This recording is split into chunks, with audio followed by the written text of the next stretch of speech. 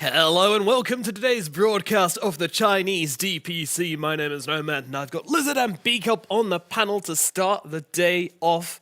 Guys, looking very fresh, looking very formal today, Lizard, Yeah, actually. you really are. Speak up.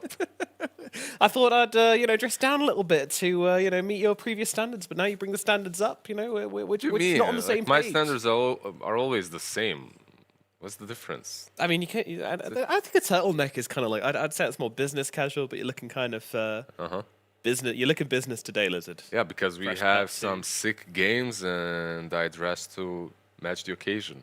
I see. We do indeed have some sick games. We've got an excellent schedule ahead of us today. We've got Phoenix versus RNG, followed by eHome versus Aster, and then ending the day with PSG.LGD versus LBZS. And like it was planned, it appears on your screens in front of you. Wow. Looking at these games, I mean, which one are we most excited for? I think it's pretty obvious, but I'll let you guys say it. Is it obvious? Beakup, is it obvious? Is it? For me, it's Aster eHome. I don't know about you guys. Yeah. Everybody thinks I'm going to say LGD, LBZS because I'm a massive LGD fan, but yeah, exactly. You're a massive LGD fan. You don't want to see them get wrecked that badly, so Yeah. you resort to Aster versus eHome, right? the sun will rise again. Like, I'm afraid for PSG.LGD a little bit there because LBZS, they have the power of the sun within them. They're drawing that power. They might lose one series, but that's it. Do you see on their social media? They were all sunbathing yesterday, just all out there, just Exactly. taking in the race, You know how powering up. all the teams they're playing with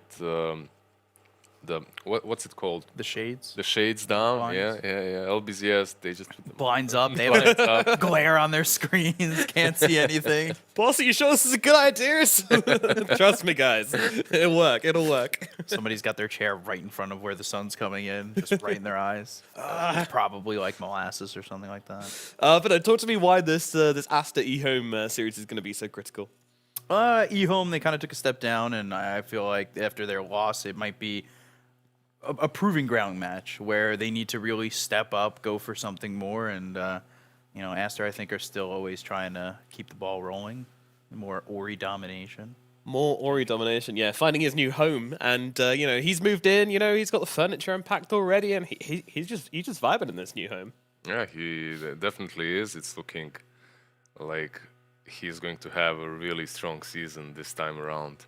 Not that his last one was too disappointing, but you want to be on top if you're Ori. Yeah. Exactly, and he's got the caliber to be on top. Alrighty, let's start talking about our first series of the day then, and this one is very exciting. It's Phoenix versus RNG, and now you might be going into this thinking, well, obviously RNG's got the win, but I'm not sure we can say his team has been super consistent for RNG. Yeah, I think there's a couple things lacking for RNG. Yesterday, we obviously saw God King kind of come out of his shell in game number 3 a little bit, but games 1 and 2, it still felt like, is God King really doing his part? So do you think he's going to gain the confidence from that, the triple rampage at the end of his last series to come out of his shell and, be the God King we all know and hope he can be? I'd like to think so. I don't think I've ever gotten a rampage before. Really? Yeah, I don't think I've ever gotten one. Oh, We need to get you a rampage. 90% of the games I play are Right. position 5. Like I started playing Wraith King and Kunkka, and then it was all Ancient Apparition. We need to get you a rampage. I need 3 This in the is- same game. This is sad. So I don't know if like that feels like a feeling- metaphor, but yeah, we need to, take you out of the town and, make you meet some enemies, getting nice and low, and then How long does the feeling We'll last? protect you. Do you guys like get a rampage and then like next day is like awesome? Like I don't know what it feels like. well, you'll learn what it feels like, and we'll help you get there. Teach you the techniques, etc. Hopefully. It's kind of funny that we're talking about God King needing confidence, considering his name for a long time was literally God King. Like, I don't know, man. It's Maybe he's just compensating, right? Like he looks into that nickname and he draws power out of it because he's lacking a little bit He does of have it. a But very long name right now. God King, Gwen Experience.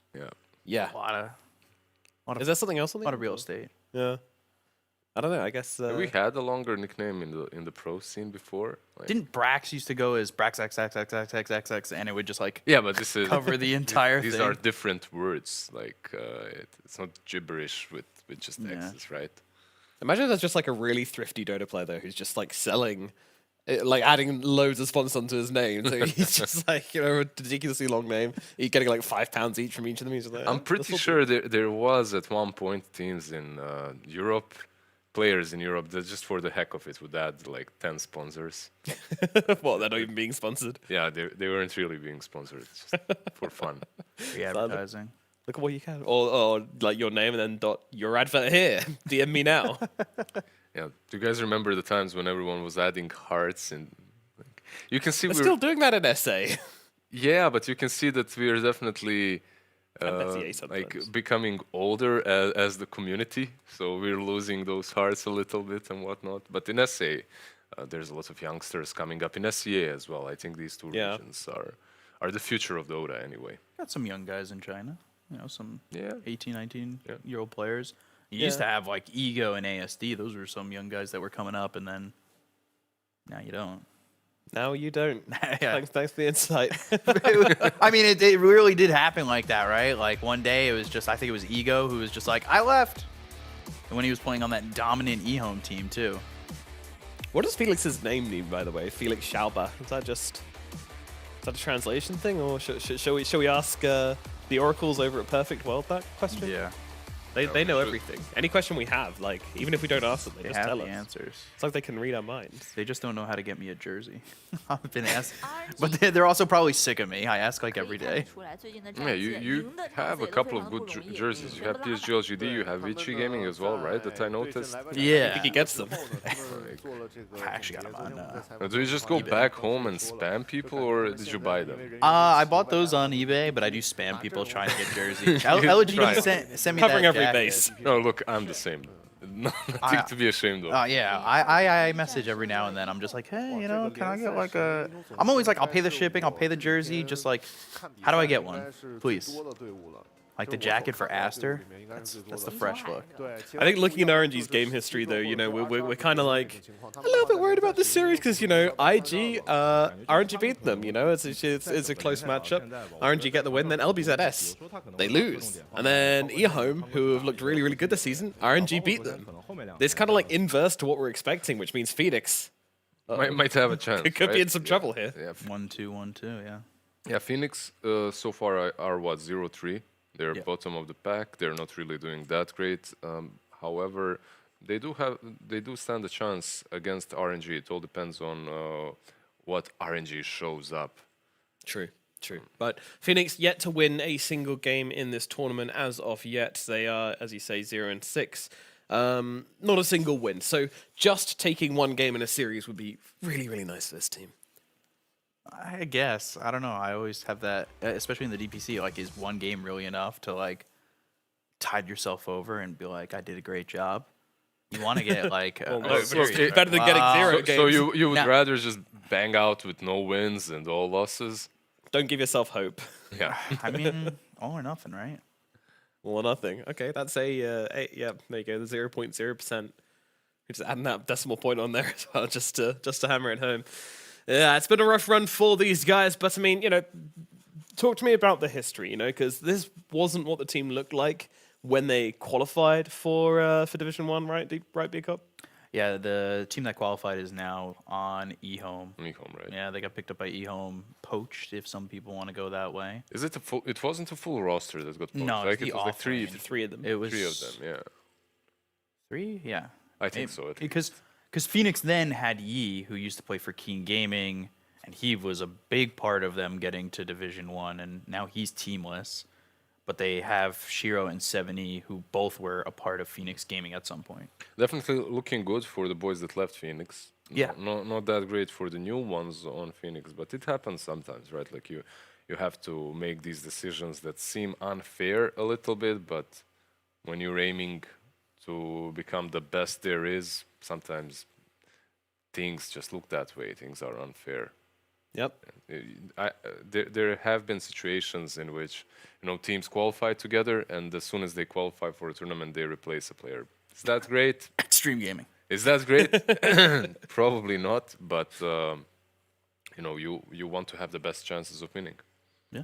Yeah, exactly. I mean, these teams are not looking to, get the win maybe in this season. They're not looking to even maybe take the first major. Some of them are, of course, but for everybody, the goal is the same. It's the international. It's getting to TI, and it's finding the best possible path to TI where you are potentially going to win the whole thing. And that is where the journey starts. It is right here. And guess what? The draft is almost right here, which means we need to say arigato. No, konnichiwa to the draft master. Hello, senpai. How's it going? It's going very well. It's early, fresh morning. Unfortunately, as you guys said, Phoenix struggling to make ends meet. But whenever we watch them, they're actually quite good in the early games. But once the mid game comes, they don't really know where they should plant themselves, where they should be, what kind of strategy they should be following. Do you think they can adapt to that? Maybe get this draft that snowballs like that TA draft that we saw from eHome? It's possible, but the problem is just really what I've seen with a lot of other teams too, though, is really shot calling. At least in this season 1 in China has been a big problem for a lot of teams. And Phoenix, of course, very inexperienced. They don't have like a seasoned captain or veteran or anything like that. So it's very hard for them to really get the ball rolling, unfortunately. Well, we do have the draft available, so let's jump straight into it and find out exactly how this one's going to go down as we get into game number 1. Phoenix Gaming versus RNG. Unbelievable first pick of the Death Prophet here. We have not seen it at all. It is, I think, the first time in 2 years, Shocking. probably. I can't believe what we're seeing here. Because it just got nerfed so much, right? Kappa 1 to 3. do you think we're going to see some... usually it's DP Tusk, right? But Yeah. you see Io and Storm, so maybe you can get something different. I'm a big Something Disruptor out of fan against both of those. I agree. Yeah. Yeah. But then again, a lot of people don't seem to favor Disruptor. Which I don't know why. I actually think Disruptor is a really, really strong support right now. He is. DP Tusk is the most common pairing so far in the China DPC upper division, and it's also carrying a 71% win rate, which is fairly tidy. Yeah, makes a lot of sense because the lane is very strong, and in the mid game you have the Tusk with Blink Dagger that can actually save the DP, but they opt to go for the Bane, more pickoff for the Storm. It's also pretty good against Io because you can sleep the Io or his partner and then grip the other. And Feeble isn't that bad. as And well. Feeble is pretty good to get the heal reduction going. But it's 1 and 2 right now, therefore it's rubbish. Sorry, stats don't lie. Pretty rubbish. 3 games, Yep. 2 losses. Yeah, I mean- I don't know who would But- ever pick that. LGD, 16 win rate, 16 consecutive win rate, Win rates. consecutive wins, Wins on with- Bane. It's pretty crazy. That is pretty crazy, Black. They gotta stop is- picking that hero. They can't break that win streak. Do you think when you reach 16, do you give up there or do you go for 20? Go for 30.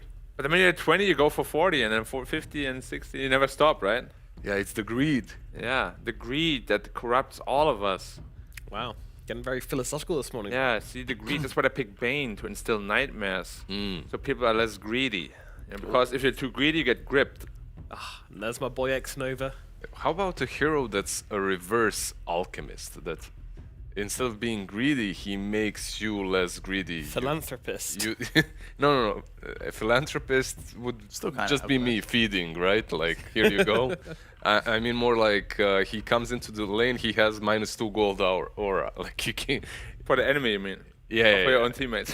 No, for the enemy. That hopefully. sounds super broken. That sounds Level so 4, it's broken. minus Yeah, it's 20 just- gold a it's second. just- and you're invis, so you just follow. That sounds horrible. You just never. That's bounty hunter. Basically bounty literally. hunter. Yeah, you're never It's making gold. rubbish. So Well, while they're farming Ancients, they get minus 50% gold from all creeps. I mean, I feel like so many of the hero ideas in Dota that if you were to pitch them without having seen the hero being played yet, you'd be like, that sounds silly. Like, bounty hunter. If you were to suggest that idea, if bounty hunter wasn't in the game, everyone would be like, that's but a ridiculous idea. Bounty hunter is one of these old school concepts, right? Like all these new heroes, they jump around, they have these spells that just Yeah. you don't know what's happening on the 10 map. mobility spells. Yeah, 10 mobility spells like Void Spirit, Earth Spirit, and whatnot, and then you Marcy, you jump from mid to the middle. I mean, they just Yeah. doing that because it is more Me quote unquote too. fun to play for all the Zoomers out there. Wow. Yeah. We have to attract the Zoomers, definitely. For my boomer brain, Wraith King, man. Just walk up to something Cute. pretty. The old Wave King, not the new one. Yeah, the old one, of The course. skeleton spawning is a bit heavy. It's too much for already. me. and the crit cooldown too. Like, I need to stop my attack. Oh yeah, now I can hit. Nah, it's too Too much, complicated. too much. I agree. What's the ultimate zoomer ability that you'd put in the game? Charge of Darkness. Oh, It's cop out. No, he's copying out. Yeah, I agree. You'd have to I include mean, you like, asked. Ultimate zoomer ability is Haunt. no, when Void Spirit goes under. What's the name of the spell? Dissimulate. Dissimulate. Like he goes under and then I'm here. But you think it's more? You think it's more zoomer than ball lightning though? The ball lightning is pretty zoomer. Yeah, I guess. That's zoomer movement. I'm talking about like zoomer. Like we have to click it super fast. Mentality. Or whatnot. Yeah, zoomer mentality. yeah, just like the Dissimulate. yeah. I think any of Void Spirit spells will do. Yeah. Maybe not Astral Remnant, but yeah. Yeah, but just going back to the draft because that's what we're here for. Thank you, Draftmaster, Unbelievable. keeping us on topic. Yeah, Spirit Breaker to counter, of course, the Bane. It's not particularly great against DP, but What if the Okay. draft master has to keep us on topic? Meanwhile, the three of us we're trying to Derailing. Trying to take derail it. it. Yeah. that might get very chaotic and it might get very shaking the loud. boat. We're trying to tip it over. I mean, I'm already being pretty distracted by. I see. Yeah. Black's the camp counselor trying to keep Everyone's us in line. distracted when this is on the Look, to look, be fair. you see how easy it is. Like, he got distracted again. It's not my fault. Like, I look over, I see three beautiful young men. Thank you. Thank Yeah. you. Appreciate that. Been away from your wife a bit long, haven't you? Yeah. A bit too long, perhaps. Well, Dark Willow's been picked at least. That is, yeah. It's an oversight. I don't know what the Interesting. connection is, but Yeah. sure, Dark Willow has been picked. With the Ember Spirit, is Dark Willow actually really? That doesn't strike me as super good in this game. It They don't doesn't have sound a combo. great. It doesn't have a combo. You're also playing into a storm that gets on top of you. There's a ton of damage that goes through the Dark Realm. Even Spirit Shadow Breaker. Realm. Spirit Breaker as well does not care about any of your spells because of all those. The Ember pick. I mean, it's a pretty good pick against both Storm as well as Spirit Breaker. Of course, Io can't really stop you either. But why are you picking the Pango into the Ember, which is they consider the counter? And once you get chained. You got English is a hard language Searing sometimes. chains, yeah. Steering chained. It's yeah, you can't roll, you can't jump, you can't do anything. And generally, you would pick Ember into the Pango because of that reason. But they must be very comfortable on it. Yep. And you have grip as well on the side of Phoenix, right? Yeah, To and work. silences and yeah. Have RNG done this every game? Just pick God King 0 last? Yeah. They've never like front end picked it, right? Like other teams are picking their carry earlier. But God God King King, it's needs always that last last pick. Like right now, it's all about building God King up. The Well, best way to do that, your last pick is hero. He also talked about, I think he was doing an interview yesterday after the game. He talked about how after they lost to LBZS, he's now doing the drafting. Yeah. God King is. Yeah. Yeah. Yeah, of course. if And you do it- every single game since that game. Wait, every single one since that game they've. Last pick. carry last. Actually, no, they always draft a carry last. Never mind. They if didn't. you do your own drafting, you gotta last pick your hero. Though. So you look like the best. Yeah. Actually, not true. Since he took over drafting, they've put less focus onto taking his hero last. So Really? Drow Ranger, right? What a guy! Yeah. What a humble Seems, dude. Who'd have thought that a guy most probable. Well, they're God picking it last right now. would be this humble? But yes, sorry, continue. Nice try derailing him again. Well, not really a try. Hey, this is You- relevant. This is You relevant. just took It's relevant over, yeah. information. It's very relevant information. What else is there? Drow, sniper, anything else? Sniper's a little bit more risky against Ember Spirit, perhaps. Phantom Blade? Just a little bit. PL against Ember can work if you're like super big, but generally you Just a don't wanna do Wraith that. King. Didn't hear the Give that confidence. man. Nah, no Wraith King.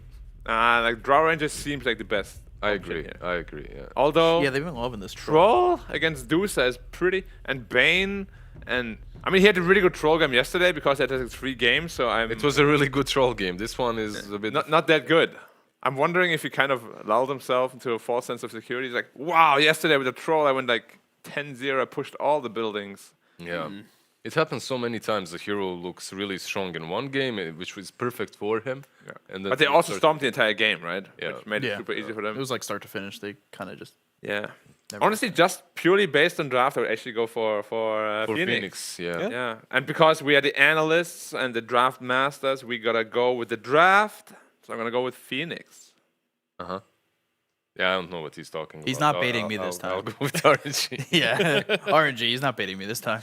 Yep. I mean, if there was ever a game to break the loss streak for Phoenix, it might be this one, but unfortunately, RNG are just looking a little too crispy to be dropping a game here. But we could be wrong. It's happened before. The Draftmaster could be right. Let's find out how this one's going to go down with our casting duo of our Cryptic and Neff. Thank you so much, Nomad. And you know, one thing I will say, you know, Phoenix is they rise from the ashes, right? Maybe this is the time where this is their rise. They've fallen 6 times now without a single rise yet, so... You can't do that to them, buddy. That's not fair. I mean, if there's ever a time for them to need to clutch something out, it's going to be now. RNG, they're probably feeling a little bit better after that rampage yesterday. I know God King was very excited in the Chinese language post-game interview, but... My only issue is that Phoenix have been falling back so hard on this Mars pick, and that was the first thing that they banned out on the side of RNG here. So I'm not so certain that they're going to end up winning this one, but we'll see. Yeah, we'll see. I do like their draft. Like Black was saying, I think draft-wise, I'd give the edge to Phoenix here a little bit. They have tools to deal with the Spirit Breaker. That's one of the things that teams have failed to address. Right, like we'll see the Spirit Breaker pick, and then it just goes unchecked for a whole game. But you have multiple different avenues here on the side of Phoenix to deal with it. You have multiple heroes that like to build Yules. Ember Spirit, fantastic. Slight Chains. Bane, not too bad if you manage to catch him, but in general, Bulldoze makes his life pretty hard. The Medusa, her only real thing she has to be worried of is like this relocate from the troll and like a storm jumping her, right? You are concerned about, you know, Chalice potentially picking up an a diffusal blade and just burning down her mana, or them only having Shining as a person who's able to pick up a Heaven's Halberd. I have a number of concerns this game. I mean, Medusa is very good against the Troll Warlord. He's just forced to fight right into that Stone Gaze, but if you end up shutting down her game, which I feel like you can do fairly easily with this global gank potential of the IO, the Storm Spirit, and the Spirit Breaker, then her game is just ruined, and RNG are going to pop off. But who am I to disagree with our draft masters? I don't like it when you hit me with all these really good points, Neff. Makes my life very hard. No, I'm just kidding. I do agree, though, 100%. I mean, the RNG has a lot of playmaking potential. Phoenix, we'll see if they can handle the side of RNG. One thing they did point out that I did like is the fact that last time they played the Troll, it was the perfect Troll game. And that's why it felt so strong. So maybe they're kind of a little overconfident on the hero right now, but we'll see. God King obviously would love to have another solid performance here in this series. If there's a time to be overconfident, though, it's definitely coming out of your last, the game that you just played yesterday with the triple rampage. Yeah, that'll boost anyone's confidence. Yeah. Poor B-Cop, by the way. Why is that? Did you not hear what they were talking about on the panel? No, wait, I missed it. What? Oh, man's never gotten a rampage in his life. What? Yeah, we'll have to set him up for success here. He plays Ancient Apparition. He's there to build people up, not take the glory we for have himself. to build you know? our fellow caster up probably after we're done today. We'll All right. get that man a rampage. Yeah, we'll queue up some pubs, make sure it happens. All right. Okay, so mid lane matchup, Storm Spirit does do reasonably well against the Ember Spirit. One of the few heroes that can actually break the Flame Guard with level 1, but Zone keeping his distance away from Somnus here, so he's not able to break that level 1 Flame Guard. It gets easier for the Ember, right, though? Once you get levels like 3 and 4, every time I've seen Ember usually starts winning this lane. Not that much easier, though. I mean, if you go 1-1-1 build on the Storm Spirit, you do have that kill potential on the Ember Spirit. Not to mention the fact that Storm Spirit has a lot of base armor and decent agility growth rate, so you can't whittle him down as well with his Sleight of Fist as you can some other heroes. You're right. I keep forgetting that hero just has like 5 base armor for some reason. That just makes total sense. Always has. Yeah. You'll probably go the Orb of Corrosion, Sleight of Fist build. This game, like he'll probably just max that out. I'm curious if he wants to pick up a Yules. Like to deal with like potential early Orchid as well as the Spirit Breaker. It's you know, not a build we see all that often out of the Ember Spirit, but this is a game where the utility from it might be actually pretty good. Yeah, the Yules for the Spirit Breaker, the Yules for getting on the Orchid, even controlling up the Troll Warlord, because Yule Scepter is something that isn't affected by status resistance, so even if he ends up getting a Sanjin Yasha or a Titan Sliver. Ooh. Bane, first blood in top lane. Chalice and Felix were actually doing a lot of damage here to M77. Maybe had to tank one for the boss here. Yeah. I think it was only level 1 in the Medusa when he went down there on the Bane, so no points in that mana shield just yet. That means you melt fairly quickly. She does have it now, though. She's hit level 2. But that's the issue. You go level 1 in order to secure yourself some CS and harass the enemies. You're very susceptible to just getting killed, as Medusa's got incredibly low base HP. Rightfully so. That hero has way too much survivability otherwise. Yeah. There should be some punish at the start of the game.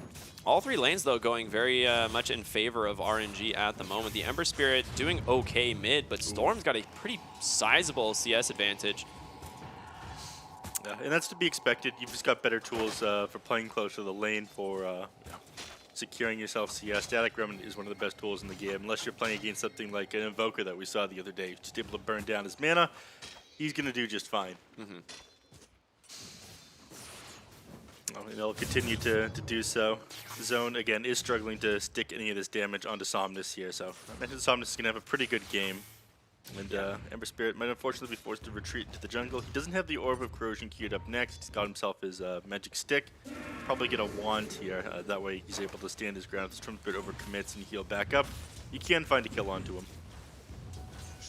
Troll actually finished a Wraith Band. Is that I just never see this item anymore. Sometimes I forget it is even in Dota, to be honest. Yeah, me too. I mean, you build it every so often against, like, a Slardar. Yeah. Somebody who has huge amounts of physical damage. And it, like, again, doesn't necessarily even need to be on ranged tiers where you build it. Yeah, it's very interesting. Shining. Unless he gets bashed here. Oh, there we go. Nice curse. Very cool.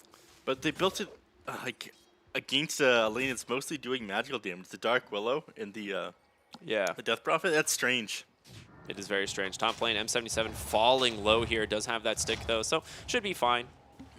Not too much aggression coming out, and we'll get salved up, rejoining the lane in just a moment. That's going to be the Urn pickup for the Dark Willow, and Urn is one of those items where if you manage to find an early kill, it kind of snowballs a lane pretty heavily. Like, a lot of heroes can't contest with this, like, 5-minute Urn coming out and getting those 2 charges. My question is if it's too bold. I mean, you got the kill under RNG's belt right now. You're certain that you're going to be finding kills if you go over this early Urn. Otherwise, it feels like a bit of a wasted pickup. It's not as, well, mid lane, Zone, taking a lot of damage, having committed the Sleight of Fist already, so unable to dodge some of this out. And out of bottle charges, does have his boots now, though. Somnus is going to put the pressure on here. Yeah, very smart. But yeah, all this base armor on the Storm Spirit, 7 right now at level 5, so a Sleight of Fist just ain't sticking like it should be. Ooh, nice fort on the wave, and it's going to give Zone a little bit of time as YP rotates mid. Somnus gets level 6 on the wave, so will dodge this out. Really well calculated, but Zone, does he have the catch? Does he have Searing Chains? Oh, he catches a Bramble! Zone should be able to find the kill. What? Oh, no, we missed it. 但是他是没有 C 的。A little bit confused on what just happened, but we saw the first blood there, I think. That was the first blood happening, the hammer being brought down on the Storm Spirit. We saw the boxing gloves come out. Wait. Yeah, he got that last right click in, and then he was holding his Sleight of Fist, and that was what ended up finishing off the Storm Spirit there. It happened off screen. Yeah, we're also, I mean, are you here in the game right now? There we go. Okay. Yeah, we got it now. So they're also managed to find 2 kills top lane in the process as well. So the Medusa ends up getting dove there, it seemed, by Chalice. Didn't really catch that one. But yeah, first blood going to the Ember mid. That's huge. Big rotation in from the Dark Willow. Yeah. Shining, taking a lot of damage bottom. Bash. No way, he gets bashed again. All right. Yeah, he's going to be just fine. That's an issue with the Spirit Breaker. You know, he's such a tanky hero, so Shining's able to heal up quite a bit off of you as you try to go in on him. If you can't burst him down with that initial charge, you're going to have a bad time. But yeah, that was huge. It was such a well-calculated play by Somnus, though. He clears up the creep wave, realizes he can be able to get level 6 from this one. The fort, though. Vulnerable during the stun. Yeah, wow, the fort. M77 is just dead. Dove under the tower, falls to the Urn. Okay, we were talking about Urn in the other lane, but Pango picked one up himself. Orb of Corrosion plus the overcharge, like double. Both of these heroes are level 5. Like, they do a lot of damage. Pingo doesn't actually have the Diffusal Blade queued up. He's just going straight into the Spirit Vessel. I thought that the Diffusal Blade might be a decent pickup when you're playing against the Ember and the Medusa, but it's pretty far out of your way and doesn't grant as much utility as other things. So he's trusting his team to be able to do enough damage to take this Medusa down as the game goes on. And I guess he does have to be a little bit more of a frontliner and an initiator if he's got a Storm Spirit in the mid lane. Spear Vessel is like honestly not like a bad item against the Medusa still though, until she has like Manta, right? Because it is gonna burn through her mana pretty reasonably quick. Yeah. It does percentage, like current HP percentage-based damage. So if you're sitting at pretty high HP, it'll chunk you down. You'll lose a lot of mana pretty quickly. Chalice with the Rolling Thunder gonna find M77 here once again. There's a charge coming through. Chalice might find himself the 3rd kill onto this Medusa. They are hemorrhaging heavy in this top lane, and RNG off to a fantastic start now. Yeah. And Fortify on cooldown means they're going to be able to take this top tier 1 fairly easily. I don't think they realize Bane's up here. He's hoping they don't realize he's up here. Guys, let me live, please. Yeah, no, they don't know. 4-0. Pango, all of the kills on the side of RNG at this point. Yeah. Meanwhile, in the mid lane, trying to cut the wave here and get the creeps on top of the tower on the Ember Spirit. Using the illusions to do that. He does end up clearing it out, but Spirit Breaker now back in the mid lane, and he's going to be able to soak up a little bit of XP. Needs to get that level 6, you know, with at that 10-minute mark, maybe alongside the Tome. Right now, him and Io kind of lacking on levels. Look back up here in the top lane. Chalice playing very far forward. They want to be able to dive this Medusa, but they've got a Fortify available on the side of Phoenix. If they dive this tier 2 tower in the tower flack it, the entire diving team is just going to melt. I mean, they're just so underleveled out of this top lane. And Zone actually going to find God King here on the Troll Warlord.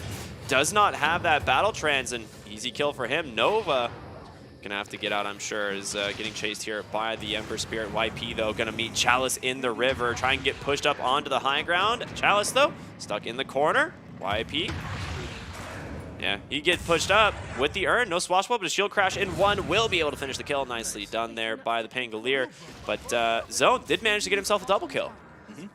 A nice play there by him, and yeah, there was a cheeky play there by the Dark Willow. She's hugging the wall. She's trying to get the Pango to force him up, and he did in the end, but with Shield Crash coming off a cooldown, he manages to finish him off before the urn can heal enough, and does go down. But now looking to make a play of their own, punish this Ember Spirit is after his double kill, smoked up. They're looking at Death Prophet bottom, actually, I think. And yeah, they're pinging her out, and Death Prophet, I mean, oh, no. having a decent start to the game, cannot afford to go down right now. And Shining, he's going to show for just a second, and that's all they need. The charge coming through. In comes the Storm Spirit as well. More than enough damage here at Death Prophet. Goodbye. Yeah, a nice try. You show yourself for half a second. That's all the Spirit Breaker needs. That and the Storm Spirit coming in on you. Ooh. WWE's not level 6 yet, so unfortunate. You don't have that Fiend's Grip. How close is he? All right. No. It's not the 10-minute mark yet. Yeah, but, I was thinking, like, once in a while you can make these plays happen, then you get XP at the 10-minute mark. Chalice gets a swashbuckle out. Rolling Thunder coming through. Somnus goes in, finds the Bane. They'll take down there first. The question is, can they get more? There's a DD on Zone, though. Got to be a little bit careful here. Chalice goes for the TP home after seeing it, so he's going to be just fine. They might have been able to interrupt that with like a really well-timed Bramble. Rolling Thunder ended at the same time as TP went off. But yeah, they don't want to fight into the DD rune on the Zone. I actually think that Arcane Rune is scarier in the early game on the Ember Spirit, just because you get all that bonus damage from Sleight of Fist, and if you're using it faster, ends up being a little bit more. Your early damage isn't scaled that well with the double damage rune compared to how much like the mana cost and cooldown reduction is on the Sleight of Fist. Yeah. But still kind of scary. Well, Death Prophet did pick up the Hooded Defiance, which is pretty standard going in for the Yules. And like we were talking about, we're probably going to see multiple Yules built this game on the side of Phoenix. It is probably the best game for Yule Scepter we've seen so far. Like, there's a lot of utility you get out of it to countering out these heroes on RNG. So let's make a list real quick for everybody. Spirit Breaker. Spirit Breaker stops his charge, dispels his empowering bulldoze. Yes, bulldoze. The empowering case has not existed for some time. Yes, that is. No, we're not in 2017 anymore, buddy. Yeah, that's it. That's the whole list. Now we're just gonna. No, just kidding. Troll Warlord goes through stashes and keeps him in the air for 2.5 seconds. Oh God, X Nova, long way from home, and he ends up going down. I mean, that was a nice rotation from Phoenix into the mid lane. They see them show bottom, right, going for that kill, and so they just grab themselves a return kill mid onto the Spirit Breaker. Well played. You went out of your way for the Orb of Corrosion on the Ember Spirit. It has netted you a couple of kills, and it's good that you found these early kills. The hero doesn't farm very fast until he gets his Maelstrom, and that's where we see a lot of Embers come apart, is if they have a pretty rough early game, they never really come back online, but he's on his way to his Maelstrom now. As long as he completes it in the next, like, I don't know, 3-4 minutes here, I think he'll be fine.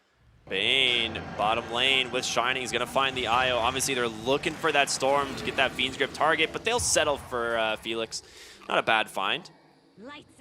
Still, not what they wanted, and you did get a lot of information out of that one. I think giving up the IO isn't so bad, but when they're up, what, 2K net worth here at 12 minutes in the game, you're happy to take what you can get. Yeah, absolutely. I mean, they're actually not too far ahead in net worth. It's starting to even out a little bit, but the big problem is your Medusa hasn't really had the space to kind of catch up to this Troll Warlord. I mean, she is about 1,000 net worth behind. And I'm curious, Troll, if he's going to go like the Battle Fury, if we're going to see like the Maelstrom build. I think we saw Battle Fury before, didn't we? Isn't that what Yeah, we saw Battle Fury last time. Just so we could scale the late game as best as possible, but it ends up getting absolutely... he got destroyed that game, didn't he? No. That he crushed the. It was like a perfect Troll game, wasn't it? Oh yeah. We've got Chalice in the mid lane with the Rolling Thunder's going to come through. We find Shining, and he's got that Spirit Vessel as well. He needs help. Fiend's Grip right away, but going to be canceled by Somnus. So Bane might give up his own life here. Shining, though, with this Exorcism, healing off a pretty good amount of this damage, and Somnus going to be forced to leave. The question is, can they find any other kills here? A 1-for-1 trade as they defend the mid tower. Not a bad hold from Phoenix. Yeah, considering they're behind like this, the fact they held here is a pretty big deal for them. It's unfortunate that you forced to commit that Fiend's Grip onto Chalice, but it stopped the initiation in their tracks there. 77, he could be in trouble. He is indeed. He's going to pop that Stone Gaze, but team relatively close by, so should be okay. Yeah, he's going to be just fine on M77. Needs to heal back up. Hopefully someone provide him a little bit of mana in a moment. Does he have mana bits in the Bane? I'm not sure. I don't think so. He's getting charged, though. Storm's going to find an Arcane Rune. Pretty big pickup there. Yeah. Hopefully he can set something up with this in a moment, but he wants to finish this Orchid first as, you know, he's sitting less than 400 gold away from it. Once he's got this one done, it becomes so much easier to jump the back lines. The Bane is going to be his primary target. This is, you know, one of the main reasons we see Storm's Grip picked up is to jump the back line, the Bane in particular. And even if you get a BKB, it doesn't deal with him. He's just able to Fiend's Grip you as you try to zip into these team fights. So you always need to be going on him. So in on Somnus. Once he's got the Orchid, he'll probably go BKB as a secondary item, so he doesn't have to, you know, deal with the Silence and the Death Prophet or any of this control on the Dark Willow and burst down this Bane. Yeah, well, I believe Pango will be able to deal with, well, Pango and the Spirit Breaker will be able to deal with everyone else. And you are correct, it ended up being a Battle Fury build. He's got the BKB queued up next as well. So a lot of faith being put into Somnus being able to jump the back line, but Somnus has had an amazing tournament season so far. Yeah, he's really been one of the all-stars so far in the Cena DPC, almost every single game. But God King, yeah, going for the Battle Fury build, it's something that he definitely likes, and it worked out really well in the previous series, so not that surprised he goes back for it. M77 just trying to farm up on the Medusa, get towards that Manta style. She's definitely going to need it once this Orchid comes out. I'm surprised that I didn't see her go for the Dragonlance this game. That's a bit bizarre. I see it picked up on almost every single agility range carry. I would say a lot of that's probably due to the four deaths in the late stage. You feel like it's too far out of your way at that point. You can't really afford to go like the Bands of Elf skin up into it. Yeah, I think you just are too far away from getting it. LWW, he's going to find the Pangolier who's scouting him in the trees. In comes the Fiend's Grip, and this is a nice pick off his Chalice. Pretty valuable, 509 gold over to the Medusa. That puts you right in range of that Manta style now. Yeah, you had to commit the Fiend's Grip there before we got the Rolling Thunder off. That was a very valuable find. Yeah. He's in no man's land too. There's no way anyone from RNG is going to get there outside of a relocate. Yeah, and you don't relocate it to that, unfortunately. The Fiend's Grip, there was just no way to defend from that one. It would have came in a little bit too late, then Io potentially goes down afterwards. Yeah. Still sitting on the Exorcism there on top lane. Sorry, on the Death Prophet. All right, they're just going to defend the tower here. They're pinging it like they want to commit, but Shining does have that Exorcism. Still a little bit underfarmed here on the DP, though. It's pretty far away from this Yule's. Yep. 17 minutes in, just the Heart of Defiance, Double Null, and Voidstone is definitely behind where you want to be. So Yule Scepter is very important, and they now have one way to deal with the silence coming in from Somnus. The Manta Style just was completed on the Medusa, but no Yules on the Ember Spirit or the DP yet means I think they're going to want to try to stall this out a little bit, but Troll Warlord's out farming you while you stall. Yeah, I actually love the BKB pickup, or that Somnus is going for. It is such a value game to just have a BKB. The only real thing you have to worry about is Fiend's Grip, and you can still get reload out. So there's a lot of utility from the BKB this game. Once Storm has it, his game becomes a lot more free. Yeah. Van Brace now found on the Medusa. Nice item. Very cool. good item, yeah. I prefer to see Ring of Aquila, and you can pass the Van Brace over to like the Death Prophet or the Ember Spirit, but what can you do? A Grove Bow? That would have been nice to find on the Medusa, That but would've Storm been- Spirit could hold it that. Yeah, I mean, there's a lot of items, or a lot of heroes that don't mind the Grove Bow. Who would you like to see it on? I mean, this game, at the moment, it's probably best on... honestly, this is actually... Yeah, I'd probably avoid it if you can find almost any other tier 2 item on these heroes. I mean, it's not bad on Storm. It amplifies his damage quite a bit because, you know, It's like a mini Veil. yeah, it's like a mini Veil. The extra spell amp really does add Oh, up. Fiend's Grip! They caught the troll! Does he have the stick charges? Doesn't even matter. They just blow him up so fast. Beautiful rotation in the jungle there from Phoenix. Yeah, double damage rune there on zone. Definitely help with that one, but they commit absolutely everything onto him. He is worth a lot of money, sitting at the top of the net worth, and with that, they're going to try to set up in the mid lane. Yeah, I mean, that's so important of a pickoff, and I think they're going to be able to chip down this tower. Shining still with a little bit of time on the exorcism. Fortification finally going to get popped here. It's only level 1 exorcism. Yeah, Rolling Thunder. They go in. The blink reveal there from Chalice. Going to do work as the charge on the backside. It will get interrupted thanks to the Bramble. Nether Strike catches the Bane. LWW first to fall. Shining healed up thanks to those spirits returning. But can he actually make it out of this fight?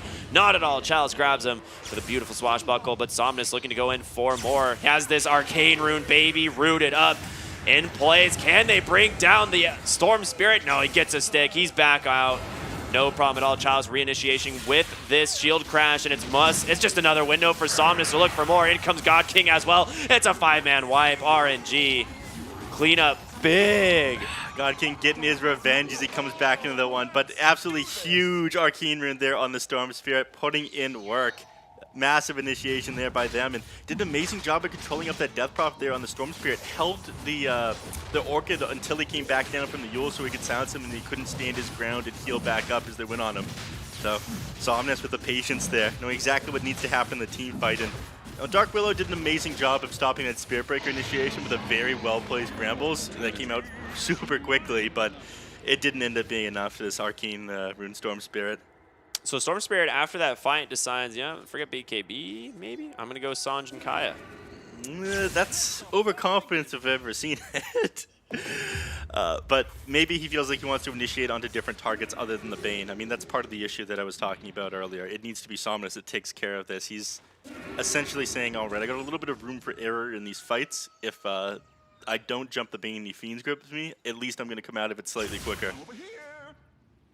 Storm with another rune. This time Invis not as powerful, but X-Nova going to find a kill here onto the Bane. More going the way of Somnus. There's your Grove Bow on the Medusa. Dark Willow makes it out just in time. Very close. Yeah. Yeah, Grove Bow for Medusa. You're pretty happy about that one.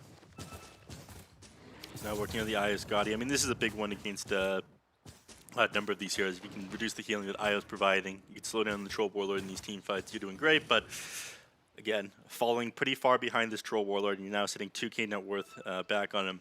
I mean, RNG even up Chalice, 7K. right? Like, you're falling very far behind Chalice as well. Like, he is this off-lane Pango who is super farmed, and Pangolier, when he finds this type of farm, is a very scary late-game hero.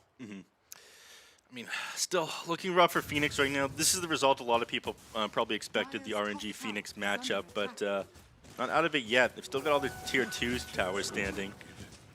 And if you draw this out to the ultra late game, I do think that you have the advantage. Troll Warlord, he can become pretty easy to kite as the game goes on, and Medusa, Death Prophet, Ember Spirit all become very scary. I think Death Prophet specifically, right? Like, you'll have, like, Aeon Disc, BKB, like a Refresher, and tons of armor.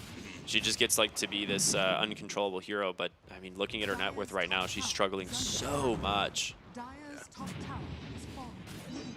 Goes with the Searing Chain duration. on the Ember Spirit. I think realizes that they're going to be playing on the defensive here rather than going for that bonus damage on the Flame Guard. Realizes he isn't able to stand his ground against any of the heroes this game. I mean, Searing Chains duration is just such a sick talent. It really is. Like, it's great against the Pangolier, who wants to be able to pop that Rolling Thunder. It's great at holding the Troll Warlord in place if he pops his ult. So there's a lot of utility. Yeah. And Somnus isn't going for a BKB yet. Oh, M77 found mid. Does have a Manta style, but in some trouble. Needs help. His mana pool just gone as they control up the Bane on the backside with the Rolling Thunder as well. Shining outside the base, surrounded by the side of RNG. They take down 2 big kills behind this tier 2 tower. WW hesitated for half a second there before dropping the Nightmare on the Medusa, and then as soon as using the cast animation for it, boom, Pangolier, Blink Dagger on top of him, interrupts at the middle of it, and they lose 2 heroes there. Yeah. I mean, that's your only real save, right? To give Medusa that slight window for the Manta into that Stone Gaze, but I think even then it would have been very difficult as they were, I mean, she was out of all of her mana pretty much, so. Yeah. Very well played by RNG, a great find, and Somnus finds himself. I mean, I think Somnus has gotten the last 6 runes, to be honest. They had one on the Ember Spirit recently. They got a double damage on him when they ganked mid, diving the tier 1 there. But other than that, you know, Arcane runes, double damages. The Storm is pretty scary here. You don't want to dive just yet. Bane is sitting far back behind his teammates. Unless you got vision of him, the Storm Spirit could potentially still be punished, but he's got the Aegis for another minute and 20 seconds. He might look to use this. Thinking about going in, maybe? No, they're going to not bother chasing the Storm there. Very scary. And there it is, yeah, the Euls like we were talking about on Zone. In general, like, it's just, yeah, 3 Eul Scepters on the side of Phoenix. It is the best Eul's game we have seen, so not all that surprising. Yeah. And of course, Manta style on M77, so he's able to get out of some of these debuffs. He will deal with the mischance from the Troll Warlord, the Spirit Vessel coming out from the Pango. The disarm for the Pango as well. Manta style will dispel that one. Yeah. You know, Heaven's Halberd won't. Charge bottom. They're going to connect onto the Ember Spirit. Smoke giving him a bunch of extra move speed. Into the trees he goes, and he's caught for the moment. Does have a Euls, but never gets a chance to use it. Beautiful find there by X-Novas. They're also going to find the Bane. Somnus turning heroes into dust at this point. Troll Warlord going for the Sanj and Yasha now. I mean, this is the Sanj is something like optimal that you build against the Bane. I figured he would do this, and that's what makes the Eul Scepter so useful. The fact that you can kite out his ultimate, kite out this Troll Warlord, and status just doesn't affect it. But I'm not sure even with like the perfect itemization here, even with how useful the Eul Scepter is this game, it has become fairly one-sided. 18-9 right now, 14k net worth advantage here, 24 minutes, and just a couple minutes ago they had all their tier 2 towers still standing. Now the entire map belongs to RNG. Yeah. And they're looking to keep up this aggression. Just spotted a smoke there on the Spear Breaker. They may wait for Roshan before they continue to push, but I feel like it's something they don't even need. We've got the BKB just picked up on the Storm Spirit as well, so that is just another tool in RNG's belt. And honestly, I don't know how you kill Somnus anymore. Yeah, he needs to go. They jump in, they find Bane once again. The Terrorize comes through, does connect. They might get the Storm. He doesn't pop the BKB in time, and X-Nova ran down as well. Chalice in some trouble. This is 3 huge kills, and they've controlled the Troll Warlord off onto the side. The Eul Scepter's doing work, but he's going to get relocated out, so... we need to talk about you caster cursing people, Ricky. This is a serious discussion I need to have with you.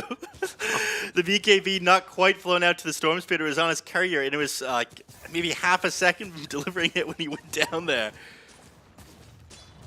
I'm just gonna plead the 5th on this one. This one's not my fault. This is a massive XP swing there, as you can see, 7,000 for the side of Phoenix, and very much needed. Is huge control there by Dark Willow getting the brambles off, and then finally the silence coming in onto the Storm Spirit. That Sanj Kaya on the Storm didn't end up providing with him enough strategies to get out of that. So maybe he was regretting not picking up the BKB first there, but that swing very much what they need, not just to get it back into the game XP-wise, but more map control. Finally, they're able to move back into the triangle, move back into their jungle, and if they can keep this up for another minute, they'll be able to grab tier 3 neutral items. I was concerned about them being boxed in their base, not having the tier 3s, and having to fight against the Aegis too. Well, they don't stop. They find YP bottom, and goodbye squashed there by a roly-poly. That's gotta hurt. I thought maybe he'd be fine, you know, just TP out, but Pango had that one under control. Basher now being worked on by Troll Warlord. God King, win experience here. Just needs another 400 gold. God King?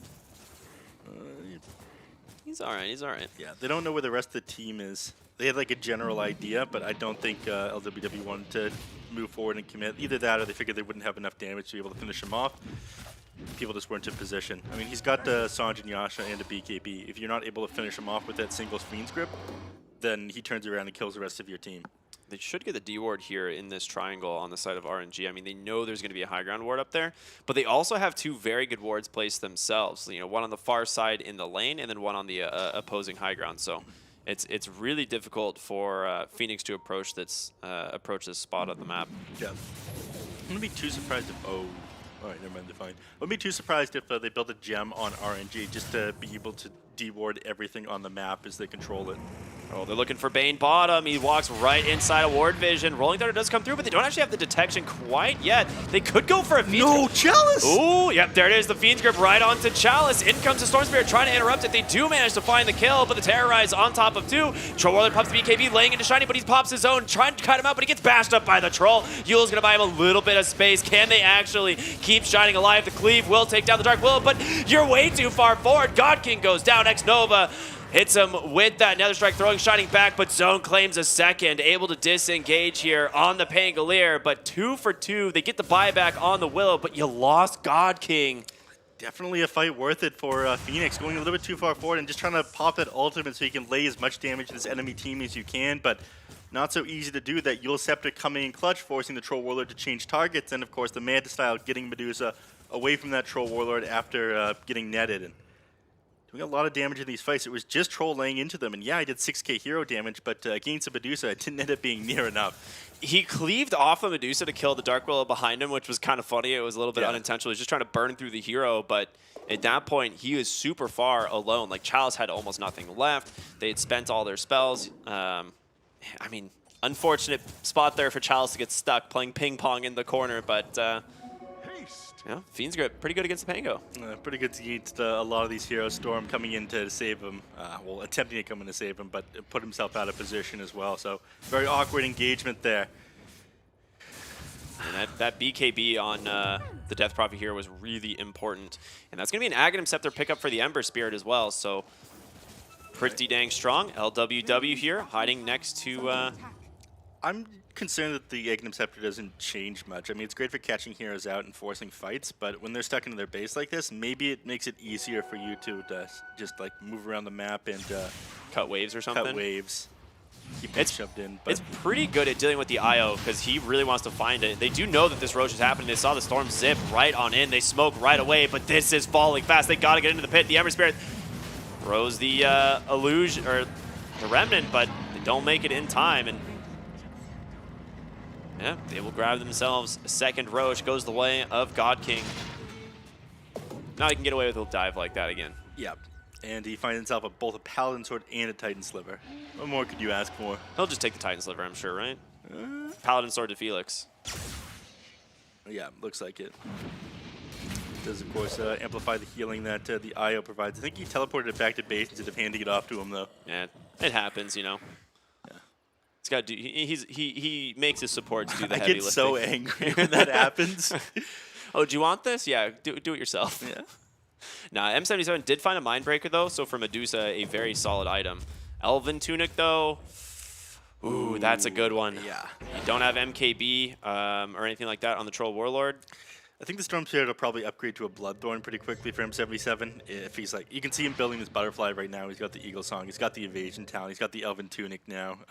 They'll definitely allow him to stand his ground against the Troll Warlord, so you want to be able to prevent that. Do you think after the Butterfly, this Medusa just goes for like a BKB though? Or is it just not worth it? Do you just like tank up like with Daedalus Satanic or Silver something? Edge, maybe. I mean, he's got the Chrysalis. Chrysalis is like one of the most efficient like damage per gold items in the game. Daedalus is like obviously very good, but with how cheap Chrysalis is to complete, it can really help your damage output. Yeah. So I think you go back and complete it after you get the Butterfly for the extra survivability. The Daedalus or the Silver Edge upgrade. Yeah. It'll probably be the Daedalus on a hero like Medusa, but you know, every so often right now we have seen people just build Silver Edge because it's good. Yeah, it was pretty good item. But RNG seem to be a little bit less confident than they were a few minutes ago. It is now 22 to 14, a 15K gold lead. They do have this Aegis, so For 3 minutes. yeah, probably gonna want to push this lane in a little bit more. And Not yet. They're well, waiting 100 gold. Phoenix just smoke up themselves. They want to take the fight to RNG. They don't really have vision up on the high ground though. That will help a little bit, and they see will him. see They see the troll. God King on the troll. That is a fantastic start. They also saw a Spirit Breaker for a moment. Yeah, they don't see anyone else on the team. As soon as someone They see shows in the Pango. lane, they'll They see commit. Pango. They're That's the gonna kill. commit on him. Chalice Fiends grips as he goes right up onto the high ground for vision. Gonna regret it, and now X-Nova on the run pops that bulldoze. Should be fine. Yep. Ember Spirit's slightly off the mark with the direction that he thought X-Nova would retreat, so he's forced to play a little bit further back. You don't want to waste too many of your remnants chasing X-Nova here. The He's not- classic, I'm just gonna check this high ground. Insert like Solid Snake question mark or exclamation point noise. I mean, I thought they'd be able to commit onto the troll, but they didn't know where the rest of the heroes were. Maybe if they showed somebody in the top lane, they might try to grab troll and stop his Aegis, but the Pango just looked like such an easier kill, so they went for that and, you know, could have just backed up afterwards. It's a big part of the fight too. I mean, worst the one of the worst case scenarios there is they get Troll's Aegis and then they just get like zipped on, relocated, charged, and Pango's Rolling Thunder. Right? They have a lot of follow up to that reincarnation timer. So finding Pango ended up being probably just the safer play, like you were saying, and just value pickoff for sure. Yeah, you ended up being correct, by the way. The Medusa does have a BKB queued up after. She's not completing that dataless. I like it. I think this game, if you die on Medusa, this game might just be over. Yeah. So it makes sense. Like she just wants to be able to survive in these fights, not have to deal with Rolling Thunder constantly stunning her. The disarms as well from Pango are super annoying. And Somnus has an Aghanim Scepter. So we now have the AoE Vortex, which is a super scary ability. Yeah. In these team fights, pulling everyone together, make it easier for Spirit Breaker to get that multi-man stun off as he comes in or, you know, reinitiates into the fight. Pango will be able to get people with his Rolling Thunder. You'll be cleaving everyone down with the Troll Warlord as well. Before, they've had no reason not to group up now. The Storm Spirit is something to be very afraid of. Speaking of the Troll, like you were talking about, he finished up the Abyssal and now has the MKB queued up. So it's going to be your evasion answer for this Medusa eventually. But still decently far off. This might end up just being like a farming Aegis because they it's a scary team to push into, Phoenix, right now. Yeah. Ember Spirit is just able to cleave you down from sitting on high ground. You can turn fights pretty... It's hard to like jump on the Bane underneath the tier 4 towers. Medusa's so good at standing in front of the rest of her team. So controlling the map is definitely the play here for RNG. This next Roshan is going to be very scary. It'll be number 3. Yeah, whether or not that comes with a free Ags or a refresher, I mean, in my opinion, the Ags is always like the better of the option usually because a lot of people end up buying refresher, but... I mean, the refresher is going to be pretty good on Storm Spirit. That double AoE pull is huge. Yeah, well, it's also really good on Troll too, right? Like having double Battle Trance and double BKB and stuff like that. Yep. Ooh, there's the Ags and the Pango. So I was wondering if he was going to go for this build because you are against a Medusa, and it's really value against Medusa. It's also going to give him a lot more farming potential. Yeah, Bloodthorn done on Storm Spirit. So, is your another answer to the evasion? Yeah, it just feels like RNG picking up all the items that they need to try and close this game out. And like we said, a little bit of a farming Aegis as it does expire. Disappointing. And now going for the Diffusal Blade on Pangolier. It took him 35 minutes to get here, but... Oh, X-Nova bottom? No way. Okay, he gets him with another Sleight of Fist. I mean, the dude's fast. He's a fast space cow. Bottom lane, though, looks like they're going to try and punish this. They're going to look for LWW in the trees. They've got the dust, though. Easy pick off there for God King and Somnus. They do manage to get out on the Ember, though. Yeah. The trade, I think, definitely worth it. Being able to trade the Spirit Breaker for that Bane is, you know, SP actually worth a decent chunk of gold. Looking at, what, 8,200 net worth. This does delay their push, but they're not too concerned about pushing at the moment on RNG. I think they definitely are waiting for this next Roshan, number 3, with the Refresher Shard or the Aghanim Scepter and the Cheese. That plus they're so close to that MKB, right, for the Troll. Like, that is a very big, important item for them. The BKB finished up on M77, now going for, like you said, the Daedalus. Yep. So a lot more damage, especially once it gets to the level 25. That talent will be really strong. Yeah. This Medusa might be too much to deal with. As this goes into the ultra late game, I did favor Phoenix, and it's very clear RNG, they're feeling a little bit of the pressure here with the Diffusal Blade being worked on in the Pangolier. They started to work on serious solutions to Medusa, and Shadow Realm will buy him a little bit of space. Silence onto the Troll. He's still got the BKB. Terrorize comes through as well, but can they actually kill him in time? There's going to be the BKB. Abyssal onto M77. He needs help. Stonegaze does come through, stunning up God King for the moment with the double buybacks, as well as another Stonegaze stun. Can they actually kill the Troll? He needs help and fast. God King goes down 100 seconds without the buyback. X-Nova will be able to charge away. Chalice all alone inside the Exorcism. They take down 2. Oh boy, if this is a fast Roche, RNG might be in a really bad spot. yeah, they're definitely going to scout this one out. I'm not sure how much they'll be able to take on the map. The Roche is definitely like the best case scenario for them if it responds instantly, but that is very hopeful for the side of Phoenix. On the other hand, I mean, a 2-for-2 trade, you end up taking down 2 cores there for the side of 2 supports. Yes, you were forced to use 2 buybacks, but again, we're in that late game scenario now of the Medusa versus the Troll Warlord matchup. This is exactly what Phoenix wants. He's forced to stand his ground when he uses that battle trance against the Medusa, so he gets hit with that Stone Gaze twice. He is disabled for so long. And look what Zone just found, a timeless relic on the Ember Spirit, which is one of the best ones that you can pick up. It is going to be a long respawn time here on Roche, so that does favor RNG quite a bit. But Phoenix should be able to grab maybe an objective here. They don't know that they're on, they don't have buyback. That's the big thing, right? If they push this tier 1 top and then like God King and Pango buy back into it, you could just get heavily punished. Yeah, no Stone Gaze, no chance, so they don't want to push any further forward than they're currently sitting. That's your Daedalus for the Medusa. Yep. So, tier 4 neutral items, at the very least, is something they can grab as they're able to leave their base for a little bit. Trickster Cloak, Telescope picked up now. Trickster Cloak, I'm sure, is going to go the way of the Death Prophet, right? Like, that is just, it makes her so much tankier, effectively. Yeah. Well, actually, she's got a Paladin She Sword. grabbed it just now. Did she? Okay. I was going to say, it makes her a lot more survivable. And right now, I feel like you have, like, this situation where you don't really know who to target on Phoenix, because you need to kill the Medusa, but it's such a difficult scenario because of Stone Gaze. And then if you don't kill her, you have this Death Prophet's Exorcism just chewing through these heroes, as well as the Ember Spirit, who's just jumping target to target. So you were right. The late game scenario getting a little bit difficult here for RNG. Yeah. And this Troll Warlord is going to have his work cut out for him. I mean, we've had the 3 Yules previously. Now Death Prophet is working on the Heaven's Halberd. So Troll Warlord, when he's not Stone Gazed by the Medusa, is, you know, have one more thing that he has to worry about being controlled up by. Charge onto the Ember. He gets a Remnant out, but he just gets instantly deleted. So much damage coming through from these heroes, and now chasing after the Death Prophet. Shining Force to BKB, does go for the Spirit Siphons. Might turn this around. He has an Exorcism. Terrorize, being pump fake. There's going to be... It does connect onto God King. He's going to send him back. Curse Crown should connect as well. Stunning up the IO. M77 able to get him. The Ember Spirit goes in the Fiend's Grip. They've got him. God King dead once again. Chalice on the run now, but you can't outrun this Ember. Silence does connect. They get the kill, and Roche just respawned. Phoenix Gaming's going to scout it. With the Exorcism too, they're going to take this one so fast, and still no buyback on either of these cores that went down. X-Nova trying to stall for time, but there's no way he can do this by himself.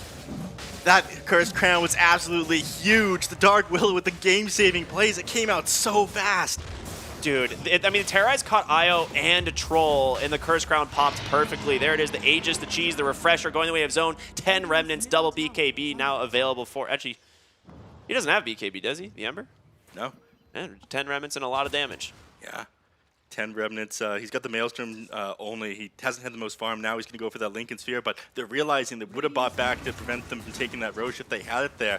And Stone Gaze still available. They're just going to push down mid, and they've got 45 seconds to do this. The Fortify will buy them a little bit of time, but the game starting to look too difficult for RNG to be able to win. They're crumbling here. Phoenix, like I said, they rise from the ashes, and this game was kind of in the ashes for a while for them, but no buyback again on God King, just short on the money. Somnus as well needs to be careful. If he gets caught, this game becomes so difficult. M77, charge through from X-Nova, just trying to, again, stall things out like you were saying, but they're going to try and take this tower in back. There's going to be the fortification. I think this is going to be the time to disengage here from Phoenix. Yeah. So I'm waiting just until the tower would have backdoor protection after you pop that. They're going to go for a smoke play, I think. They're fighting into the Stone Gaze and the Aegis and the Cheese here. They don't have Exorcism. it's not like they used a ton of resources in that last fight. The thing that turned that around was the curse crowned off onto 3 and the fact that you lost the IO. They head right in. They find M77. Does he get the Stone Gaze off? Not in time. Nightmare to buy him a little bit of space. He's got the Aegis. Ember coming back in on the backside. You've got to keep this Medusa alive. Phoenix Gaming, they've got the tools potentially. She gets caught by the Battle Trance. M77 in trouble. Stone Gaze #1 will connect. He stuns up X-Nova. They've caught God King again with the Fiend's Grip. They're falling so fast. They don't have the damage. Somnus goes in. Big Vortex onto 2. Finally takes her down, but Shining still very lively. Refresher pop there on Somnus. BKB #2. Shining gonna force his zone, and now Ember able to disengage. TP out from the Death Prophet. God King with his like 3rd or 4th death in a row. Yeah, him going down there, but the Medusa just barely getting off that Stone Gaze before she ran out of mana. If she didn't get that, there was no way the Troll Warlord ends up melting there, and I think they just run them over and win the game.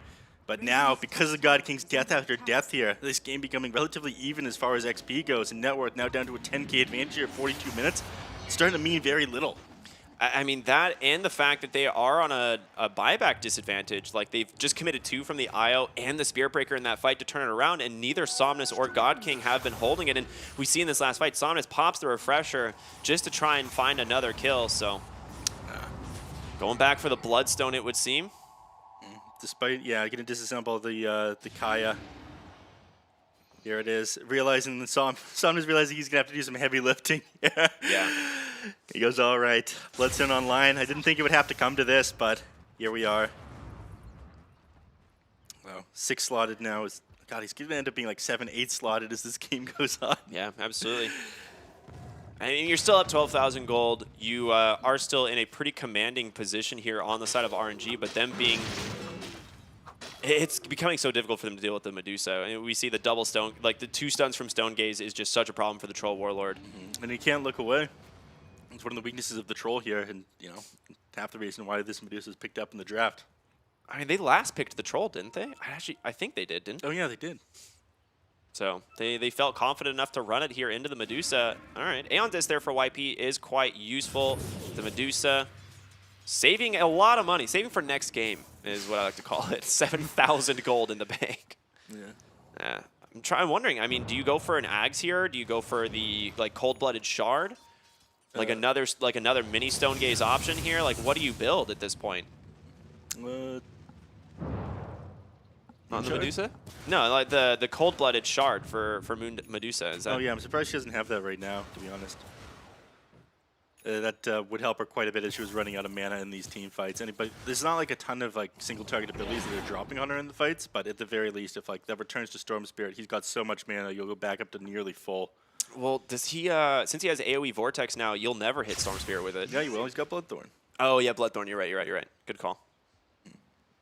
So he's going to be dropping that on Medusa. Like the entire reason of this Bloodthorn pickup, like upgrade, partially because he is running out of slots, and partially because this Medusa has so much evasion. All right, Aeon Disc there for the Ember Spirit. I mean, they've all just got so much money in the bank here on the side of Phoenix. Making sure that they have buyback is quite important. The Ember Spirits, as we see, still on cooldown for another 2 minutes and 30 seconds. But once that timer comes through, surely he'll have it. Yep. We're starting to get a pretty late game period, though, where 12k net worth advantage means very little. Medusa is pushing out the waves by herself. BKB on her is pretty important. She's got to hold on to this as the game goes on. Otherwise, because the Aghanim Scepter on this Pangolier, he'll just be able to constantly disarm the Medusa. Oh my gosh, they're going to walk right into them. God King up onto the high ground.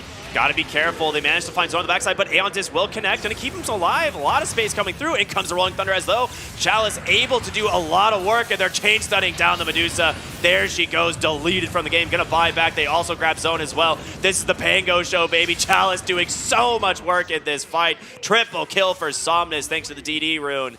And Phoenix might have just lost themselves the game fighting underneath that ward. Death Prophet needs another 700 gold before she's able to buy back, but God King, he took that fight much more carefully than he had the previous ones. He wouldn't drop his ultimate until he saw the stone, well, not while he was running at the Medusa. If it was going to retarget onto her, then he wasn't going to commit it until she was, stunned up and low enough for him to be able to bring down in that stun duration, and that's exactly what happened in that last fight. I mean, you don't have Ember buyback for another minute, and the Death Prophet didn't save for buyback either. No. Well, yeah, I think he was trying to save for buyback. I mean, he saved for buyback, but yeah, another minute. And the Death Prophet was trying to save up that goal, but didn't end up having it. You lose 2 sets of rackets here. It's about to be 3. They're Yeah, just going to go straight for Megas, and nothing to stop them. Phoenix, they were looking so good for a minute here, and now starting to struggle. In comes Chalice once again on the Pangolier. Going to go hero to hero here, roll up to be able to push him away for the moment, but they got to defend the barracks here. Can they even do it? The Abyssal Blade, she gets the BKB off for the moment. The Fiend's Grip out. They manage to catch the IO in the Bramble. Felix is dead. Stone Gaze #1 will connect. He pops Battle Transfer. He gets so much mana back on the Medusa. Nether Strike doing work. X Nova in trouble. They take down the Troll. He's got the buyback. He'll lose one. Somnus, he needs to leave. He will TP. The Medusa holds against all odds here. I gotta say, this is all YP. These Brambles coming out, every single team fight, stopped them to be able to come in and catch the Troll. The Cursed Crown coming out in that team fight earlier. I mean, that is exactly what happened to the IO there. He tries to relocate out, tethers over to the IO, but the Brambles were in place. He predicted that IO's movement. It stops him from being able to get that relocate and save him. He's the saving grace to this game. Yes, Medusa is doing a lot of damage in these team fights. The Stone Gazes are clutch, but it's all being set up here by the Dark Willow. There YP it is. is doing so much, man. I was looking at this, I was like, he just bought back on Medusa. It's Divine Rapier time and cues it up. Courier going to the secret shop as we speak. This is your Hail Mary. You're all in on this Medusa. Yeah, get rid of those boots. You won't need them anymore. You got a Leveler, you got BKB, you got a Divine Rapier, and Medusa, a lot of damage. And we can see, like, if she's able to attack heroes in these fights, she just melts the side of RNG. So it's really important that they don't allow them to get on top of this hero. And with 50 seconds left on the Spirit Smoking up so they Breaker, can move slightly faster into the base here. They know this is going to be their only opportunity. Shining goes in with the Exorcism. They do have Fortification. Chalice will grab. Do they actually have any way to stop him? Fiend's Grip is not available, but M77's just cleaving down the towers. He's just going straight for the tier 4s. They want to end the game. 14 seconds until you're back up on the Troll Warlord. He doesn't want to have to commit buyback here, but Dude, might they're just doing have to it. with a couple seconds left. Somnus, big initiation in comes Chalice as well, but the Medusa trying to stand her ground. Stunned up for the moment, pops the BKB. They're going right through the backdoor protection. Great play by Somnus to cut the creeps, and now in some trouble. Big Vortex, in comes the Abyssal. That's gotta be it. They just take down the Medusa on the dieback. They hand that Divine Rapier on over to the Troll. Shining. He's just melted here. This Troll Warlord does so much damage. And with Medusa down for 110 seconds, they might just call it here. The waves pushed into their base. That was all they had left. They get the Divine actually over to Somnus, but you're right. I mean, it was such a sick play by the Storm. He saw this all-in push coming mid. He cut the next 2 waves, and then there was no way to stop them. Zone caught inside the base. X-Nova pops the BKB. He does have a Yule to try and buy himself a little bit of time, but Somnus will catch him with a Vortex perfectly timed. And Zone actually okay for the moment. Shot. Oh, what a reinitiation by Chalice. He predicts it perfectly. 4 heroes dead inside the base, and despite Phoenix's best efforts, RNG looking to close out game #1 in this series. An incredible hold from them, as that's going to be 5 heroes on the deck. Somnus really, really standout performance once again. Yeah, switched over that Bloodstone when he realized things were getting a little bit dicey. Amazing jumps on these backlines. God King, moments of brilliance, but once again, just too much control for this Troll Warlord. He, did a ton of damage to Medusa when he could get on top of her, but it ended up being pretty rough. The 3 Yule Scepters, the Stone Gaze you were having to fight into, it was very rough for the Troll Warlord, man. I mean, it took to a 50k gold lead. Obviously, some of that, the Divine Rapier, that went on over to the other team, but yeah, it felt like this game almost went the way of Phoenix. Like, it was very close. I think going for the tier 4s there, they maybe overestimated how fast that they could push. Maybe just getting the barracks backing off. I mean, I feel like they weren't really. Did they have to go for the all-in push? What do you think? It felt a little bit too hard for them to be able to defend once they had 2 waves pushing in naturally. I mean, you're fighting against a Storm Spirit who's able to constantly cut and push and creep waves. You're fighting against a Troll Warlord who's able to melt your barracks pretty quickly. I think they thought that they were all out of options and that was their best moment to strike. Maybe if they made a mistake in that defense there by RNG, they would have been able to win that game. So in these sort of situations, you either go there, hope the enemy makes a mistake in that moment, or hope that they make a mistake as the game goes on. So I think that was their best option. Yeah. I mean, heck of a way to open the day. We get a Divine Rapier on a Medusa. They almost managed to come back from an incredible deficit. I'm really curious what our panel has to say, so we're going to send it back to them.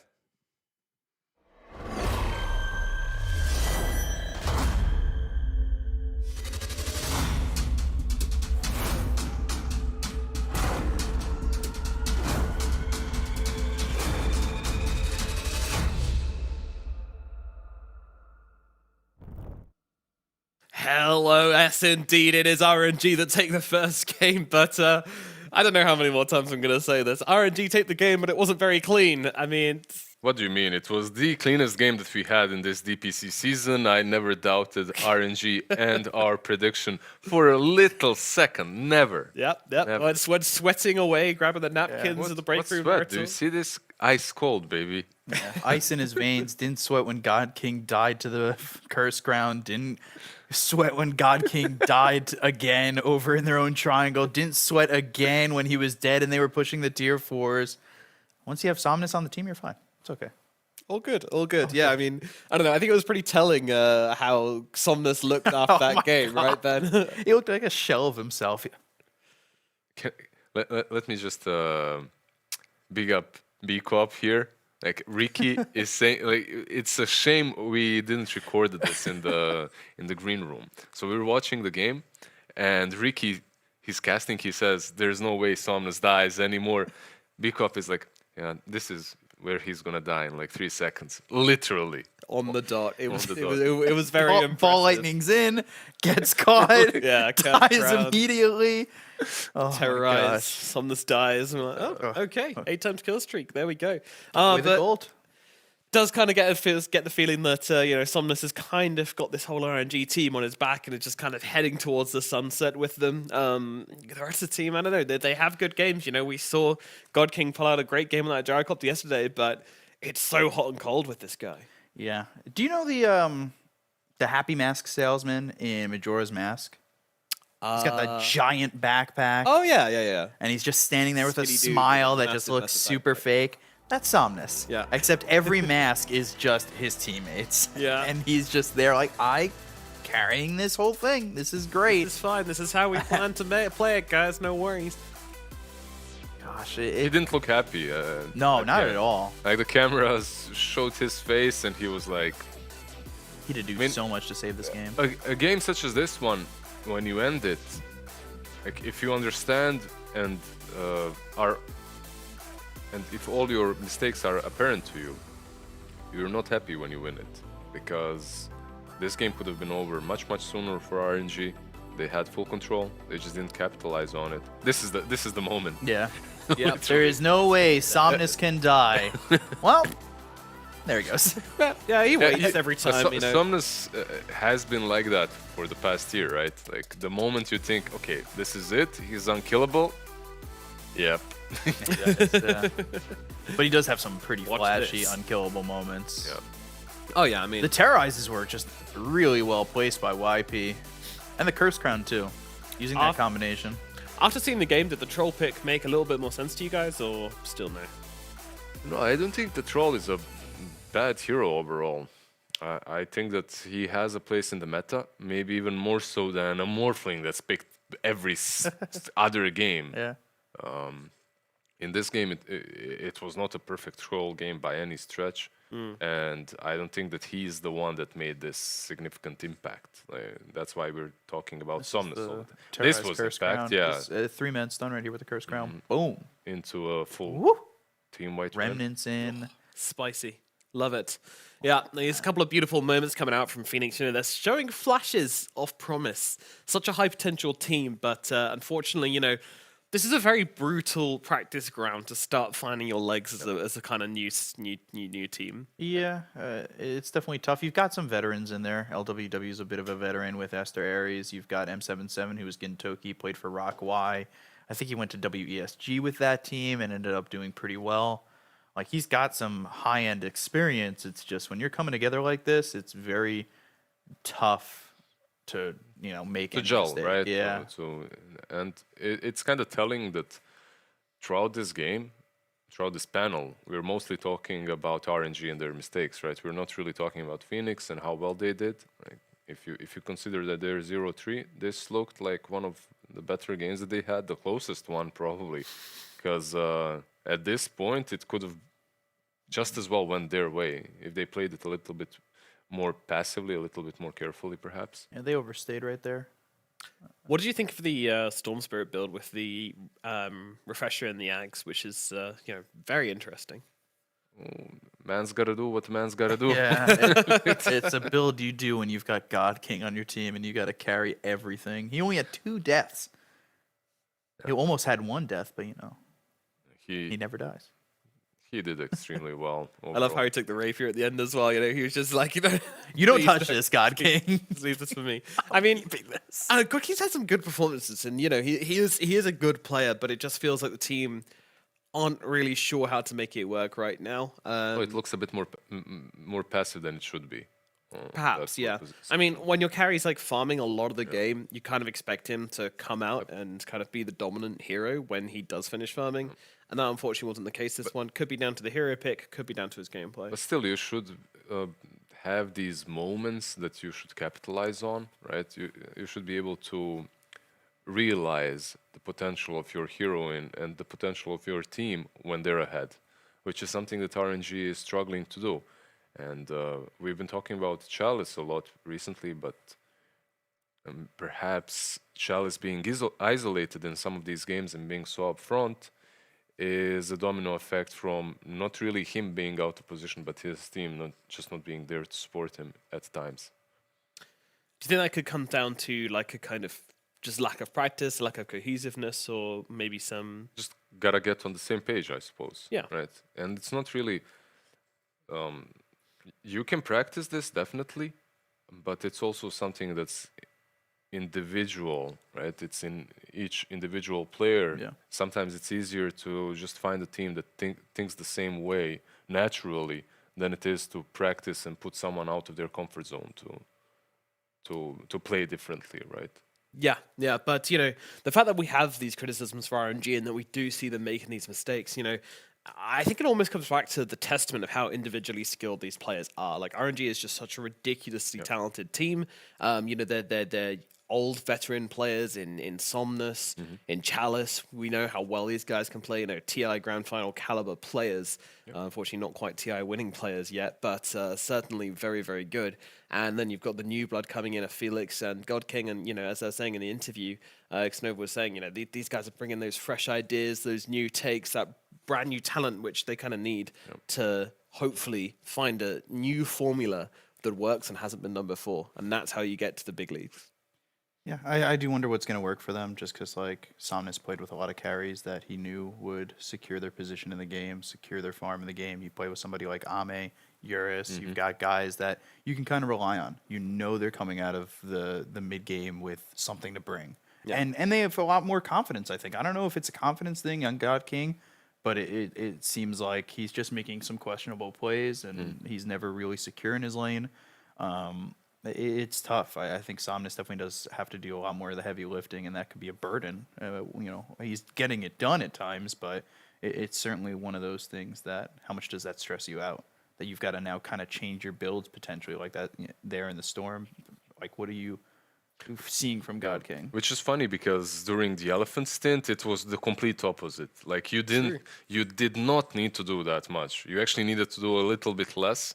To allow your teammates to have that space, right?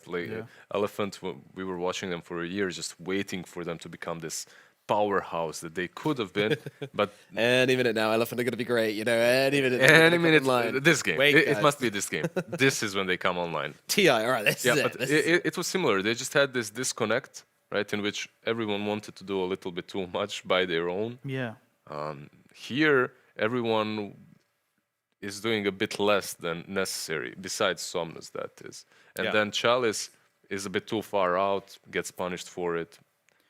Still, though, no one can dispute that they're top tier 1 players. Yeah, and you could see the difference. Like, when Somnus was playing with Eurus, it felt like Somnus was almost not doing enough. Like, he didn't feel comfortable taking more of a back seat to Eurus, right? And then Chalice, when he played with LGD, he played a lot more sacrificial in the off lane. It was like, oh, well, he secured his lane, but then from there, the 1 and the 2 took over in the farm, and he just kind of did his thing and was the initiator. All right, well, the draft is just around the corner for game number 2. We'll find out which way this one's going to go, but we, of course, need to introduce the draft master for this one. And joining us to break down the picks and the bans, and also give us a little bit of an insight, just a little bit of a nugget of knowledge of the last game, we have Black. What are your thoughts? Obviously that I'm one of the greatest draft masters ever, you know. Of course. Yeah, I said the draft is heavily, well, not heavily. Second best here as well. Second best, yes, right after you. I admit defeat oftentimes, you know. You gotta know when to admit defeat in battle. Yeah, yeah. But yeah, like the draft of Phoenix was actually really good, which was kind of shining through at the end where they were really struggling to end the game on RNG.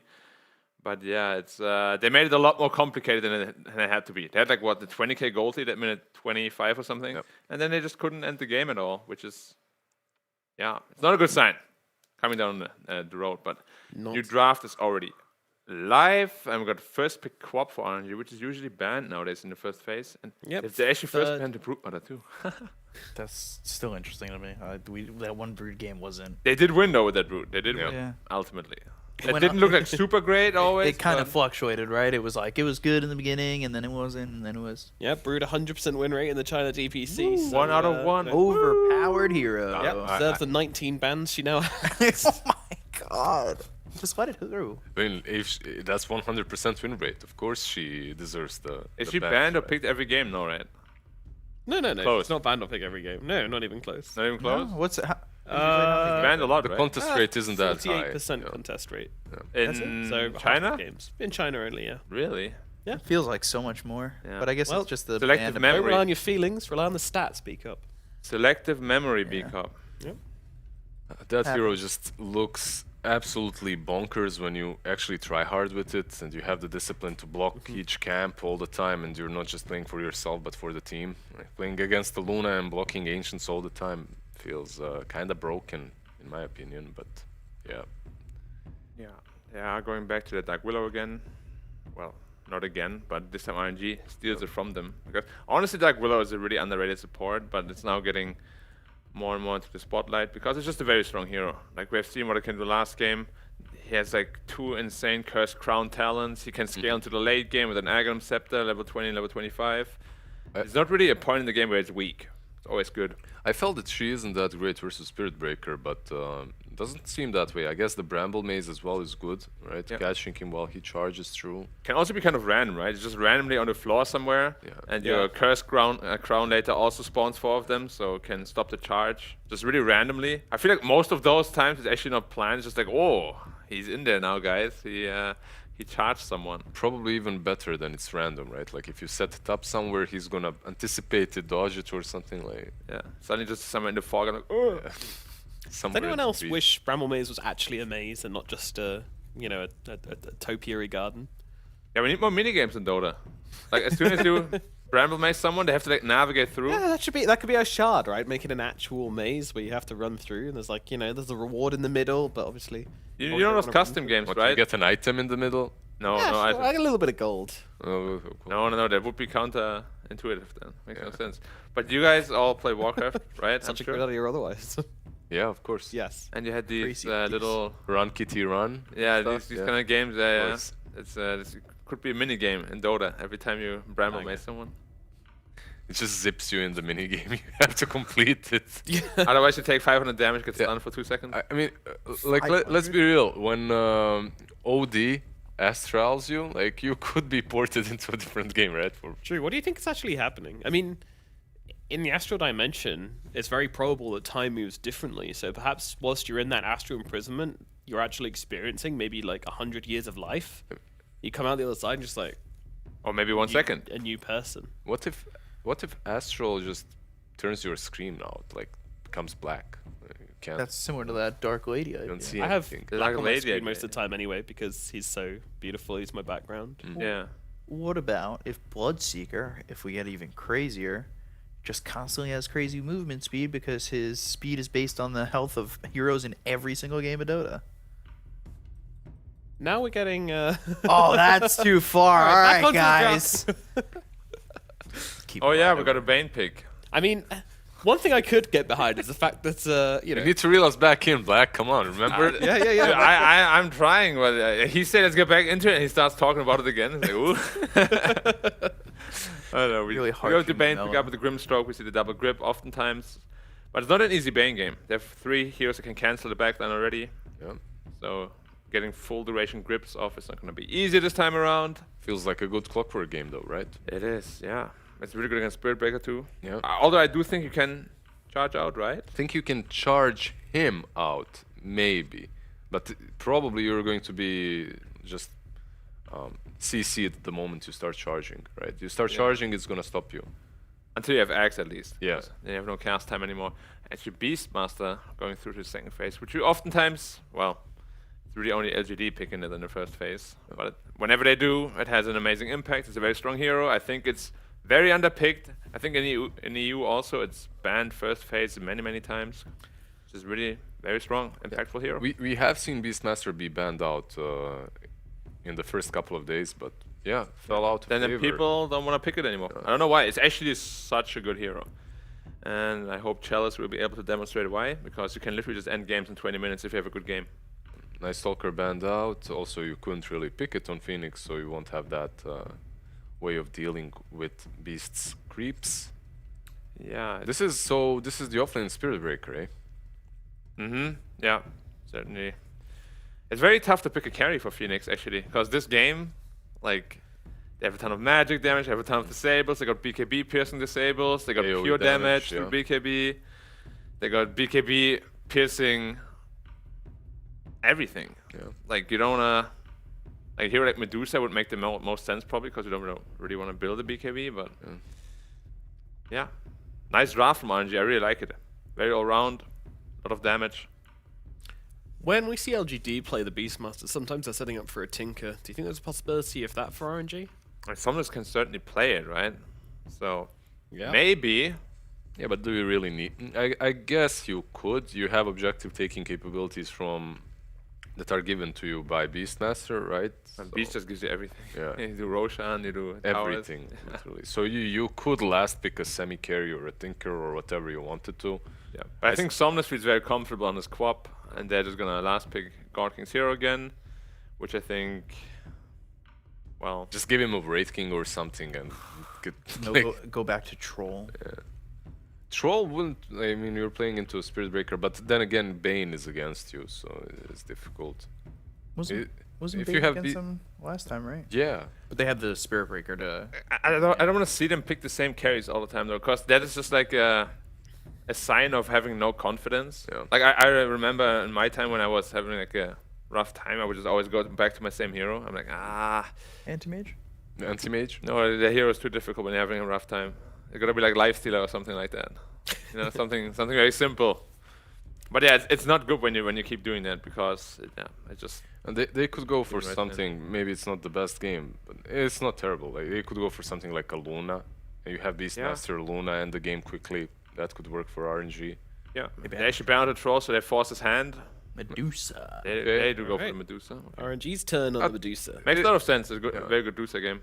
Still solid. Rounds up their draft nicely. You have this super late game potential. Beastmaster buffs her up. A good laning stage with the Clockwork most likely.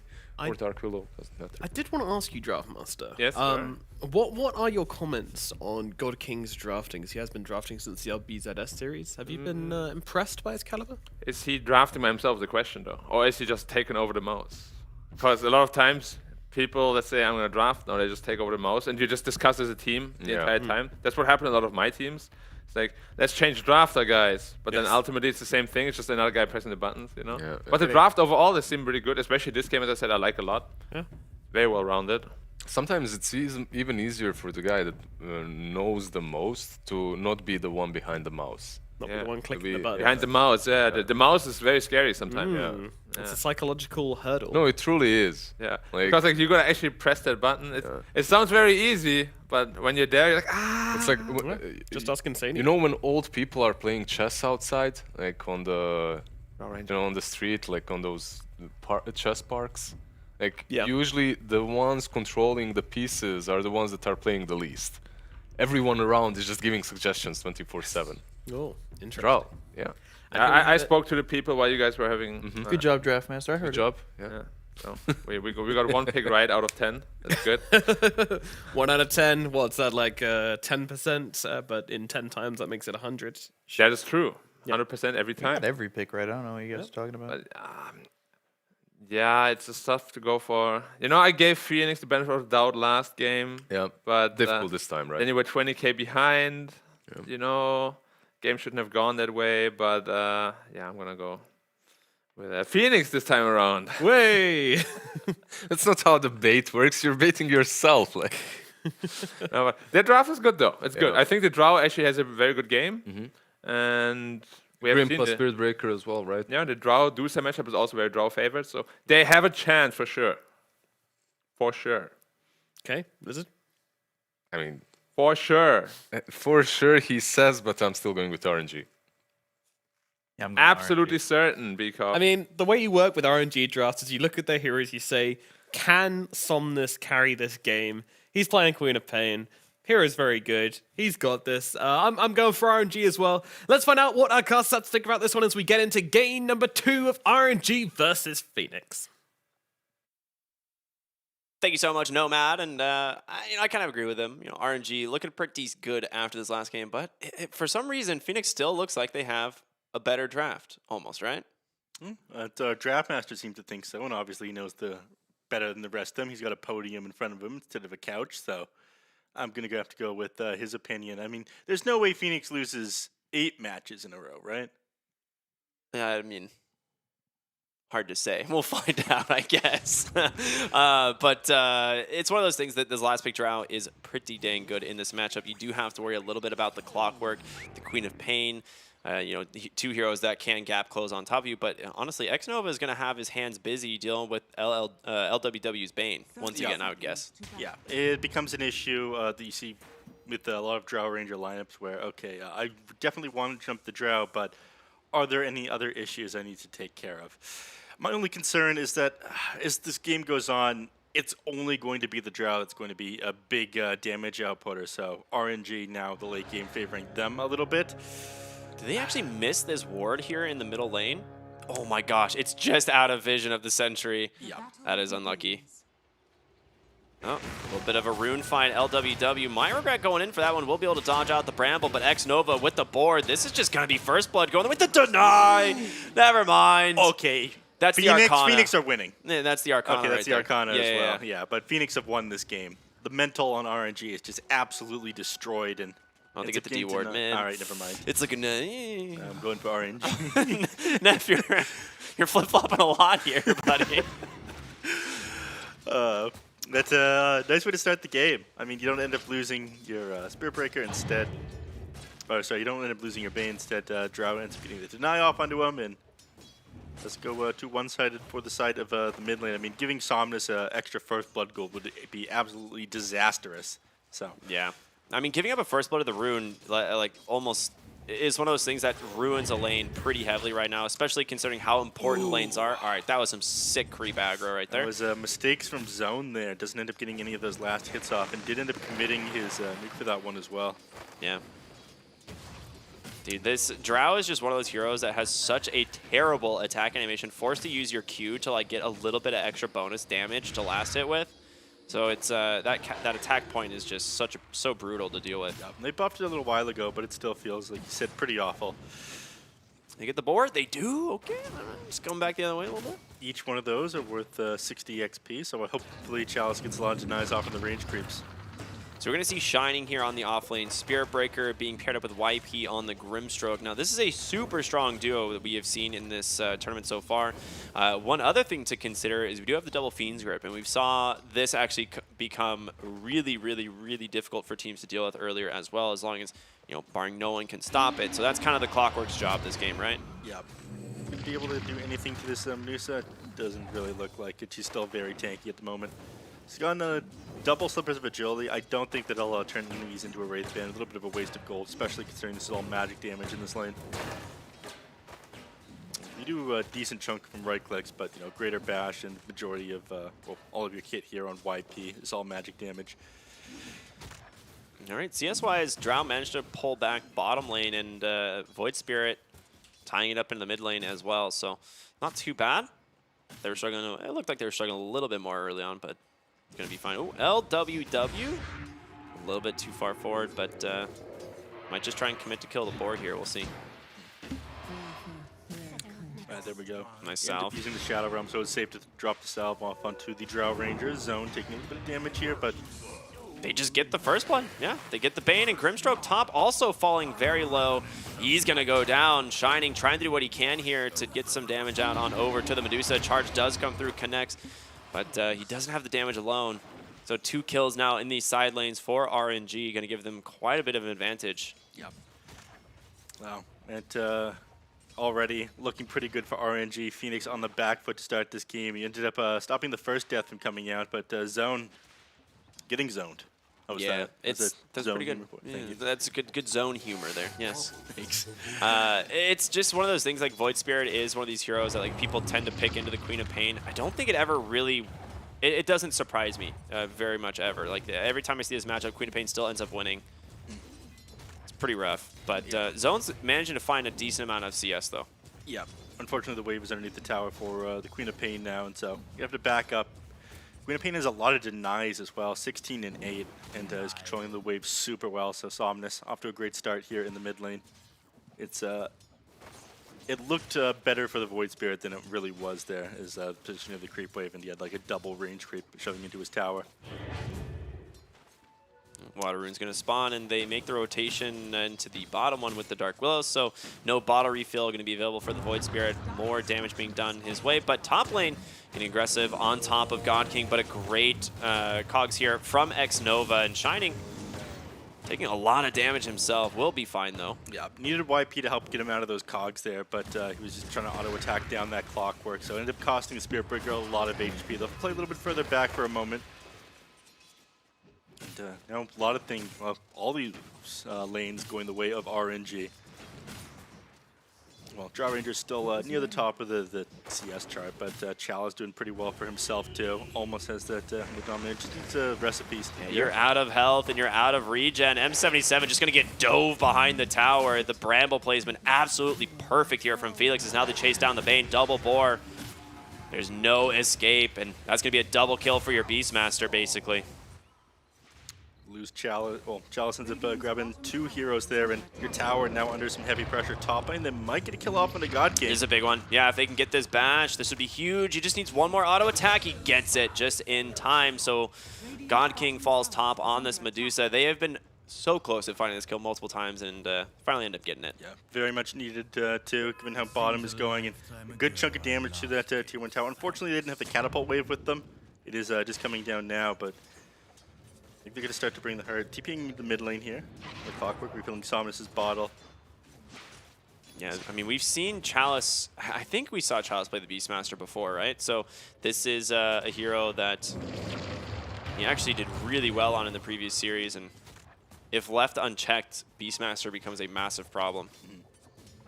Some of the Overlord that they're looking for, and the only person that's really able to deal with it is going to be the Drow Ranger. Like, she can burst down creeps incredibly quickly with her marksmanship, but she's going to have a lot of heroes running in her. That's going to be the #1 priority of X-Nova this game, is staying on top of this Drow, stopping her from pumping out damage. Yeah. Void Spirit will eventually fall off, and against the Medusa, there's very little that she's going to be able to do. Actually doing not too bad in this offlane. The Spirit Breaker kind of staying with the Medusa, but it's really just this mid lane and off lane where you're going to start to see these heroes pull away, and Zone still not quite level 6, about to get it in the mid lane here off that next creep, but bottom lane, they find LWW once again. The Bramble Maze perfectly placed by Felix, and a couple auto attacks is all he's going to need. Goes the way of the boar. Killing spree now for Chalice. He's off to an incredible start. This game not looking so hot for Team Phoenix. I'm gonna wonder if our Draft Master was right. It is one of those things, I kind of forget about this, but Beastmaster is one of the best counters in the game to the Bane in lane. It is such a miss. Oh, well, top lane God King gonna get stunned without the mana shield. He's dead. Way too far forward here. Yep. Underestimating the, I guess, the catch and the burst potential of these two heroes. Spirit Breaker Grimstroke combo is pretty scary to be on top of those heroes, and a lot of stun between the two of you. Somnus is going to be just fine, standing his ground. Beck wants to trade a little bit with Zone. He's got 2 points in the dagger. It's going to heal him fairly slowly. Yeah, the Fairy Fire plus the Wand, he was just trying to bait that second Astral Step maybe. But yeah, felt confident enough. M77 though, in some trouble, getting chased here bottom lane by Felix, the Helm of the Dominator creep in pursuit. Gotta give him the clap. And we'll slow him up just enough. Clap ended up missing. Yeah, there, he's got the actually. board though. Perfect Ramble Maze once again into the Sonic Wave. Ooh, so the Sonic Wave pushed him back just far. Oh, actually, never mind. He ran out of mana. Didn't have the roar to commit onto the Bane there. I thought he was going to grab both of them with that. But no mistake there by the Queen of Pain. Somnus doesn't make mistakes. No, it doesn't seem like it. Mid lane, a decent chunk of damage being done to the tower, though, thanks to the catapult. So there is a little bit of a trade there. They're not going to be able to grab the tower, but still at least something going the way of Phoenix. I'm trying to help them out here. Spearbreaker's farming. Yeah, well, they're going to lose bottom tier 1. Obviously, this is what this Beastmaster does. Mid lane looking for Somnus. Remnant just off the mark. Otherwise, Somnus super dead. Charge is coming in, though. Astral Step to the other side. Somnus does need to be careful. They will grab the Clockwork. And they actually find more is the question. Somnus gets charged. It connects through the trees. Shining grabs the kill. Silence on over to the Dark Willow zone with a beautiful Nether Strike as well into just a lot of burst damage, actually. I'm surprised. I didn't think they would get this many, but a 3-for-1 in the mid lane. Yeah, catching out that Queen of Pain. She figured that they didn't have vision onto her there, and I think that's one of the reasons why she continued to play around in those trees. And once she realized Spearbreaker was charging her, she kind of had given up. Committed too many ults down there in the bottom lane, and just weren't able to stand their ground and fight. Chalice is in here and ready to shove in. At least I assume he would be ready to shove in the mid lane. But he's gonna move over the jungle. He's gonna get the D ward off. I think just trying to establish control of the enemy team. The goal of this game right now for RNG is to keep this Draw Ranger shut down, and right now they're doing a decent job of that. Yeah, they really are. I mean, you can see she's definitely struggling a little bit here. The Medusa already rotating into the bottom lane, clearing up the jungle as well as the triangle, so she's off to a pretty good time farming. Definitely faster than the Draw Ranger at the moment. We're going to see another Yule Scepter pick up here, this game from Zone in the mid lane. Yeah, I mean, it's something that you want to build in the Void Spirit, especially against the QoP. You want to be able to deal with these silences somehow. You want to be able to control up these heroes. Bane might be in trouble here. Getting chased down by the Beastmaster? No, he's fine. Okay. Yeah. They're going to dive Drow behind this tower if they have the opportunity to. It looks like both the Queen of Pain and Dark Willow setting up. Oh, there's the hook shot. They managed to get the charge off, but a little bit of a counter bait there as they will know about... Actually, they don't even have a ward. It's just a Hawk scouting this whole thing. They are so deep. They are so deep in Phoenix's side of the map right now, diving behind like the tier 1 tower and realizing Drow isn't really able to contribute anything yet. Nice dodge in the dagger there with the dissimulate. Yeah, Xnova not having hook shot, it means that you do have a little They've bit. got Roar though, they're going to go into zone. They're going to try indeed. If he gets in range, there it is, the Tumbler toy in, the Sonic Wave, goodbye. Very nice play there from Chalice, and now YP chased down here by the Dark Willow. Plenty of damage from there, so they find 2 as well as the tier 1 tower. Great rotations from RNG here. The Tumble Toy in the early game is something that I've listened to Trent rave and rant about all the time, just how much of a difference it makes. That small little hop can make or break plays unlike any other neutral item. And he was in the trees there. They didn't have vision of the Beastmaster come in, but it definitely looked like it played a big part in that kill. I mean, he just hops over the tree, right? Top lane, Drow Ranger gets caught, tries to finish off Felix, but the Dark Realm gonna save him. Zone, thinking about going in, turns his attention to Xnova here maybe. Remnant, dissimulate, has another Astral Step out, he's gonna be fine. Actually throws the hook shot as well, I don't know why, but... And he wanted to disengage, but no such luck. LWW looking for a Fiend's Grip here potentially, but they don't have any damage left, so... Yeah. You would have been able to take out the rest of this Queen of Pain's mana, but without anyone to follow up, you don't want to waste this cooldown, right? Yeah, you gotta get a kill with it. Behind like this. 2K net with advantage here at 11 minutes into the game. Drow Ranger still not managing to catch up. Now 1,000 net worth behind this Medusa. And when you have these super deep wards like RNG have, she's not really safe anywhere. You've warded so much of the enemy side of the map, you know exactly where she is when she's not showing. Yeah, that plus the fact you have Beastmaster's Hawk Vision, right? So you have a lot of tools and Flare. Like you're always going to be at a vision disadvantage against this RNG lineup. Yep. They did such a good job at shutting this Drow Ranger down. They see her now, but they've got their eyes on Shining down here in the bottom lane. Oh, Shining taking a lot of damage here from the Dark Willow. Does have a charge, will drop it, but goes right into Chalice's roar, perfectly timed. And yeah, another kill going the way of this Beastmaster. Well set up there by Felix.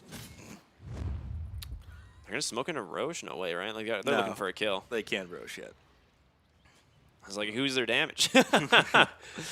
Good question. I mean, even like I don't think anyone could tank up Roche at the moment either, especially with Spirit Breaker dead.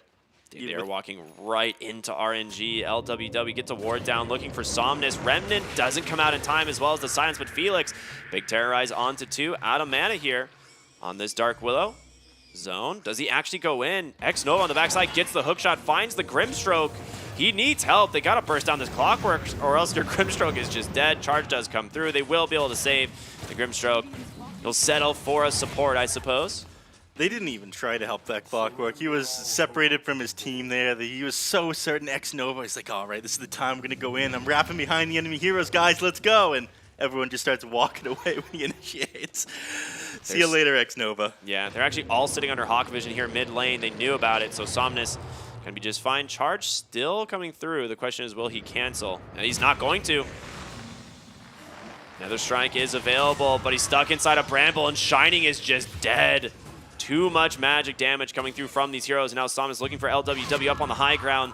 Does have the chase. Zone here as well. Remnant to buy a little bit of space, but can't imagine Somnus is going to let this Bane survive, right? Sonic Wave? Yeah, we'll finish him off. No getting away from that one. Once the dag was out, he realized he was probably just dead. Now, complete map domination here. They haven't been able to take care of any of these deep wards that have come out from RNG. I mean, Drow Ranger's had a little bit of space made for her, but she hasn't really done anything to close the net worth gap between her and Medusa. Nah, we're seeing the Dragonlance, the Manta almost completed here on the Medusa. And your Ancient stack. I mean, they've got vision of this the whole time. They knew you were working on this, and Chalice and Somnus going to walk up, take it for themselves. Yep. Can you try to multi-shot this? She steals one of the big creeps. That's something. Actually, no, I think it was a small one. That's 40 gold. Oh, no. Bottom lane. Once again, finding Shining here. Hookshot does come through. This hero is such a nuisance for the Spirit Breaker. Nice Soulbind onto 2. Can they get the Bane here for the Fiend's Grip? This is going to be Zone that initiates instead. Can he finish them off? Nice Astral Step on forward. Needs one more auto attack. Can he actually do it? Eul Scepter? Is that actually enough damage? It is. Gets him. Multi-shot comes through. He takes on the Clockwork, but a roar onto the Drow. Nice Gust onto this. I mean, there's just nothing left. They've got no damage on these heroes. Zone, his kit fully expended. Yep. Chalice might just dive the tower here. Thinking about it, throws the axe to Somnus here as well. They get on top of the Bane. There's just no chill for RNG at this point. LWW trying to make his way to the other tree line. Gets the Fiend's Grip out onto the Queen of Pain. Wait a minute. Somnus. Could Zone catch him? He got a charge. He has Euls. It connects. Shining gets him. They're also looking for Chalice now as well. The Nether Strike is there. You got way too far. A huge punish in from Phoenix. And there's Shining with the double kill. So much gold from both of those, ending 2 streaks there. Chalice. Shining just got over 1,000 gold. Yeah, your Spirit Breaker's the carry now. I mean, he has a I'm Shadow sorry. Blade now. Yeah. Drow Ranger is sitting 3rd on the net worth. Yeah, this is a position 1 Spirit Breaker. All right. I thought I was like, yeah, RNG, this dive's totally fine. No big deal, but... ended up doing a lot of damage there on the Void Spirit. They need to take him out quicker inside these team fights. I mean, yes, as this goes into the late game, it's only going to be Drow Ranger that can output enough damage to take down some of these RNG heroes, but... I mean, honestly, Zone has a Euls there to try and keep himself alive. Still gets stunned but by the Cursed Crown. Hookshot comes, but he finds the Drow Ranger. Great targeting there. In comes the Sonic Wave. Drow falling incredibly low. Just the auto attacks there from God King will find the kill in Zone. Dissimulate? Does he have any Astral Steps? He does, but doesn't manage. Oh, he didn't. Actually, doesn't manage to get out. Yeah, you get the green bar at the top of the screen for any ability with charges. Yeah, it's such a weird deceiving yeah. interaction. But into Roshan they go. 4K gold lead still for RNG. X-Nova. Gotta be a little bit careful here, actually, buddy. Whoa. I mean, they've cut the Vlad, so he's feeling confident as he went in there. Chalice will have to tank this one up. Helm of the Overlord almost completed, I think. After this Roshan, maybe a creep wave or a neutral camp or 2. They'll have that one done. Not a super fast Roche, but they get it at the end of the day, and God King will be able to pick him up, pick up that Aegis. Kaya Sanj done up on the Queen of Pain. That's a pretty big item. Yeah. Necessary against a Bane as well. I feel like we see Kaya-san picked up like almost every single game on the co-op. The extra burst damage gives you the status she doesn't allow you to play a little bit further forward. Shining still doing pretty big work on this Spear Breaker, but it's one of those things that there is just so many answers to this hero. Like you got Dark Willow again, like they were talking about on the panel. You just drop a Bramble and there's a chance Spear Breaker is going to hit it. Yeah. Right. Clockwork as well, one of the most annoying heroes for him to deal with. Charging up onto God King. He just got the Aegis, but might lose it right away as in comes Zone and Friends. All right. Can he keep himself alive? Doesn't look like Astro's up on forward. They get the Aegis. Time to bail. They got what they wanted. They get the D-Ward as well. They get the punish. But they're running right into the side of RNG. They predicted exactly where they want to be. Hookshot does come through, but who has he found? It's just getting... Oh, it's actually M77 on the Drow. Somnus with the chase as well. You need to help him out. LWW caught out top by the Beastmaster. Sonic Wave, not available quite yet. 7 seconds. They're still looking for him. Scream comes in. They get the kill, chasing all the way to the tower.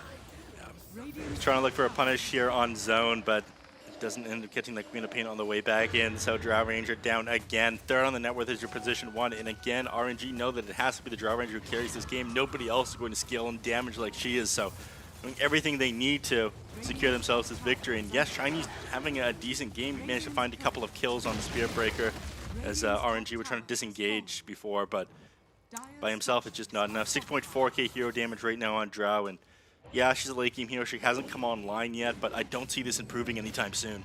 No, I mean, with how farmed this Medusa is, she's nearly double your net worth. It doesn't feel like it's going good. Shining, I mean, trying to make some space, baiting them here in the mid lane. Bulldoze protecting him for the moment, but there it is once again. X-Nova with the hook shot, grabs the Spirit Breaker, and oh, gets the bash? Nah, I was like, maybe with the bash you can get out, but no. With the bash, then charging something a ways away from him, but that one's very tricky. There's like, if you push him behind you and you charge away at like a nice tick with a battery assault, you can get away, but there's just still so much damage there. Yeah. And now, just pushing the tier 3 towers. AK net worth advantage here at 19 minutes in the game. RNG looking very good here in game number 2, cleaning up a lot of the mistakes maybe that they made in game number 1. A little bit easier for them, and unlike game number 1, I don't see the solution for Phoenix as this game goes on. I mean, Drow is definitely got the favorable carry matchup this game, but you still have a lot of other issues. Yeah, but that's the issue with Drow. You get on top of her. You need someone else on your team doing damage. It can punish you committing so much on the Drow. This game, it just isn't there. Like, Spirit Breaker's a decent disengage, but as much damage as he did in that one team fight in the bottom lane underneath that tier 2 tower, I don't think Zone is capable of doing charge coming through by himself. Okay, into the Inkswell. They might actually be able to take down the Medusa, but he cancels the Nether Strike. Beautiful hook shot, but there it is. The Soulbind into the double Fiend's Grip. They get Clockwork, they get Medusa. Okay, Neff, this time, I mean, you've been saying that I've been cursing every team, but you might want to check yourself, buddy. I mean, that Medusa was too far forward. Yeah, she definitely dies there. I'd never claim she wouldn't. Let me just backpedal a little bit here. No, I mean, that is definitely an avenue of getting back into this game. You're right. Medusa too far forward. Didn't have the full mana either, so. Yeah. I'm not sure how much of the map they'll be able to take back here on Phoenix, though. They only have another, what, 24 seconds. Roar, they caught Spirit Breaker. Didn't get Bulldoze off either. Tries to pop the Nether Strike. Does he have Invis? He does. Does, though. More than enough. Gets slapped by the Golem. Wasn't able to charge away. I think he would have died in the middle of that charge if he had gone forward. And you do still have Rocket Flare on X-Nova. Could have finished him off with that one. All right, well played by Chalice. I mean, it is a great performance from him in this game. Helm of the Overlord. I'm curious what his next item is going to be. I mean, we saw a Crimson Guard build come out on Beastmaster before. This game, he might just opt for like a Blink Dagger or something, so we'll see. He's got a flying out right now on the Courier. But tier 2 falls bottom. God King back into the jungle. He's like, all right, maybe I don't want to fight quite yet. I'm going to get this Eye of Scotty. You guys just keep doing your thing. Yeah, he's farming pretty quickly. Once he's got the Eye of Scotty completed, though, I think he's going to be a bit too tanky for his magical burst. I mean, you do have the kills there with Fiend's Grip. The fact that it does so much damage and removes your max mana is a great tool for the Medusa. Hookshot mid. Bane caught here by X-Nova. No Force Staff quite yet, so easy kill there for the Clockwork. And it is going to be the Blink Dagger for Chalice, so these Blink Roars really good at catching the drown. That's one of the big things right now, right? Like, they need to be able to get on top of this hero. They have the Queen of Pain, they have the Clockwork, but now your Beastmaster can do it. Yeah. Oh, YP found bottom, trying to do his best here, but Chalice not going to tolerate it. A little bit surprised they end up. Oh, no, Couriers end up being fine. A bit surprised they end up committing the roar for that one, but I guess they figure until we take this next Roshan, we're probably not going to want to take high ground. Yeah, and Aurora isn't it like an exceptionally long cooldown ability either. Slows them down a little bit, but now just pressing their advantage, keeping Phoenix boxed into their base. I have Scotty completed now on the Medusa as well.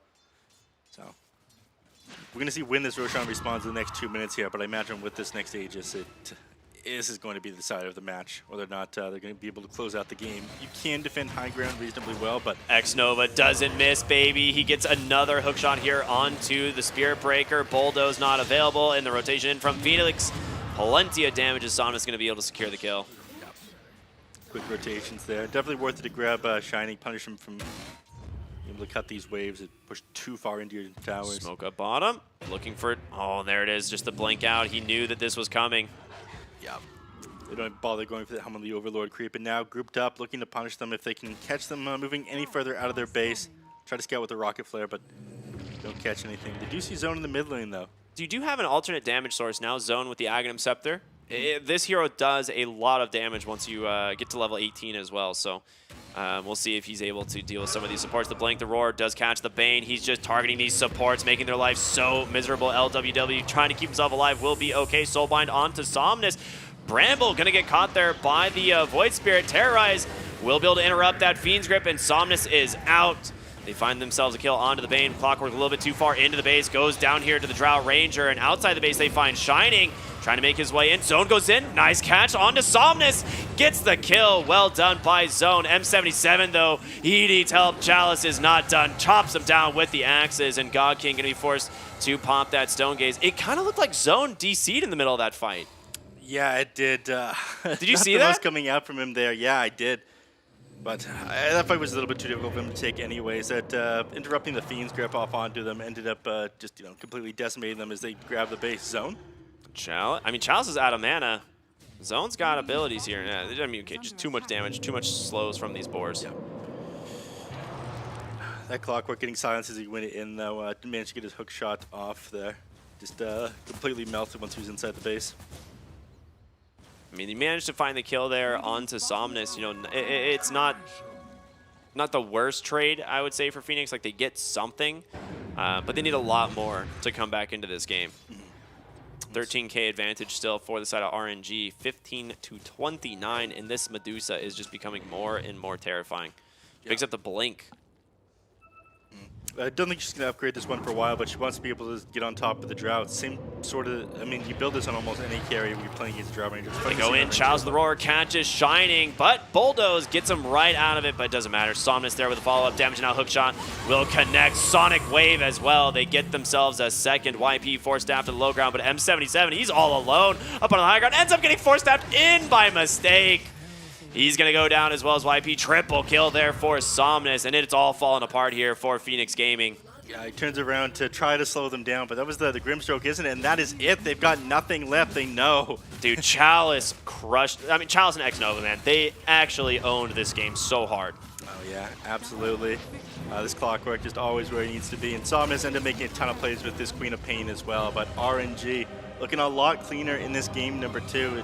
Looks like when they find their stride, there is some amazing coordination, but unfortunately, maybe the fact that we only have 3 weeks for this DPC here is costing them a lot and maybe stressing them out a little bit more. But they ended up winning today. It feels like, Game 1, we saw this yesterday. Game 1 yesterday was a little bit sloppy from them. Game 1 here today, also a little bit of a like struggle.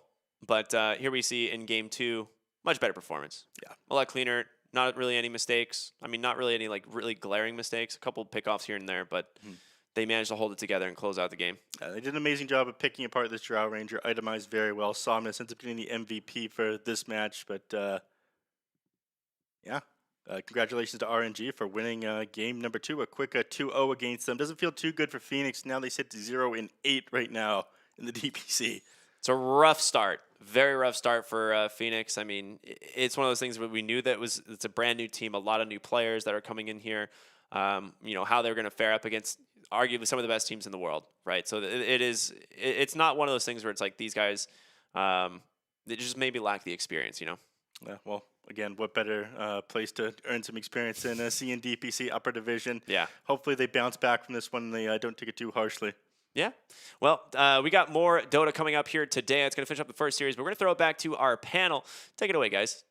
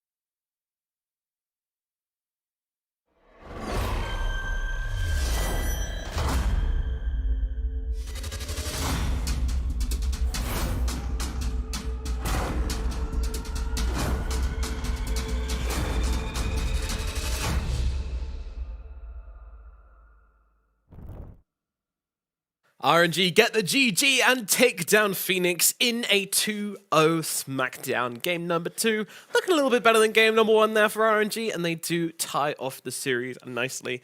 Guys, Somnus, you know, once again, how many times is this guy going to pull it out the bag? Yeah, it felt like he needed to do so again. You say it looked cleaner, and I think it's just they won quicker. And it was more so on the back of Somnus. Like they didn't have to wait to go up on the high ground 3 times and botch their attempt time and time again, or have God King get caught out 3 times. This time they just had Somnus to close it up with the help of Chalice and the rest. Yeah, and I always feel that playing in a Medusa style of a lineup is easier than a draw one. Draw allows you to do less mistakes. When you're playing with Medusa, at least you have that ulti, you have mana shield, right? As a position one, your team doesn't have to necessarily be exactly where you are. Phoenix, they struggled with the draw, not necessarily as much as with the Medusa. Draw, if you get on top of her early on, you just delete her from the game, and that's what Somnus was doing. To your point, he was constantly jumping the backlines, deleting the draw from the game, and then from then on onwards, you're playing versus a team without a carry. It's kind of easy. Somnus, a bit of a superstar in this series and a superstar in general, and we have the pleasure of speaking to him. Hello, Somnus. So slightly rough performance on game number 1, but you guys did come out with a win. Great 2-0 in the end. Do you believe that your team is progressing in the right direction? 你好，Summoners。首先，恭喜你们拿下这场比赛的胜利。然后一开始的话，其实第一局还是打得稍微有些困难，不过最后还是2-0成功赢下了比赛。你觉得现在队伍是在一个正确的方向上吗？是的，我们在慢慢找到自己的问题，然后就是改变自己吧。I think so. We are trying to figure out our own problem and we are trying to fix them. So your next match is going to be against PSG.LGD. Very big opponent. It is a long time away. You've got about a week to prepare. What kind of things will you be doing in that time? 下一场的对手应该是 PSG.LGD， 一个非常强力的对手。当然，你们也有充足的时间，将近1周的时间去为他们做准备。你们会做些什么样的准备呢？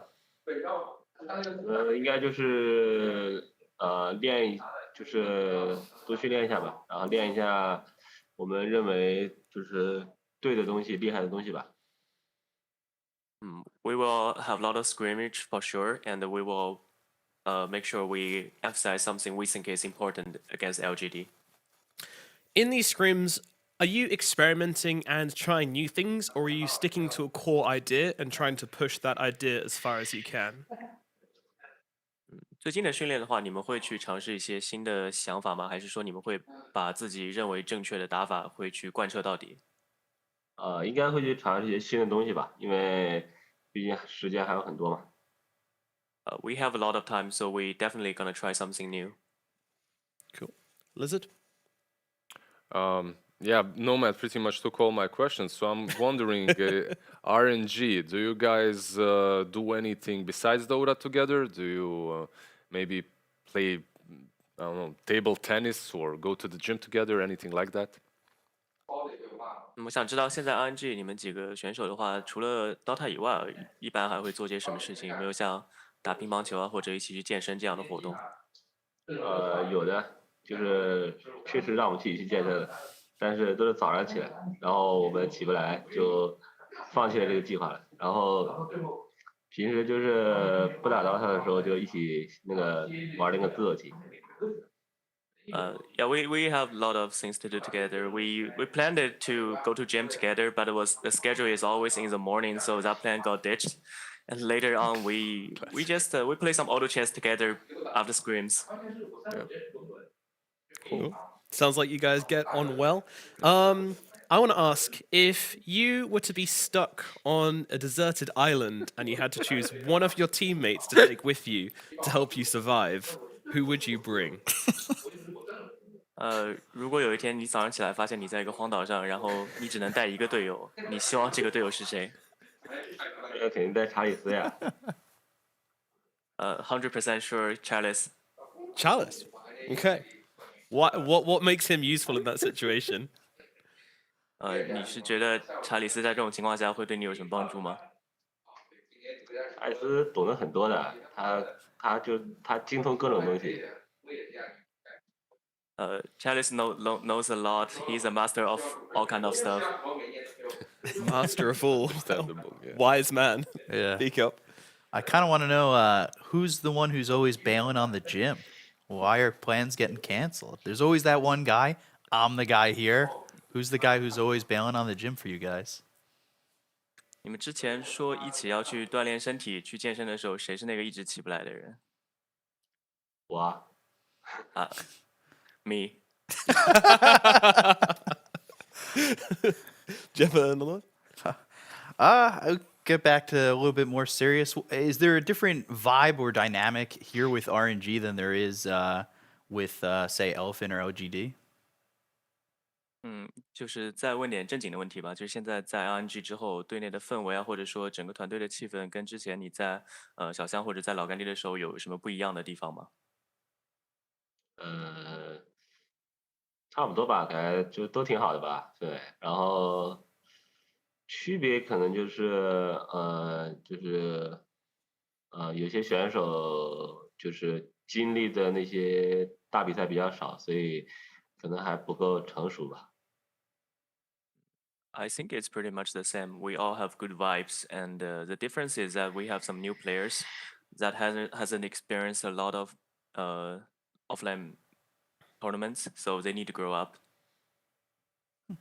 Interesting. So, would you say that you are kind of taking a mentor role with God King, or is someone else helping him more?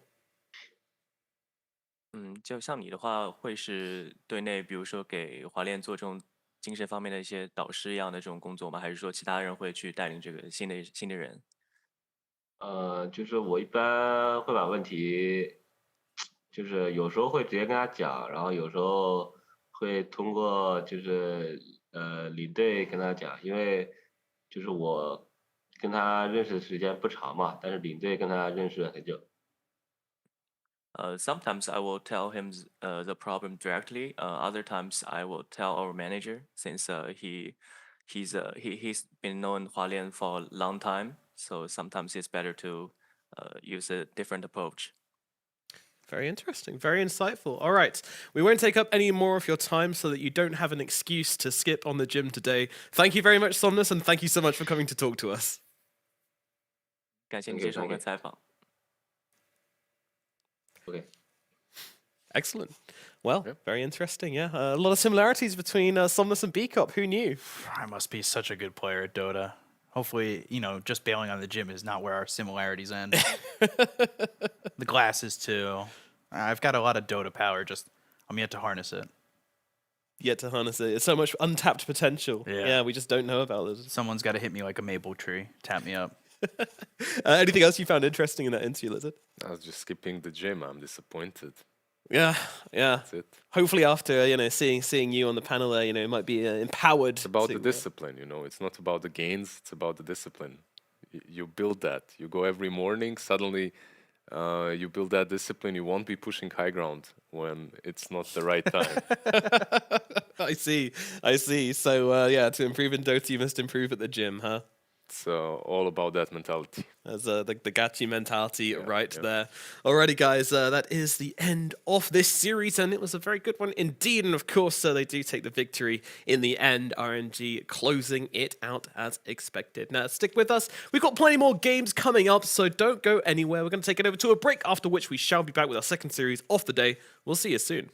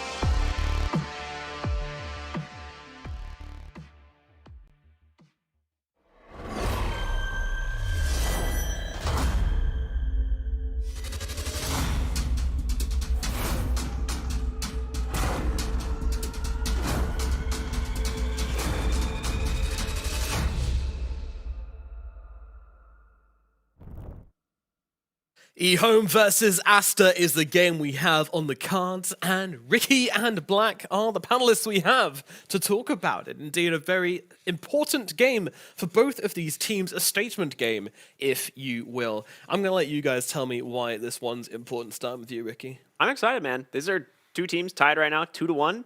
And we saw yesterday eHome dropped their first series. Aster lost their first series against LGD and are now off on a pretty good spree. So this is a big game for both of them. Obviously, going up to 3-1 puts you in a really good position to make it to the major. Yeah, also Asta's probably considered second best team right now. So if eHome manages to beat them, they can definitely put themselves at a much higher position throughout the league, also with people's opinions.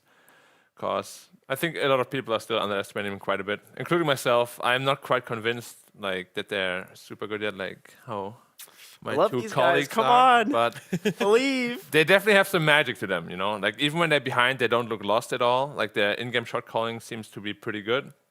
Except yesterday, the two drafts, they were just pretty bad. Like they got outdrafted twice. That's why they lost. But it didn't really feel like they got outplayed as much as they really just got outdrafted, which is hopefully an issue they can fix for today.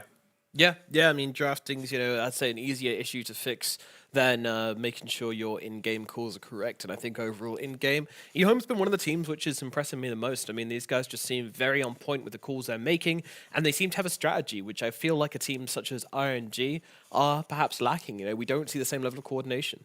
It makes sense, though. I mean, these players have actually been playing together longer than almost any other team here in Division 1 outside of LGD. I mean, they played together through Division 2 on Phoenix. They move into Division 1. They get poached by eHome, but realistically, it's still 4 of the original 5. I mean, 7E joined them a little bit later in the season, but the other 3, I mean, they've been playing together for a minute now. Yeah, that's also how you win games, right? Against like stronger teams. Yeah. Like through strategy, through just playing together as a team, because individually you're probably a little bit worse than them, but if you can get all the pieces together, then definitely take games off these teams.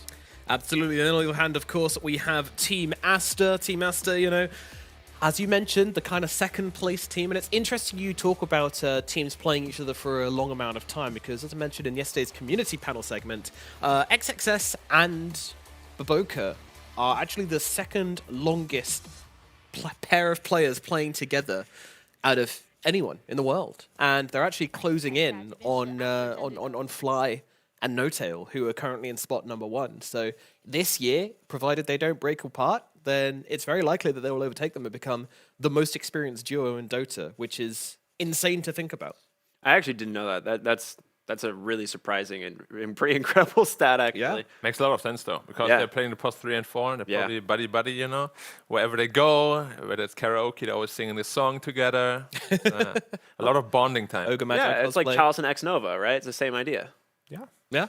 I mean, it's interesting because I was speaking to Knoxville about this, because I came to him in preparation for the series with RNG in it, and I was saying, how high up the rankings are they? And Knoxville was like, oh, they're actually not very high, Chalice and X-Nova. They're down in like the 20s. But XXX and Baboka are actually like super high up there. They're number 2 and soon to be number 1. And I was like, wow, that's that caught me off guard as well. So I take that's not me finding that one out. That's of course a shout out to Knoxville for that one, because that's insane. And yeah, Aster always going to be a formidable force because of that fact, and just the fact that they make such a core strong team, and they've always been beating on the China region, haven't they? Like even last season. Yeah, Aster has always been the dominant team in China, right? It's just the biggest issue everyone had with them, especially the Chinese community. It's like, why are you taking a spot from a team that could do so much better internationally? Because they always flop very badly. They lost like in the first round, the most they've gotten at what did they get at tier 8th? Or did they get TI? 12th? They bottomed out. 12th or 16th even? 6-12. Yeah, they bottomed out 16th. They got eliminated first round by Quincy Crew. Yeah, well then now you know why the Chinese community was so angry with them. But I don't honestly know why that is. But I had a similar problem when I played for Team Faces. We would crush everything in SEA, and then when we go to a national tournament, we just can't perform at all. Always last place or second last, and nobody can really figure out the issue. Yeah. And yeah, I mean, it's kind of like a self-fulfilling prophecy, though, isn't it? Because, you're saying, well, we're really good at playing in our own region, therefore you're super comfortable playing in your own region, you're more free with your gameplay, still taking it seriously, but you know what you need to do to win, and everyone's very confident, and then when you get to the international stage, that old ghost comes creeping on up again upon you, and you're saying, well, are we going to make the same mistakes again? And you're shaken, and it's. Would you say that's kind of what happened with Faceless as well? Potentially, but even in Faces, we had players that were very seasoned, so nerfs shouldn't really play a big role, but I guess they still do. They will always. Yeah. But yeah, maybe. I mean, Asta also had some inexperienced players, right? Like White Album. So it definitely makes sense. Yep. But now shaking things up a little bit, especially with the addition of Ori as well. I mean, talk to me about what he's brought to this team, Ricky. I mean, he's such an insane player. He is so good. And it's really weird seeing Ori on any other team, but he has played a pretty good tournament so far for Aster. And Aster, honestly, they look to be on an upswing. And that's surprising because they looked so good in their first series against LGD. But they seem to be doing better and better with almost every series. Like, they are being more consistent. Because they're getting used to the ping. Yeah, I mean, that's true. Yeah, they are playing on ping on a couple other players, right? So yeah. Where are they playing from? Indonesia. Indonesia? Oh, that must not be the best ping. No. When I play from Singapore to China, it's like maybe 80, 90 ping. But I'd imagine from Indonesia it should be a little bit worse than that. Yeah, I'd imagine so. I can't remember exactly. I know it's Monet and Baboka. I can't remember who the other one is. But yeah. Lemons Cat probably, maybe. No, actually, no, it wouldn't be him because he didn't travel, I think, for... Yeah, I'm not sure. But yeah, the last we heard was that, the first thing we heard was that they'd be freed by the 13th to come back into the country. But it sounds like it might be till the end of the season now, so that's very unfortunate for Team Aster. I think they have to do another quarantine. Once they get actually into China, they have to quarantine again for 2 weeks. That might be it then. Yeah. So until they're actually done, they'll get into China very soon, but then... Again, can't play with the team, so hopefully the ping issues will be sorted out at least. Yeah. And then we got another waiting period until they can actually play. And then they got to go to the major. So, you get to spend maybe a couple of weeks at home. Would be nice, though, right? Quarantine, knowing that you're in a major, like, Just enjoy the hotel, relax. Get a bit of room service in. There's a bathtub full of water, like, bring a little squeaky duck. Do all Chinese hotels have a squeaky duck? I don't think they do, but I know Ice always brought his own, so he was very well prepared. He did. He always has a duck with him. Yeah, but I don't know if he actually used it or it was just to troll people, but he had one. Good luck charm, maybe? Potentially. Some people are superstitious. You never know. So I want to bring a duck with me to events. Would you put a hat on yours? I'd put a little cowboy hat on it, obviously, being a I'd have to put a top hat on my. Yeah, you gotta dress them up. What would yours wear, Black? I don't know. I never had a duck, to be honest. You could just glue some like big muscly arms. I was gonna say put like leather gloves on it. Whey protein powder on it. Alrighty, we do have a draft just around the corner, which means it's time to say hello to our draft master. Hello, sir. Today we have Nev guiding us through the draft for this game. What are your thoughts on this series before we get into the picks and bans? Well, first of all, while I'm standing at this desk here, it's Neff Sensei, please, respectfully. Of course, Neff Sensei. Yes, indeed, as your Twitter handle suggests. Yeah, thank you.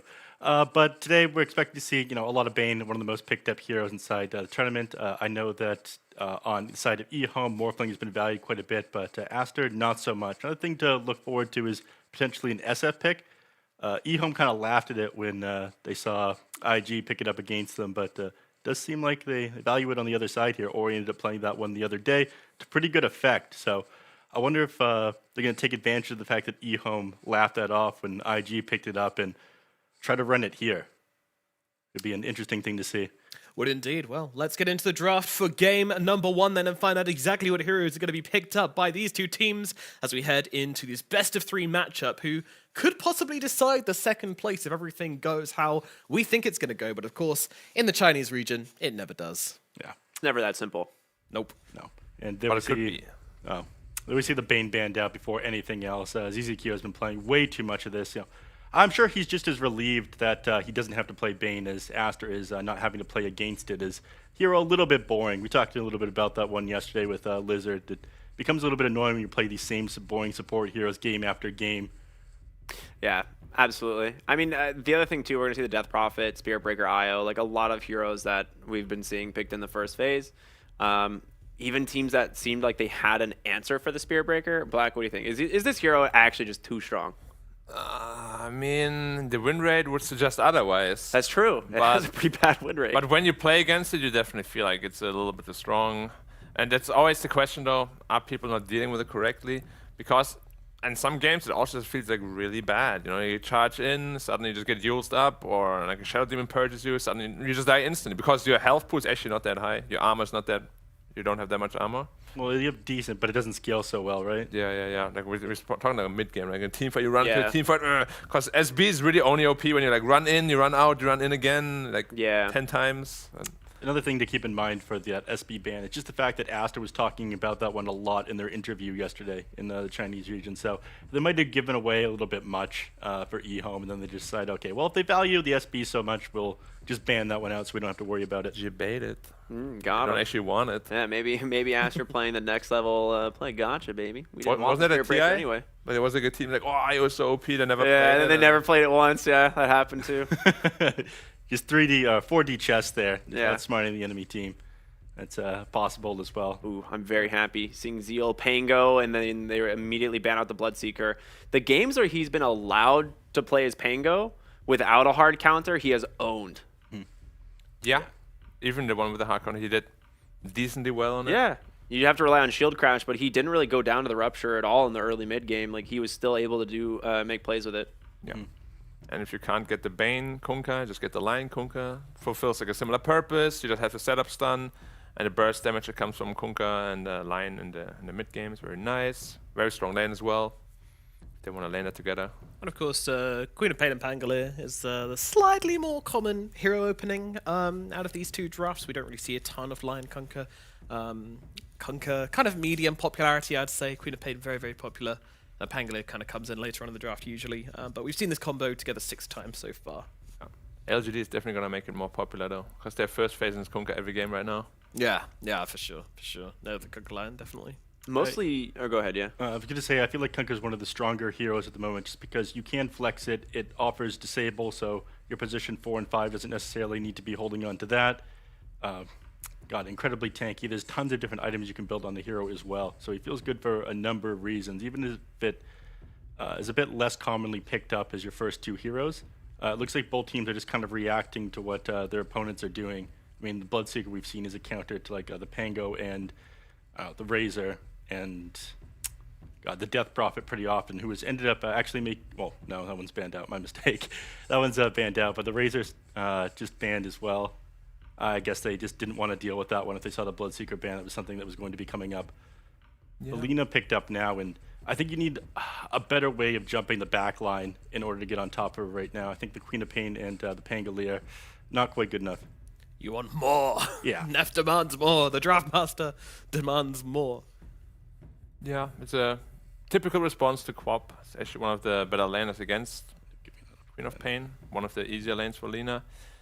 And I mean, Rubik, we have seen, even if there's like not the best spells to steal, if you're like a really comfortable Rubik player, the hero can make a lot of plays. Once you have the shard, you can save heroes with it. Your setups can be very good, but I feel like it's also like a specialist hero where it really shows when a guy has like 100 or like 1,000+ games on it, right? Like and that's Planet, right? Yeah. Like this is one of his signature heroes. He has a couple. Rubik is definitely one of them. Even in, like you said, a non-ideal Rubik game, it doesn't feel too bad picking it if you have that specialist player. I mean, we're talking about a non-ideal Rubik game. Isn't this an amazing Rubik game? It's pretty good so far. It's pretty good, yeah. Stealing, he picks it in the line, I think, twice so far. Yeah. Lots of good spells to steal. And Ghost Ship too. I mean, I like it into Kunkka as well, because even if you're quick enough to get the X marks, then you can save people from their own X marks combo, because you just X mark them and then yours takes priority if it's later. Which most people don't even know how to work still. Even your own teammates will be like, ugh. What's happening? I'm going all over the place. I disrupted myself anyway. Oh, I'm dead. Yeah, 2 big saves coming out then. Well, 1 big save and 1 medium save. But yeah, do you feel like this is... I don't like that, to be honest. Like the support duo looks really just weak. Like squishy, no damage. It's like, what is the SD for? You know, it doesn't hard counter anything. It doesn't really combo with anything. You can get away from the Lion jumping on top of one of your allies, dropping the Hex onto them, or the X-Boat combination coming out from Kunkka. So it is useful for that. They can get these disengages. Quap is able to get away if she plays a little bit too aggressive here, as long as the SF plays pretty far back. Yeah, what about the laning phase, though? To To You're me, right about that one. The laning phase is going to feel a little bit underwhelming, and this puts a lot of pressure onto Zeal to make initiations and plays on the Pango. So they're going to have to pick a frontliner as their last hero that can start fights. I feel like right now their draft is definitely lacking, like you're talking about.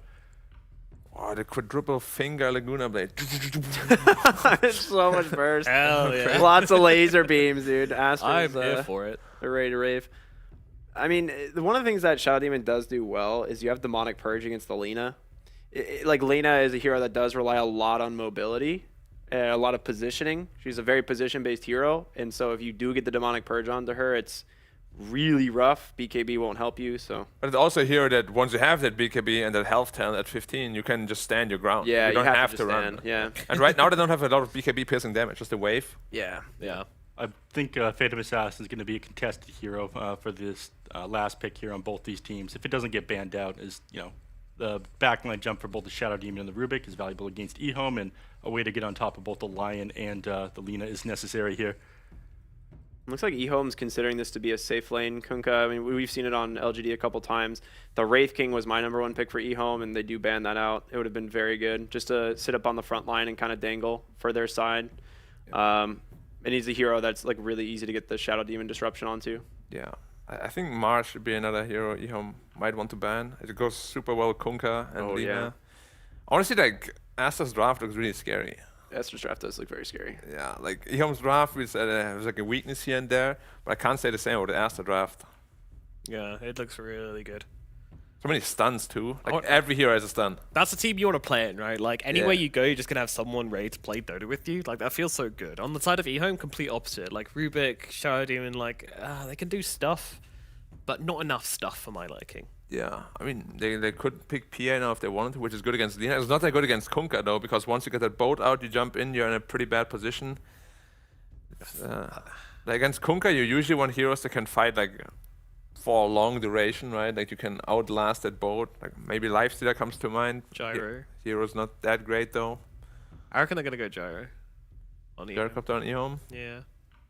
Gyro's difficult because you don't have enough to enable you. I think you need that very heavy burst damage to take somebody out at the beginning of a fight here, and that's something that Phantom Assassin offers. Lifesteal would be okay as well, but TA. Ooh, Oh, of that's course, nice, yeah. that's nice. Temple makes Assassin sense. instead. Dude, no, Mars looks like even better now, though. I mean, I kind of forgot about this. Like, eHome's been running the safe lane TA a lot. Like, it's something Yeah. that's banned against this team quite often. But you're right, Mars is pretty good. I actually don't think it's a great counter to the TA. I think it's just good against it helps their team fight more than Yeah, anything. I mean, it complements the lineup well. And in the lane, like, sure, later on, it's not the greatest hero against TA, but I think in the lane, it's quite nice because you actually have, like, the same Bulwark range. toggle. Yeah, It's so annoying. it I want is. the offlane ogre. That's what I want. Yeah, I absolutely agree with Black, though. Mars is practically the perfect pick here. If you get a Refresher Orb and a BKB in the late game, there's just no way for eHome to be able to fight into Aster, and the draft is pretty well-rounded already. Why not just pick the best solution of the TA? How about you just go for Night Stalker, maybe. Night Stalker? Are you sure? Night They have so many Stalker- options right yeah, now, though. it's like Night Stalker with Blink and Inkswell is so strong right here, Like, too. their draft is done on Aster, I feel like. Like, they've got their They're draft. just picking a like, +1. Just, yeah, whatever you want. But the cherry on the cake. But you want to play Pudge? Alright, let's go. Dude, sign me up, baby. I'm ready Give me for an it. offlane pudge. Dude, offlane Pudge is so good. Ah, Oh, it says offlane Okay. Kunkka, actually. so they go back for the PA. You were right on that one. PA being a It ended contested up hero. being pretty contested in the end. They picked up Phantom Assassin. I think that Mars would have been pretty good as well, but I guess they're favoring burst damage here, and they have a lot of it between all their heroes. The PA and the TA is a little bit weird of a matchup, though. Yeah. Like that, like PA typically does not the- large instances of damage, not a lot. It's of also, like, instances of damage. weird against, like, Pango. You It's just not the get disarmed. greatest against Pango. Yeah. Especially before you BKB, you can't really jump on him, right? Mhm.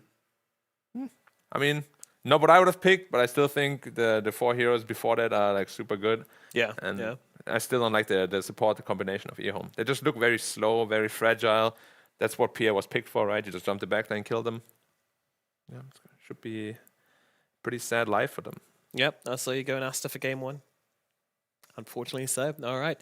Neff, what say you, Draft Sensei? It's got to be Aster.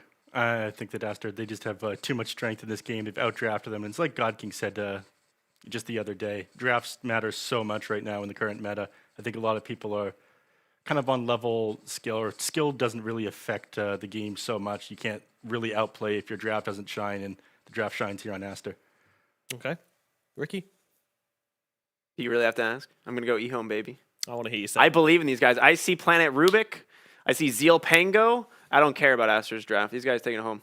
All right, fair enough, Ricky. I respect the dedication to the cause, but it does look like an uphill climb for eHome. Can they pull it off? Let's find out with our casters of BCOP and Lizard. Thank you very much. Nomad coming into game number 1 between Aster and eHome. Ricky going for that eHome pick. Do you think there's a lot of faith there behind it? Or is he just going with the team name, going with the team he loves? No. There's definitely a lot of love there from Ricky towards eHome, but I believe that they've got what it takes. Yeah. They've proven that to us before. They've had some wicked drafts before that they made work, and I don't think that there's necessarily anything lacking in the lineup that they're running. Like, Right. okay, Queen of Pain on that mid lane versus Lina and Konka later on. You have to itemize against that, but the Pango and the TA, these two should be able to really have a good game. Right, yeah, Aster's lineup, we were kind of thinking about different offlaners and didn't really expect the Phantom Assassin, not a hero. I called 3 out of 3 banned ones. Yeah, just not looking at the ban list at all, I guess. But we eventually found ourselves with, what, PA, Kunkka, Lina, Grimstroke, Lion, and Monet. At least for now, just set up mid, but he's just hanging out, hanging around, maybe looking for that first blood. They did place a ward across the river, get that vision in. We haven't seen much PA. Is this a hero that has been kind of eluded for a reason? Is that a pun? Or Evaded for a reason? She has evaded the meta for a little while, but mostly because of the bans. Like, she got banned a couple of times, then you forget about her and you stop picking her, because the hero itself is still very strong. However, usually I like to see PA with some sort of a steroid on her lineup, right? And at the moment I don't see anything like that on their side.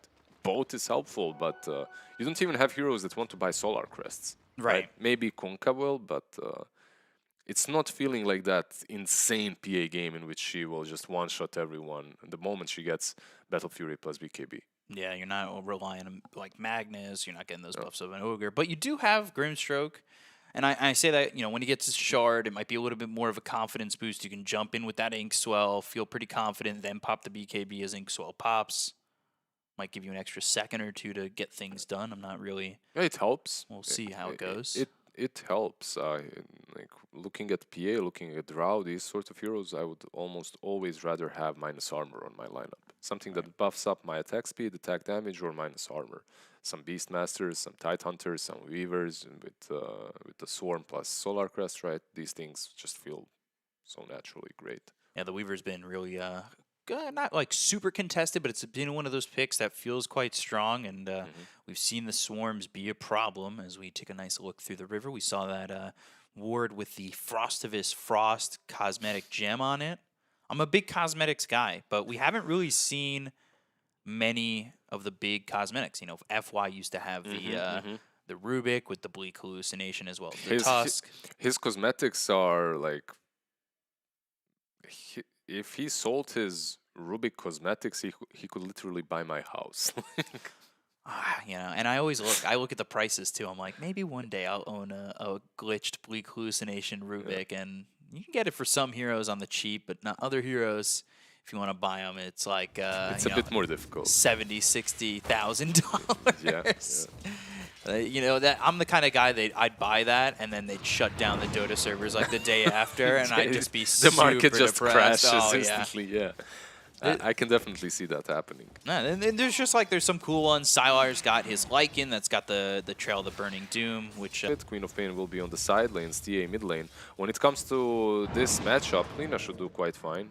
Later on, the TA obviously has some advantages as she can get on top of her, eliminate her fast from the fights, but in the lane itself, it can be 50-50, but usually it's Lina that comes out ahead a bit.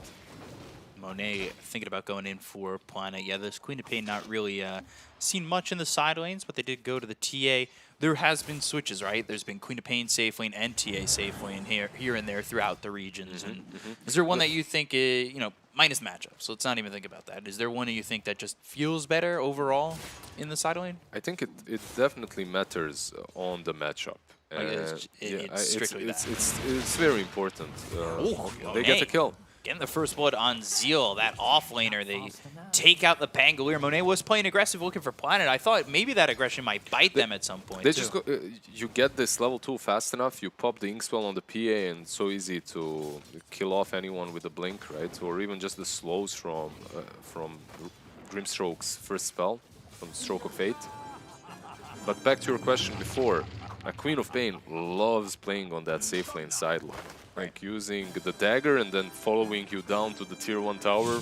Like, you can't do that on mid lane, right? Like you can harass someone, but he just falls back to the high ground and it's already more difficult.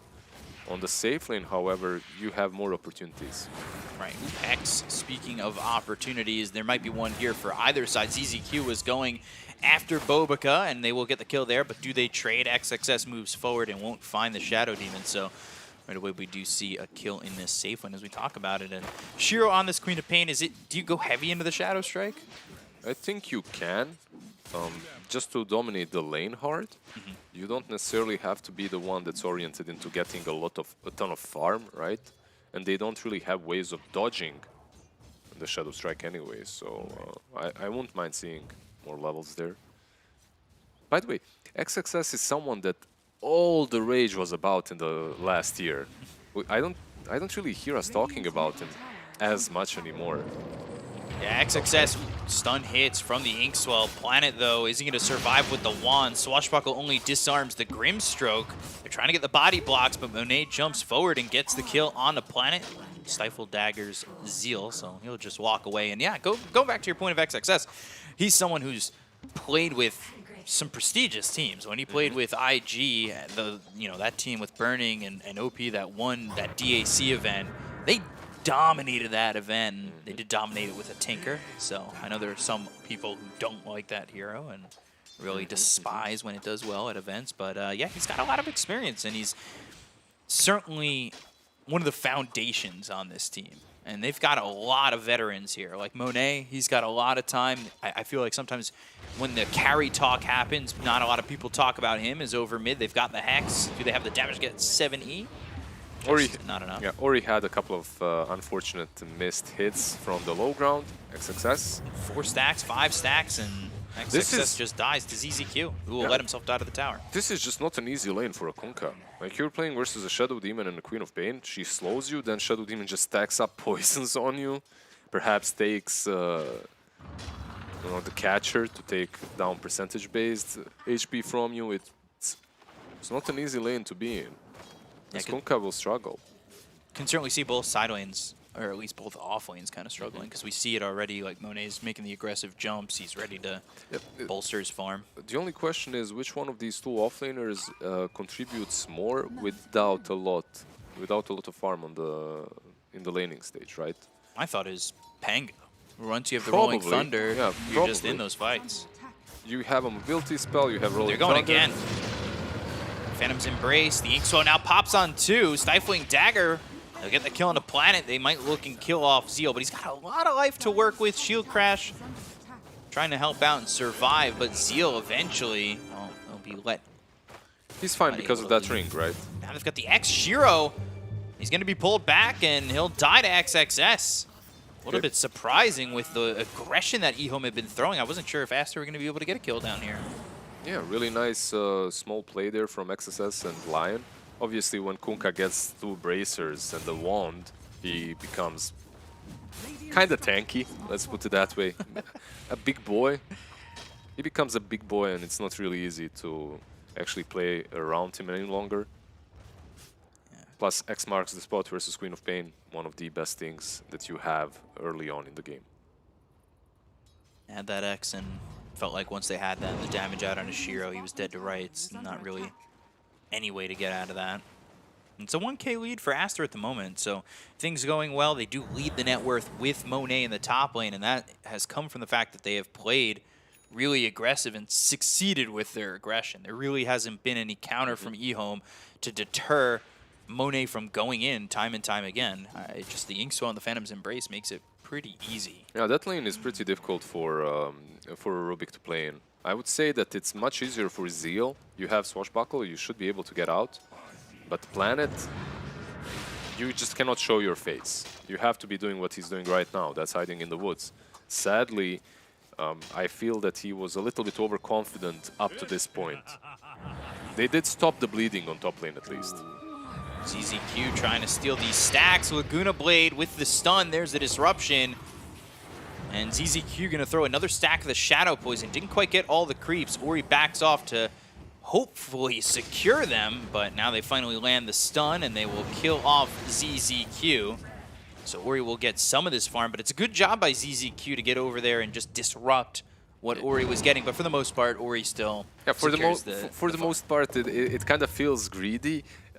I'm caught in the same trap so many times. Like, you see this juicy stack, you're something like a Shadow Demon, a Phoenix. You don't really have the damage to take it, but maybe if they aren't around for 2 minutes, you will. Get those stacks up, and Monet's got level 6, but here comes Shiro, has the Sonic Wave. They're gonna try and get Monet out of this one. Here with Siamese Cat, Sonic Wave, Shadow Strike on him. In deny range, but the right click is there for Shiro, and now can eHome leave? They have the X, they have the Ghost Ship being thrown from XXS, who made the rotation, so they will trade 1 for 1. It's a 3 for 1, though, and it does slow down Monet's game.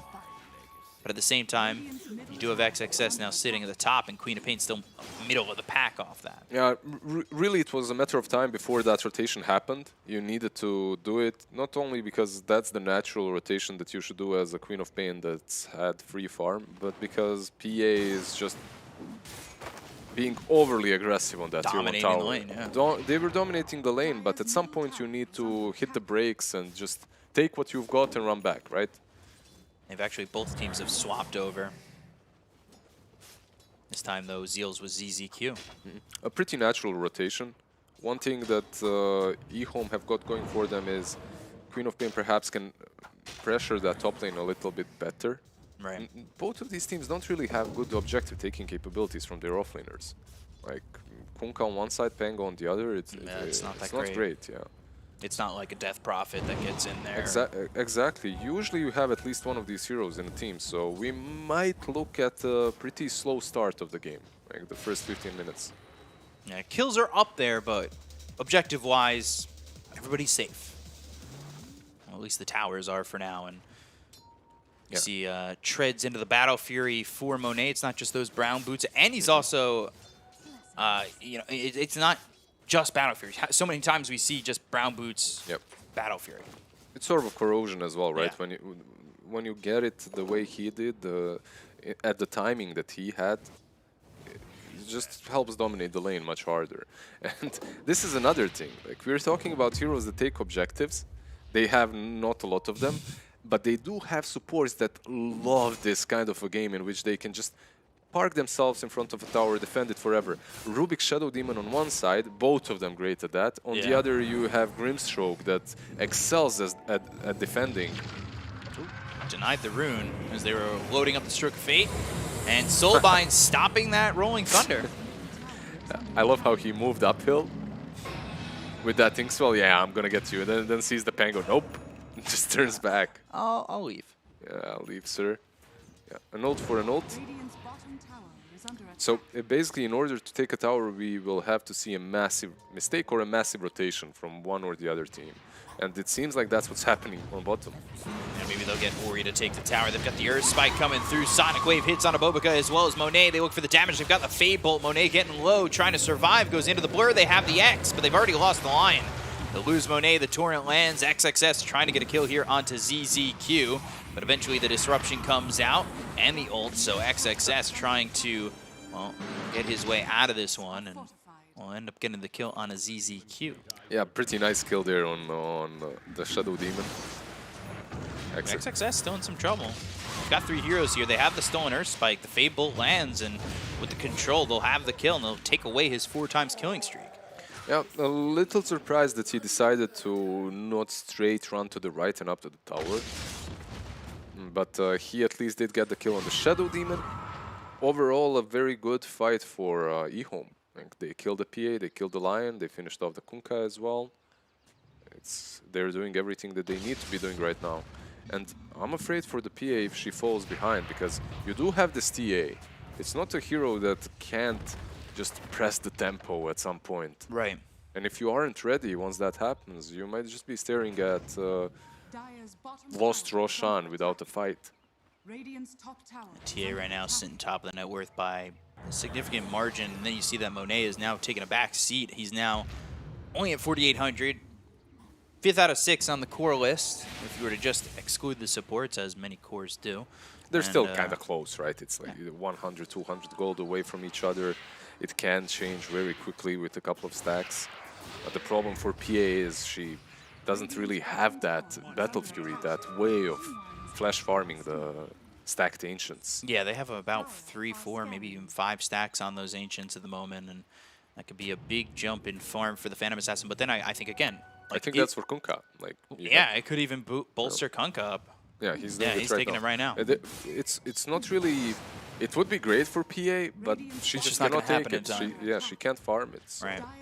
And I'm thinking to myself, is the Orb of Corrosion a little bit of a bait? You have a good lane, and then you get the Orb of Corrosion, your Battle Fury timing's a little bit slower. It helps you be more active, and that's definitely what he tried to be in this game. Sadly for him, it kind of backfired. Yeah. But as you can see, he just took the bottom tier 1 tower, and that Orb of Corrosion definitely helps with it. So right. So there are its perks and there are perks, pros and obviously. cons. Yeah. There's a reason why he bought it. Wow.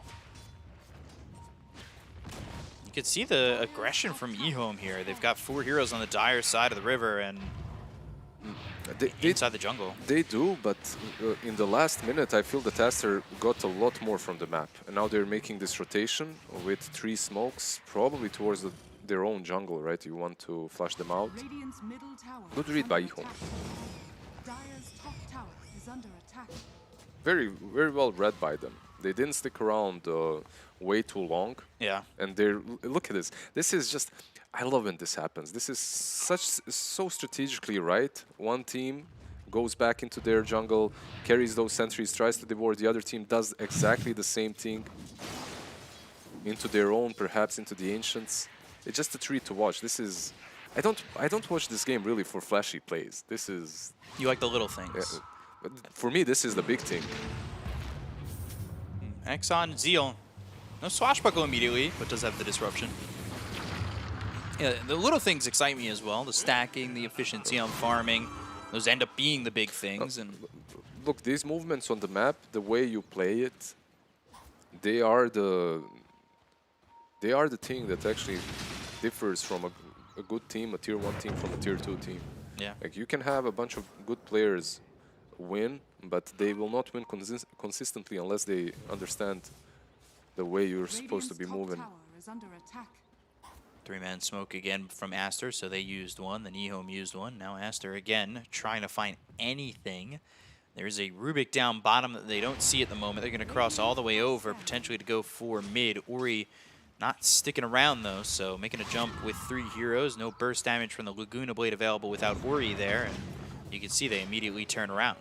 They just didn't get what they wanted and probably place. There's a Rubik on the bottom lane. Down. They pinged him out a little bit, yeah, but he TP'd mid. Yeah, he TP'd out. One thing that Aster is obviously waiting for is that Lina timing. I'm not sure if she has travels already, or what her item build is like at the moment, but she should be able to fall back after that small camp. Oh no, this is now a greedy play. He's going for 1 more wave, and that 1 more wave usually kills you. Yep. Shiro's there. Ori gonna try and TP out, but they've got ways to stop this. Got the disruption, and they have the control to get the kill on Ori. And this is all due to that ward on the top lane. You see the Radiant Observer under the tier 2? Yeah. That's what makes that happen. It's because they were on point earlier on, just warding up the enemy jungle. Yeah, that came from that smoke. And Finger Ghost Ship, good combination for XXS to get the kill, and Bobica, I believe, to grab a stack. TA doing Roche. And that's, again, you just said it. Yep. Roche, and no response. You can't really, especially if the Lina is dead. It's very difficult. your PA at the moment is not a hero that contributes to fights, so you kind of have to scrape around and find a 4v5. But it definitely is on eHome to push their advantage now, and let's see what they can do with the Sages. They'll take the tier 1 over mid, so they get one objective out of it so far. And they're looking to push for more. Planet right on the high ground. He's got stolen level 4 Dragon Slave, but we'll see what else he can grab in the midst of a fight. They're posturing up. eHome know that they have this Aegis advantage, and they're not afraid to use it at the moment. Sonic Wave off cooldown. They're ready to go. Yep. Everything's there for them. They're pretty much deciding which way to go at the moment. The tier 2 on the mid lane is probably the hardest to take. So it's either take the triangle or rotate slowly towards the top lane where you have vision and try and take the tier 2. And just cleaning up the Ancients and making sure that eHome, or well, making sure that Aster don't have many places to farm. BKB finished for Ori. XXS, he's in the trees, and like you said, they're fighting under their vision. And they'll go after Siamese Cat. They get the kill into the Grimstroke. They'll also take out his courier. Yeah, Ori was forced to use his BKB. Is that first charge gone? 9 seconds now, down to 8 seconds. DZQ, he wants to go for this. He's trying to find the vision to get the disruption. Monet into the trees, TPing, and there he is, getting spotted. So let's see if they can finish off Monet. Doesn't really have a lot to work with, and maybe can jump to the creep wave, but never gets that opportunity, and Shiro gets the kill on Monet. Ori comes over with a Laguna Blade, finds the damage to kill off ZZQ, but not a balanced trade. I'm a full-on Ricky eHome convert. Like, I believe this team is playing extremely well across the map, across the board. When they get their comfort heroes, like, their movements are just very fluent. Yeah. It's enjoyable to watch. The kill on the top lane around their wards into the tier 2. Obviously, everything is going right for them in this game. They're not too far ahead, but they are in full control. And they're keeping that control in by these small kills, like the one on the bottom lane. No, not really small, these kills on the PA. Yeah. And just to think about where eHome were last year, you know, their roster wasn't bad by any means. They had Fade, X-Nova, Sylar, and like switching and up XM. Sylar a bit as well, right? Yeah. And now they've got this old Phoenix roster under the eHome banner, and they look good. And I think this is an up-and-coming young team that can definitely make things happen. They're not getting so outclassed in these matches. Not at all. They're more like outclassing Aster. Like this move, this dodge of the smoke. Let's see if 7E will get caught in the end. Nethershaw might want to pick that up. There we go. It's too many branches, you know. I Don't could want to still drop get them. that branch again. Yeah, like, okay, now everything changes. Like, you drop that GG lucky branch, everyone knows what's next. You're Curse gonna of the feed. bottle. Yeah, of course. Disruption to avoid the X, but he still throws the Ghost Ship out. And that'll slam down onto the Shadow Demon. XXS trying to make something happen. They've got the damage to get the kill into ZZQ. The LSA lands out of the Queen of Pain. Bobica hit with the Shadow Strike. He's getting low. They've got the Telekinesis, and with the Swashbuckle, Zeal will take out Bobica. They look over at XXS. They have the damage. They've surrounded him. They'll get the kill. This is all without Monet, and like you said, Monet's not really a hero that can get involved at the moment. And he is bottom, continuing to farm while the rest of his team tries to hold on to the game for him. These kind of fights are not necessarily what Aster wants to have, but these kind of plays are sometimes plays that you must make. Like, you can't let them just go from one tower to another and take objectives without any contest happening. Yeah. If you defend under the tower, most likely it's a full wipe. But like this, if you force their hand, if you initiate on the Shadow Demon, perhaps you can trade 2 for 1 or support for a support. Obviously, in this situation, it didn't really work out for them. But Monet is getting closer to the BKB. That's really all that matters. You want this PA with her BKB as soon as possible. And now the BKB lets Monet fight, but it's not all the tools they need. They still need another item on PA, right? But it does give the option, like Monet doesn't just have to be out of the fight. Yeah. Suddenly you have 5 heroes. Yeah. Still though, that BKB, you will be playing into a Shadow Demon. He can purge you still. He can prevent you from actually dishing out damage and being that impactful. But at least you have additional hero that will be up there, leaving Ori more space to work with. Like, when you're fighting 4v5, Lina feels so bad because she's very exposed.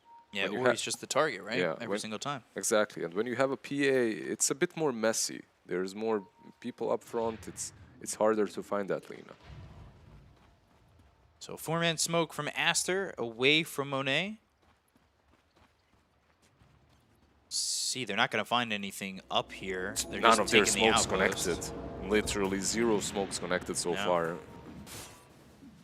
But it's harder, right? Like, you're playing into traps. You're also playing versus a team that's ahead of you, that's kind of in control. So Every movement feels like it has to be smoked, right? Otherwise, you're going to get caught by something.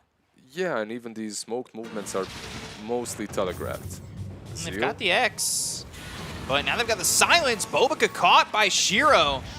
Well done by Shiro. He's got the Orchid. The Rolling Thunder comes out, and now it's on XXS. Shiro positioning himself pretty well to go after XXS. The ghost ship from the Rubik, and then a ghost ship from the Kunkka, I believe, just was not enough.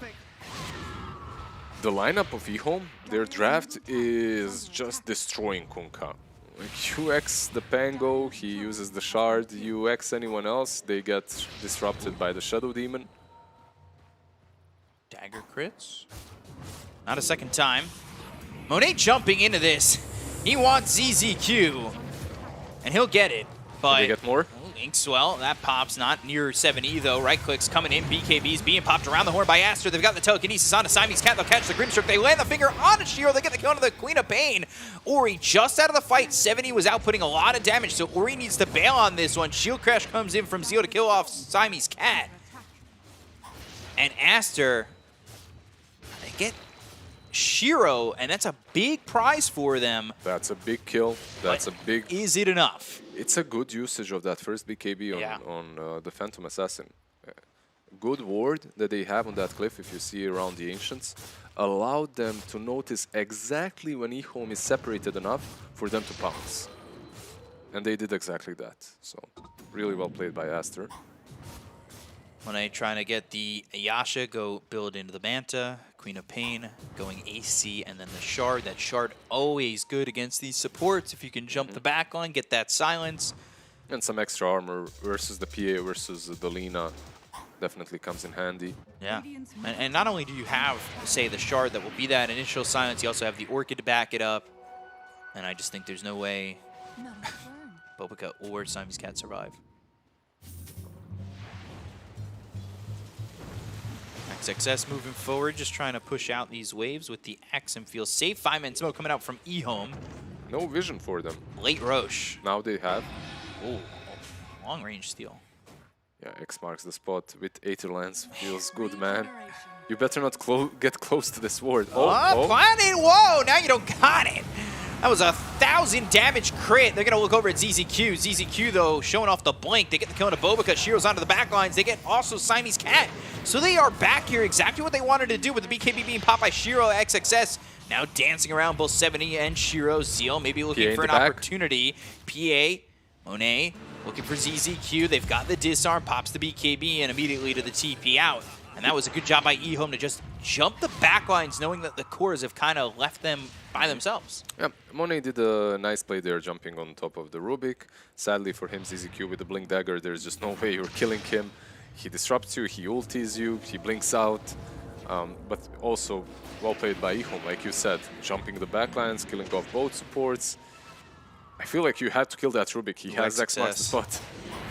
Spotted again, Monet. He just used the BKB. They've got the Soulbind, they have the disarm, but is it going to be enough? Ori hitting from the sides, and now Bobica comes in. They've got the kill on the Zeal. Sonic Wave pushes them back. Ori's BKB is going to run out in just a moment. They've got 70 hitting away, but the Laguna Blade comes out into ZZQ. They get the kill on a 2. The stolen Laguna Blade thrown over onto Ori to get the kill onto the Lee, and they look over at 70, who's really low with the BKB, and rips apart Monet and XXS with such a sliver of health. They'll get the kill onto 3, and then finally 70 dies. Shiro kills off Siamese Cat, and it will be a full team wipe when they eventually kill Bobica, and it's Planet who does so.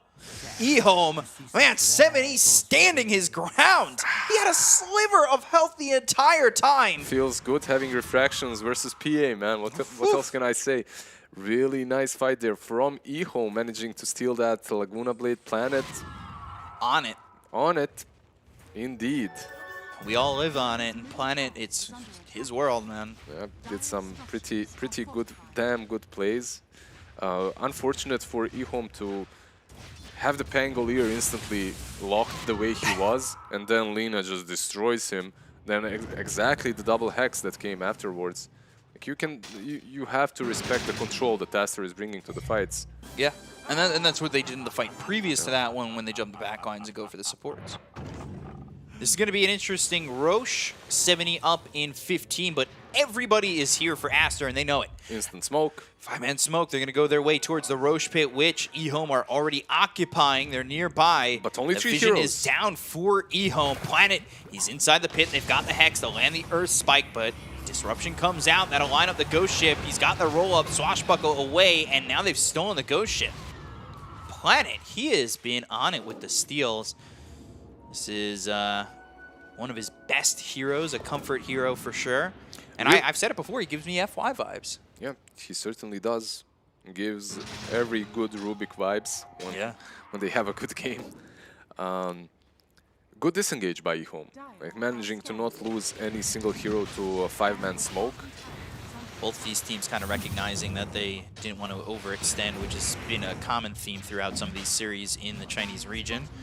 Trap down, hits on a Monet. They are setting up on the side of Aster. They've got Planet over to the side. Rolling Thunder starts with a blink forward. They go to the Ghost Ship, being thrown by the Rubik, and now they've got the Telekinesis. They'll keep him there. Soulbind out on Azeel, but he's not close to anybody else. 7E hit with the axe, pulled back into the Torrent. Rolling Thunder's going to be out. They've got the Inkswell. They're going to jump 7E with the BKBs being popped by both 7E as well as Monet. They've got the Sonic Wave pushing Monet and Wells. Ori, they've got the LSA. XXS trying to get up the steps. They'll throw the LSA. That lands out of the Kunkka. And now Laguna Blade thrown over by Ori. One more strike. Shiro gets the kill on XXS. He buys back. They go after Zeo. They get the kill onto the Pangolier. They look over now with the Rubik. Planet caught out of position by himself. Both heroes down for 50 seconds. No buyback. That might be enough for Aster to step into the pit. But do they even get Roche? It's still a tough one. I know they've got 2 heroes dead on eHome, but they can still fight back if they choose to. Well, there are no BKBs. X, they already landed the Torrent. They've got the finger blowing up ZZQ, and he'll buy back immediately. I feel like if you want to defend, you need to buy back on the Shadow Demon, but it's not easy. You don't have the BKBs on the TA, on the Quap. You already use them, obviously. And the Kunkka is just a predator right now. You have to be careful. If he gets close, you're dead. So Roche getting low. Is anybody going to make the jump? They're trying to, but look at Bobica's positioning the blink in. 7E! Woo! Loses his life for a moment. He thought he could get the Aegis, but, well, Aster lock it down, and they get the kill as well as the Aegis. You guys obviously can't see it. B-Cop slams the desk, looks at my screen, looks at his own. He's not sure who took the Aegis. Yeah, a nice attempt from 7E, but... I feel like you got to make that move, right? I'm not sure. At this point, I feel like you're giving Aster a little bit too much. Even if you take that Aegis, most likely you die 2 times. They've been... Like, strategically, the game hasn't been in the best spot for eHome in the last 5 minutes, mostly because they're trying to fight into the enemy high ground, around the shrine, around the wards, instead of, you know, just perhaps camping their own triangle, farming up, waiting for the best moment for Roshan, not just forcing it. Aster now working with an Aegis timing, 4 minutes. Building an Ags on the Kunkka, Stifling Dagger, and Monet getting a quick kill. The fan of knives. Well, ZZQ is not one of them. Yeah, PA gonna do PA things. She's getting, she's got that critical mass now, and Satanic's gonna be the breaking point. It feels like. Even right now, if she sees you, you're most likely dead as a support. Does ZZQ have enough time to disrupt himself, or her, perhaps? But it will be a clutch play. Yeah, it would almost. It almost feels like it extends the inevitable anyway, if he's by himself, especially. So it was literally the second Roche fight that could have brought game home for eHome. A couple of extensions, and now we see Aster in control. XXS about to have the gold for the Ags. Aster is just so clinical. Like straight into the high ground push, no messing about. They know Shadow Demon is dead for another 10. XXS was going to buy the Ags, had it queued up, goes straight BKB instead. Maybe needing a little bit more survivability, knowing he doesn't have buyback. The Torrent Storm's always nice when the BKBs run out, but to get that far, still got to survive. So goes to the BKB. It's a safer route, Yeah. for sure. I would still rather see the Torrent Storm. I feel like it would have more impact. Like if they focus fire the Kunkka and he dies, by that time Lina and PA should wipe them, right? Right. So they have to choose wisely on eHome and kind of be meticulous about where they go. Yeah. Still though, BKB makes your game easier, so can't blame for that. Still 2 minutes on the Aegis, and they got the top tier 1 and 2. They'll head over towards mid. We'll see how much they're willing to push on this one as Ori's over to the side and bottom now. It's crazy how much I feel the power spikes and game equilibrium is shifting in this match. Even though network swing has been maybe 5k the most at the whole game. I don't even think it ever hit 5k.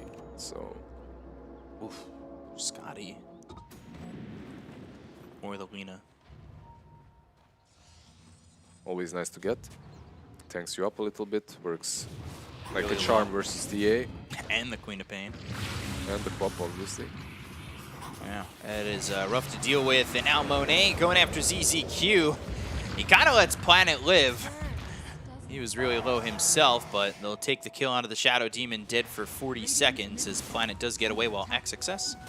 He's over here mid, just hitting away at the tower. Their game plan just completely switched after the last Aegis. Suddenly Monet is this PA that is jumping in first, and you don't have to be scared little kittens waiting for Kunkka to X marks the spot anyone. No, you just jump in the PA. They can't really do anything about it. He feels pretty comfortable to just jump in. He's got that ink swell whenever he wants to make that move. They look over at 70 with BKB. I don't know if it's going to be enough, and it certainly isn't. Whoa.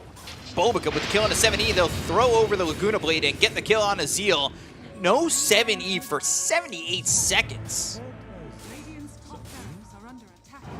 That is a long time to be without your TA, and they're still smoking up and potentially looking to make a move, but maybe ill-advised if they do jump on this Aster lineup.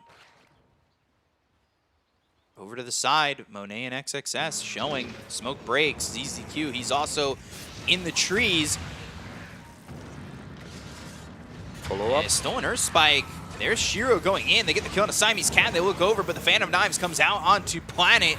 The Queen of Pain will blink away. They get the kill onto the Rubik. Rubik has a 65 has buyback. Aegis expires. They're still working with a one-man advantage at the moment, and they're going to take this top set of racks, it looks like. Melee goes down, range next to fall, and they do buyback on Planet. There's a tier 2 on the bottom lane, and your TA is still dead for 20 seconds. I'm not sure if this buyback was completely necessary because Aster isn't going to push and you're not going to defend, right? Right. So, still though, maybe Aster would have tried for the throne. It's tough. And they do kind of have building damage now. A lot different than when we were definitely talking about objective taking in the early part of the game. They do take it pretty quickly these days. They could have, but it's always a risk. It's a massive risk when you go for the tier 4s. Yeah, for me it feels like eHome was climbing this huge hill just to throw themselves off of it at the summit, right? A little difficult for them to come back into the game at this point, but definitely possible. They have a ton of damage from the TA, from the Queen of Pain. It's like that mythology story, the guy who pushes the rock up the hill only to be pushed back down again at the top.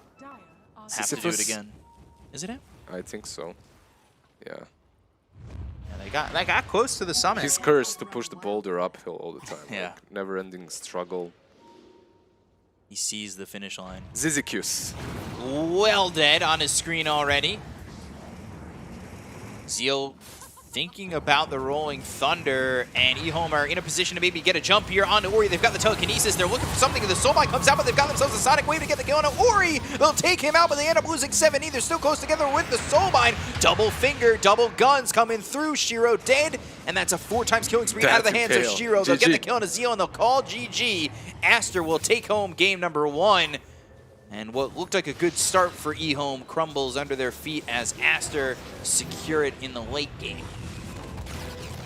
They played the early game really well. It's how their lineup really should work. Like when you look at eHome and when you look at Aster, if the teams are kind of matched in skill level, when you look at these two drafts, you understand that eHome should be the ones taking advantage early on. Right. And they did that. They did that extremely well. They pushed the tempo.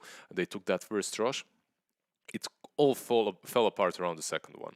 Like literally, second Roshan killed their game for them. Yeah, it was the turning point. They were a little bit too eager, perhaps scared of the PA, but small steps lead to greatness. If you try too much, if you try to go into that rush pit and just force it next to a high ground, it usually ends up badly for you. Yeah, it was 7E makes the jump in there. I kind of thought maybe he had to do it, but if he doesn't do that, they have TA not dead at that point. The pressure doesn't continue to mount from Aster, and the game could go a different way. But ultimately, Aster do put themselves in the right position, and they held on because they were getting pressured pretty heavily as sure. Monet was just trying to farm up, and he got to that BKB. It allowed him to fight, and then it really got out of control, like you said, by the Roche pit, where Aster had the overall better vision and better game plan. And not to take away from eHome, because they knew what to do.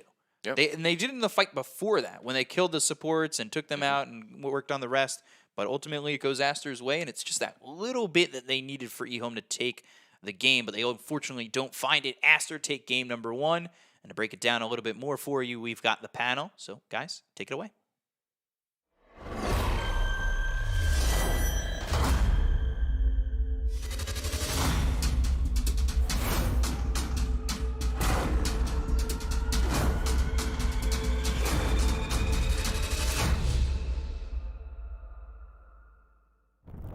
Buenos dias, everybody, and welcome back to the panel. Indeed, it was, unfortunately, eHome, which it ended up going no bueno for in this game. Ricky, unfortunately, you put your heart on the line once again, and it was trash once more. What was it which didn't work out compared to what you were expecting after that drafting phase? Well, luckily, I can't understand any of the words that you're saying, so I'm going to assume those were mostly compliments, right? eHome, just doing great stuff? Yes. Yeah. Exactly that. No, it was a little bit of an outshining going to the late game. Like the Phantom Assassin, as much as like it on paper struggles against the TA refractions, you get to a point where this hero is too big, like too difficult to deal with, and it didn't really matter. You have too many ways to actually kill this Templar Assassin going late game. So how would you have liked to see them address that issue then, Black? I mean, they were really on a timer, and they actually looked like they were in control for quite a while, but then they had this one team fight that they messed up, and then when it happens and you're on a timer, that pretty much just seals the deal right there. Obviously, don't GG out right away, but yeah, ever since that one fight at the Roche pit, it was all Aster from there. The PA suddenly just got 1 or 2 more items, can't kill him anymore, the support just die in 1 hit. This is very difficult to play. Yeah, very rough indeed, but there were a few glimmers of hope for eHome, a few fights which they were able to take, especially one pretty major fight, but Astra's come back and fight them again. I mean, how did those 2 fights go in such different directions? I think it is just timings, right? Like a lot of it is the later this goes, the better the game gets for Aster, and our caster said it very well. Like eHome did a really good job in the early game. They were able to shut down a lot of Aster's progression. They were starting to take over a lot of the map. They got tower after tower. They get first Roche. But yeah, you get to a point where your lineup doesn't scale as well. And the later this goes, the better it is for Aster. And like Black was saying, they missed their timing. They certainly did, yeah. It was unfortunate, but this does mean that Aster take game at number 1 fairly convincingly. I don't know, like, Aster, pretty damn good from them. Is there anyone who had a standout performance from them in your eyes? This game, not in particular, to be honest. Yeah. I do think that in the early game, they dropped the ball a little bit on the Aster side. They got picked off a lot, especially on Monet. But come mid-game, they rectified some of those errors, just farmed up like they had to, secured their farming triangle, their own jungle. And then once they hit their timings, just ended the game. But you can see that they're, like, when things click, they are still quite a bit above eHome. Like, the teamfight execution was really, really good from Aster, and those late game teamfights, especially from Boboka on the line, getting some really clutch initiations. very good combos also with the Grimstroke ult, the double hexes, double impales were very impactful. Yeah, we wanted to see the double finger didn't. Laguna happen. It didn't happen, but I mean, it kind of did. Here you got double zap though on the quad. Hey, there we go. Anime lasers coming through. Yeah, it's just such a difficult game to play though when you draft your lineup like this, and then so many of your heroes are just innately countered. I mean, you put yourself in a tough position, and you actually played really well considering the fact that you were in a rough drafting position. Yeah, yeah. No, I think it was definitely a good look for eHome, but unfortunately in the end not quite enough. Did you kind of we weren't sure about the PA pick in the draft, right? We said, we would like to see them go in a different direction, but they do go towards the PA in the end. What did you end up thinking about it after we've seen it all break down? I mean, I feel like the PA was great late game, but if they just picked a better hero in the lane and something that scaled well, a little bit, it still had like decent scaling, I don't think the game really changes. Is the thing. Like the game would probably still end up being about the same. Like Aster going late, all their other heroes still scale very well. Whereas eHome, you kind of have the Shadow Demon that's gonna fall off. Planet, as well as he played on the Rubik, it's not like having this Inkswell, Soulbind combos that you have from these other heroes. Yeah, sure. And it kind of just became a burden in the late game, right? The supports. Yeah, that's what exactly. The SD Rubik, they're alright, but we did say how squishy they are, how useless they might become when this PA gets big, and that's exactly what happened. Monet always found one right at the beginning of the fight, gets one lucky crit, you're gone out of the fight, and then what do? You have just no damage really. Once that TA and Quap unloaded everything, what do you have? Nothing. Yeah, I kind of feel like they need to somehow wait out the BKBs, but that's not going to happen when you're playing against these heroes. And even your lineup as well. It's neither had a slow lineup, which just again made those supports feel extra kind of confusing. They didn't really work, and it was something we saw coming from a long way off. And of course, Monet will be our MVP on that Phantom Assassin. Just a pretty straightforward game for Monet, to be honest. Just farming up, hitting them creeps, having a great time. What would you have liked to see in place of the supports then? After seeing how the game played out, do you think there's a hero you could have put on the 4 or 5 which would have made a big difference to this game? I mean, usually with Rubik and SD, you want to have just like a frontline support that can actually give information and just be there and tank up for you. Like something like a Tusk, something like a Spirit Breaker would be very nice. But if you pick 2 of those backline supports that can't really help each other, then you're in a lot of trouble once the hero is actually in that backline. Sure, you have 1 disruption, but PA doesn't care about that. You have a 5-second blink cooldown. You're just going to jump on the next target. And then you already used the saving spell. There's nothing left. Yeah. And what about you, Rico? Do you think that would have been a better option?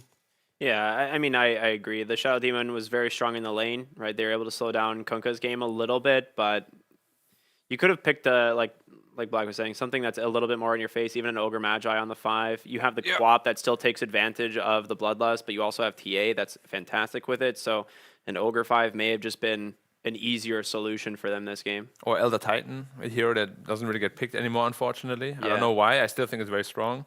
Yeah, it's actually uncontested in this region. Yeah, very picked or banned at all. Very forgotten. Or actually, maybe we saw it once. I think it might be in the one. Yeah, maybe one game. We saw one ban, I think, of Elder Titan. Yeah, 1 other time ban. Kind of sad. I'll check shortly. Yeah. But yeah, what are our thoughts going into the second game then? What do eHome need to change up other than that support duo as mentioned? Honestly, I was pretty impressed with the way they were playing. I did believe they were quite outdrafted, but the way they played the early game was really strong. They changed their lanes also to give them an advantage there. The Quap against the Kunkka is a much better matchup. And yeah, I like what I'm seeing from them, but the draft, just like in the last series they played, was the issue again. It just feels like they're always on the back foot when it comes to the draft. Maybe that's because they're sticking to their comfort zone, which is usually a good idea, but you can't always do that. If it puts you in a bad position, it doesn't make much sense. It doesn't make much sense at all. All right. I mean, you know the team very well, right, Ricky? You Relatively, yes. Yeah. You're casting them in Summer Division 2. Previously, I mean, what is some specialized picks which these guys can pull out? And we're actually seeing them. That's the thing. Like, we saw a couple of them in that game. The TA is something that they flex a lot between their team. It looked like a big bait though in a TA, right? Yeah, it did. But again, I think it's partly because they didn't have like typically when you have this hero, like having an ogre with bloodlust makes this hero's life so much better. Excuse me, so much better. Yeah, But dying, don't mind me. That's the thing though, right? They didn't really pick to what their lineup was designed to do. Yeah. They just stuck with their comfort zone, which doesn't work against a team like Aster. Like, you actually need a solid draft to beat a team like Aster that also has a solid draft. Sure, if Aster also, take a misstep in their draft, then maybe can work out, but they didn't. Yeah. Nah, relying on Aster to make a mistake, especially in their current form, seems like a silly thing to do. They're one of the most consistent teams so far that we've seen, for sure. Yeah, I mean, especially this time around, I think China is feeling very inconsistent. It's weird, right? Yeah, definitely. I mean, would you agree, Black? Yeah, for sure. I think other than LGD and perhaps Aster, I mean, even they have like the holes here and there. Games, It's not looking as crisp as the other seasons have. Maybe that was because of the prolonged break they were forced in, because some people were still stuck in Europe for a longer time. Yep. But it's definitely not as refined as the last season has been. Yeah, because previously we had, I think both seasons we had LGD. I think firstly it was Aster and IG at the top. Yeah. Then it was LGD and Aster at the top again for the second season. So. But the other teams also look so much more consistent, right? Whereas now it's kind of like, true, we knew what to expect, but yeah, now it's like all over the place. It's crazy. It's crazy. Anything can happen, and indeed, we do have a draft coming up just around the corner, which means it's time to say hello to Nef Sensei on the drafting panel. Thank you. You got it right this time. I'm impressed. You're welcome. So, quick thoughts before we get into the draft of this last game. Pick, so it's something that we all agreed on. So regardless of what they could have picked, it was already pretty solid. It was definitely an outdraft by Team Aster, and as much as Ricky believed in his boys on eHome, They played well. They Rest of actually us- played a good game. It's did. just an outdraft. Playing well is not enough nowadays. I know. All right, let's you're see. about facts and logic here, Ricky. I hate it here. Let's see if eHome can sort out their drafts for game number 2 as we jump into the picks and the bans for the second matchup. Also, a quick question. Do you think TA should have itemized into an MKB much earlier? Because then the PA would not have been a problem. And when she jumps to the backline, you can actually handle her. Instead of Silver Edge? Yeah. I think TA's job was killing the Lina, honestly. TA was just going after Lina the whole game. They needed other heroes to deal with the PA, which I guess they didn't really have, right? That was one of the faults of their draft. Like, you have Shadow Demon who can, like, purge her, but she just still blinks around. What I realized when I play against PA, if you don't have that MKB and you rely on a break, it's very inconsistent. Absolutely. Yeah. Your BKB suddenly just before, like, oh, I guess you have like, I don't know if you took the evasion talent or not, but you have like 80% evasion. Okay. Yeah. You No need something problem. to do it. Treant. Slow Dota. Slow Dota 2. My favorite Dota. Oh, we're pushing the tower for 20 minutes. Ah, it's full HP. They're even into the Treant Menset now, as they're taking their time With the second pick. over the second pick. They're cosplaying hard. mean- What does this hero? I mean, obviously, slowing down pushes, being annoying, healing up towers. Counters BKBs. Yep, Very good at that. So it's not really an answer to the Bane, is it? It's just their own idea. Yeah. But like when you pick Treant, usually you want to really pick heroes that make use of all the space he will give you inevitably. Okay. Because otherwise, why would you pick Treant? Because you really pick it to do slow down tower pushes, have those BKB answers. So you want to pick heroes that really scale well into the late game. DP is one of them. Makes a lot of sense. Yeah. And So, not banned this time. Yeah, Dota's often a game of push and shove and pull. And you got the push in the DP and the shove in the Treant Protector. And the pull and the charisma of eHome. Pulling the viewers towards you. Yeah, I mean, look at those trousers. Those are some charismatic trousers. I love it. Yeah, look at that pattern. And then They're all Adidas dressed to jacket. impress, let's be honest. Mhm. They all look great. Yeah, streetwear.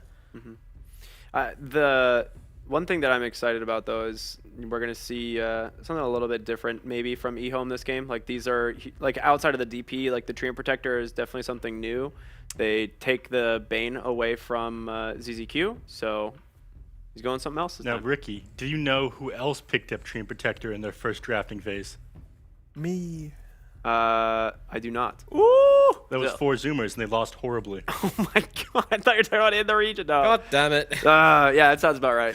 NA Talk is banned in this house. If you do it again, you'll be demoted from Draft Master to Draft Peasant.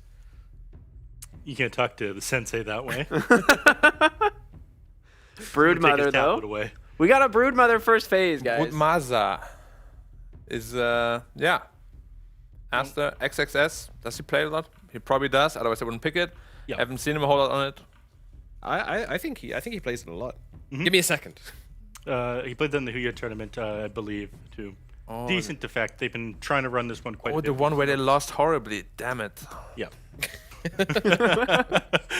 But it's interesting seeing these different heroes picked up at the beginning of the draft. It's a little bit refreshing. The Bane, not so much, but surprised that the Morphling has ended up making it through here. Shiro obviously very much loves this hero. We've interviewed the team about it. They seem to think Shiro is a better Morphling player than Fly. Hell yeah. Agreed. Really? Yeah. Shiro- Flyfly's Morphling is... If IG picked Morphling, it should be on Emo. That's my opinion. Emo's Morphling is... Mwah. Flyfly's Morphling is very hit or miss. They banned it out themselves, actually, here on eHome, so that means they have something else in mind for their position 1. You can't take it into the Broodmother is the thing, right? That lane is very sad. So you- Ricky... Does Treant ult cancel Bane ulti or not? It does. It It does. applies a mini-stun now. yeah. For a little while, it didn't, Yeah. but... Neff helped me there. A lot of But people- I was Neff kind of- I was like A lot of people don't know. I was like 99%. I was like I'm almost I'm positive it does, but there's always that like voice in the back of your head that's like you're an idiot. You're wrong. Like, it's not right. It's like the only route that has like a mini cancel on it. It's Yeah. super weird. I don't know why it works like It that. didn't for a little while, and then they realized it was kind of an underpowered ultimate if it didn't apply mini stun. You'd be running into things like a Witch Doctor or It's like a Crystal witch Maiden. doctor's like I'm just gonna keep channeling. Yeah, just holds that in place and absolutely destroys you. So it did need a bit of an improvement, and the hero still is, in my opinion, a top tier pick. You But can't beat 3 in the matchmaking games though. It's impossible. Really? Yeah, because they just keep the tower forever while they farm, and your teammates are like, oh, we need 5 heroes here, but only 2 come. And then Treant just like meteor hammers the wave, and then Yeah. what do And you it do? heals the tower, Yeah, and then he overgrows 5 heroes. good stuff. I love that hero. Bans though, what do you think? Naga Siren, I mean, it's good into the Brood lane, right? That's why we see the ban. Yeah. That's gotta be right. I can't think of Good any against other Bane reason. too. it's got Riptide. It's a very high armor hero. It's a melee hero, so it's got the damage block built in as well. Kunkka deals with it. Tidehurt deals with it. They're just stopping anything that's able to play well against the Broodmother, but there's too many solutions to this hero for you to be able to get away with picking it this early, in my opinion. There So- it is. Mars. I'm blown away that Aster leave this hero, and this, That's in my insane. opinion, it is the #1 best hero in the game against Broodmother. It's very, very strong. And, I mean, look at this, right? Death Prophet's going to pop out Ghost. You're going to be like, oh no, Ghost, very scary, I'm going to run away. But how are you going to run away? You're going to get rooted by the Treant. You're going to get held inside an arena. You can't escape the spooky, scary ghosts. Yeah. You have to face your fears, Aster. And that's not something we like doing as humans. Depends. Some Daredevils do. True. Are you one True. of Some them? people get a thrill from it. Yeah, are you one? Yeah, I am. Yeah? I like extreme sports. I like jumping off cliffs and stuff. You don't like glass panels though. I don't like last panels. Glass panels. Oh, glass on, panels. on bridges. No, that's true. That's true. You're right though. you're- To be fair, we're walking on this bridge in we the messed up. center of Ukraine, yeah, in Kiev. Beautiful city, and there's this bridge they have which has some glass panels in it. And like I'm not really comfortable with heights, and I was like, I don't want to step on this panel, but you know, I overcame my fears. I did step on it, didn't I, Black? Yeah, and then as you turn around, there's like a construction kind of Some blockage. cones. Yeah, some cones have been put up to stop you walking on a certain area. The panel actually broke like next to it. Like, it was, like, great. yeah, very smashed scary. in. As soon as we saw it, we were like, okay. Maybe Maybe we we'll don't stop maybe we don't walking do- on the panels. Yeah. Yeah. Regrets, but you know, we didn't. Thoughts fall on through. Mirana? I actually don't like this game too much yet. It's good with the Bane. Wow. It's good with Bane, right? We see the Nightmare setups, but right now, like, you don't have another option. Bane doesn't help you. Or, I'm sorry, Broodmother doesn't help you. You can go for, like, some mid lane, but your big setups are Ember Spirit and Kunkka, and they're both already banned. So you have... I don't really know where this Mirana is supposed to fit in the draft yet. Lucent Beam, there you go. Pretty decent stun with the talent. Yeah, with the What is it, talent. 1.2 seconds? Pretty good. I think it goes to 1. It goes to 0.6 to 1, I believe. Maybe. Yeah. I can check. Something like that. But my question One to you guys something. is, where do you think this Mars is going to go? We see it, and the Death Prophet. Death Prophet has almost exclusively been played in the offlane. I think we've seen a mid maybe once. Yeah, I think they're just gonna put it mid and off then Mars. Or Mars middle Into is the also Brood fine. Mother. They're just gonna put Mars into the Brood lane, right? Well, that would probably be in the safe lane then. Yeah, they'll just like they'll off lane the. I mean, you could also just play it in a way where once Brood hits 6, then you change the lanes. Yeah, you can't do that. We've seen them, more than willing to change who's playing what heroes on eHome. 7E played mid-Tide Hunter a couple of games ago in order to counter out they're doing on the enemy team. So Shiro Mars, let's go. yeah, it's possible that they do something like that. But right now, Aster very scary with a snowbally lineup. They don't have much team fight. They're really banking on winning these lanes here. Wow. So just so you know, for everyone's information, the Lunar Stud is 1.2 seconds with the talent. Okay. With the talent, nice. Okay, that's a dang good PA pick. It is. Also scary against the Brute though. It is. Yeah. Because you can't really lane that into the Luna early on, and even if you want to do the thing where you lane Swap lane first, eventually. It's also super hard against the Luna lane set. Yeah. So the PA is gonna have a Surprise. very rough early game. Yeah. And this isn't a hero which can really retreat to the jungle too easily. I was kind of expecting them to pick up something like TB or something, because you've got this Treant who can kind of hold the lane for a bit versus the Broodmother. They banned out their own TB. Yeah, TB was banned. But they banned it out, yeah. So They could have gone Razor, honestly. That was something that Yeah. they could have gone with into the good Luna. It's a jungler. good matchup. Doesn't struggle in lane against Brood either. But I know Shiro likes PA quite a bit. So this is, again, eHome going for a little bit more of a comfort pick, potentially. Yeah. Yeah, I don't know, the draft looks quite greedy, no? All the way up Is to the DP Mars, at I was Mars? sold. It's just like the PA pick, I think, is a little bit too much greed. Like, do you ever have it in a team where someone says, "Trust me, bro. This is a good, like a carry hero player says, "Trust me, bro. This is a great X hero game. Trust me, it's gonna be great." Yeah, even though it looks bad And on the paper. whole team's like, "Guy, are you sure this doesn't look good to us?" And they're like, "No, trust me." Yeah. I mean, I've done it myself many times, and sometimes it works. Most of the time, it doesn't, because if something doesn't look good for most players, then it probably isn't good. Okay. But when I'm like, pick me carry patch, man, I practiced it many times. Yeah. That is. Practicing my hooks all the. But that is something most people won't know. They're like, okay, because they don't know about it here. But probably they can see the PA is, a little bit greedy when you already have Mars who needs items, you have DP who needs items. But that's where Treant makes sense, because you can delay the game a little longer. Slow it down. What if we see a support Mars here? Potentially.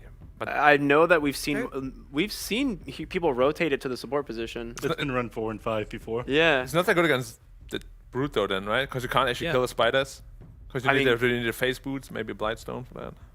It's phase boots and Bladestone allows you to one hit them. I think, what is it, 3-4 points in God's Rebuke? Yeah, and you won't get 4 points in God's Rebuke. You don't skill 1/4 as a support Mars. Cool, Leshrac. Yeah, and Ori is special. Yeah. Look at Aster right now. They're swapping seats. Yeah, It they're is going to done. be Ready to support go. Mars. Yeah. Yeah. No, I thought they were about to get up and do like a little hug or a Dude, high this five, is a but- sick Invoker, too. Nah, It's business. struggles into the Brood, though, right? Wait, so no, it's a 5 DP offlane Mars. Okay.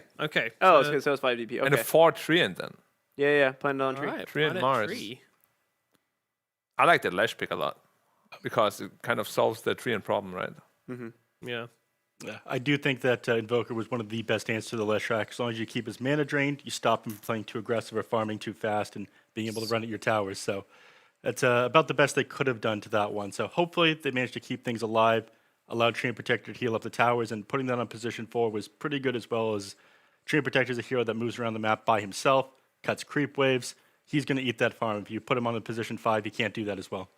Yeah, I think we'll see a Meteor Hammer from this game, actually, which Yep. is going to be very interesting.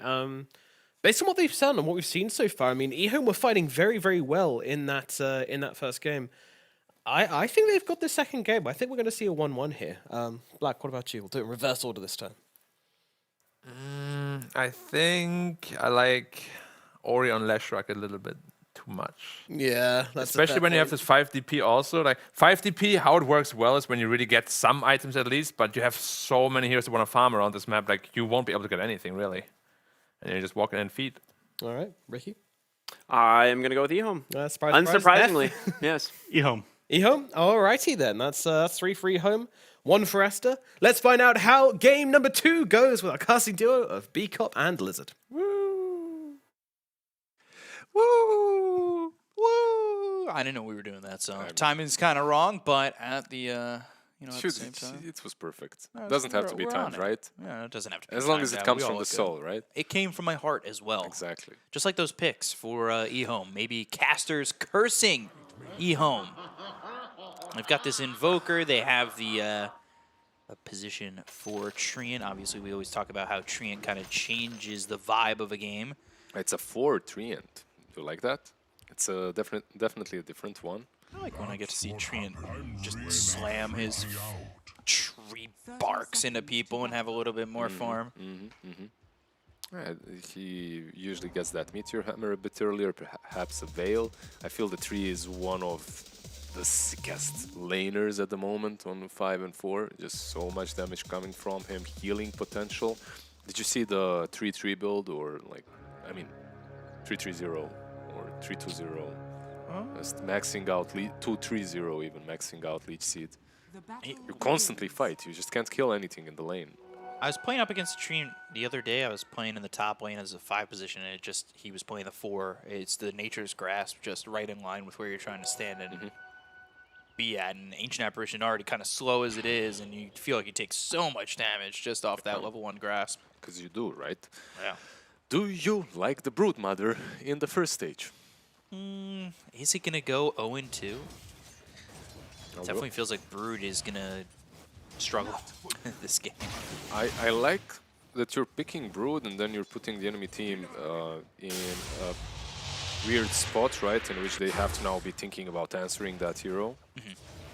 I feel that eHome have got what it takes to answer it, but you never know. It's Brood. You feed her a couple of times, she rolls out of control, and your game is just hell. Ooh. God. 70. Already taking a lot of damage in this lane, but he does have 10.4 regen at the moment, now 3.4. Tango helping him out. Yeah, he's doing all right. He did take a ton of damage, like you mentioned, but a lot of creeps under the tower should get a couple of new last hits.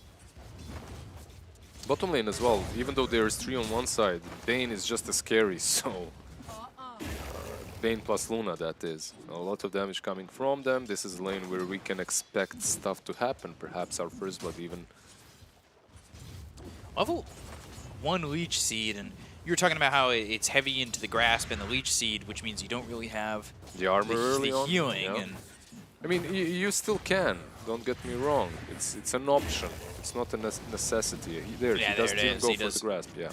Ooh, but first blood comes out from Shiro on Abobica. ZZQ getting chased here. We just see this very often.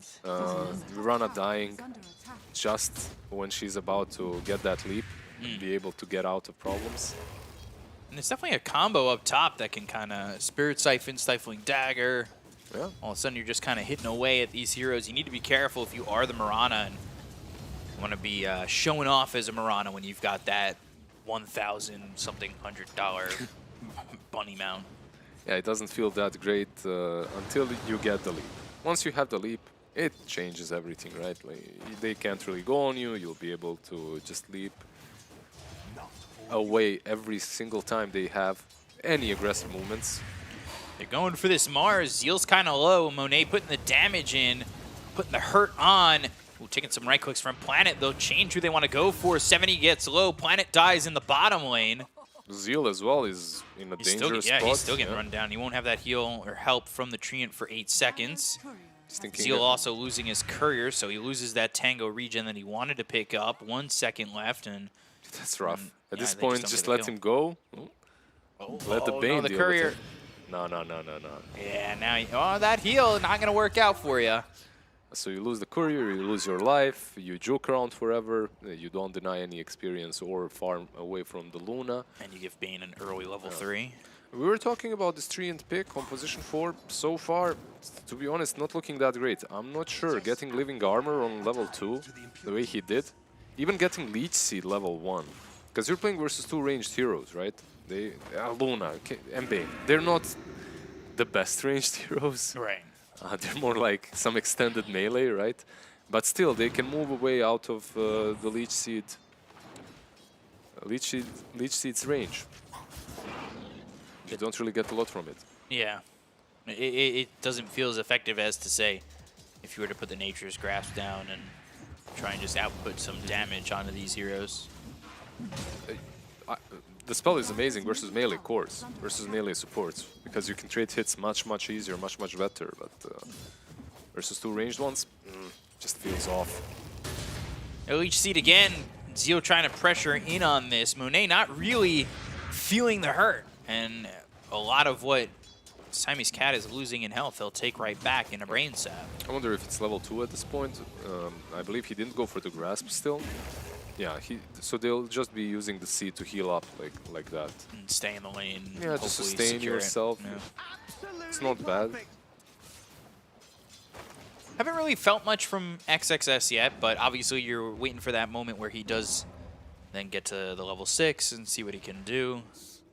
Ooh, Zeal pops the salve, but the Lucent Beam is there, and a right-click in from Monet.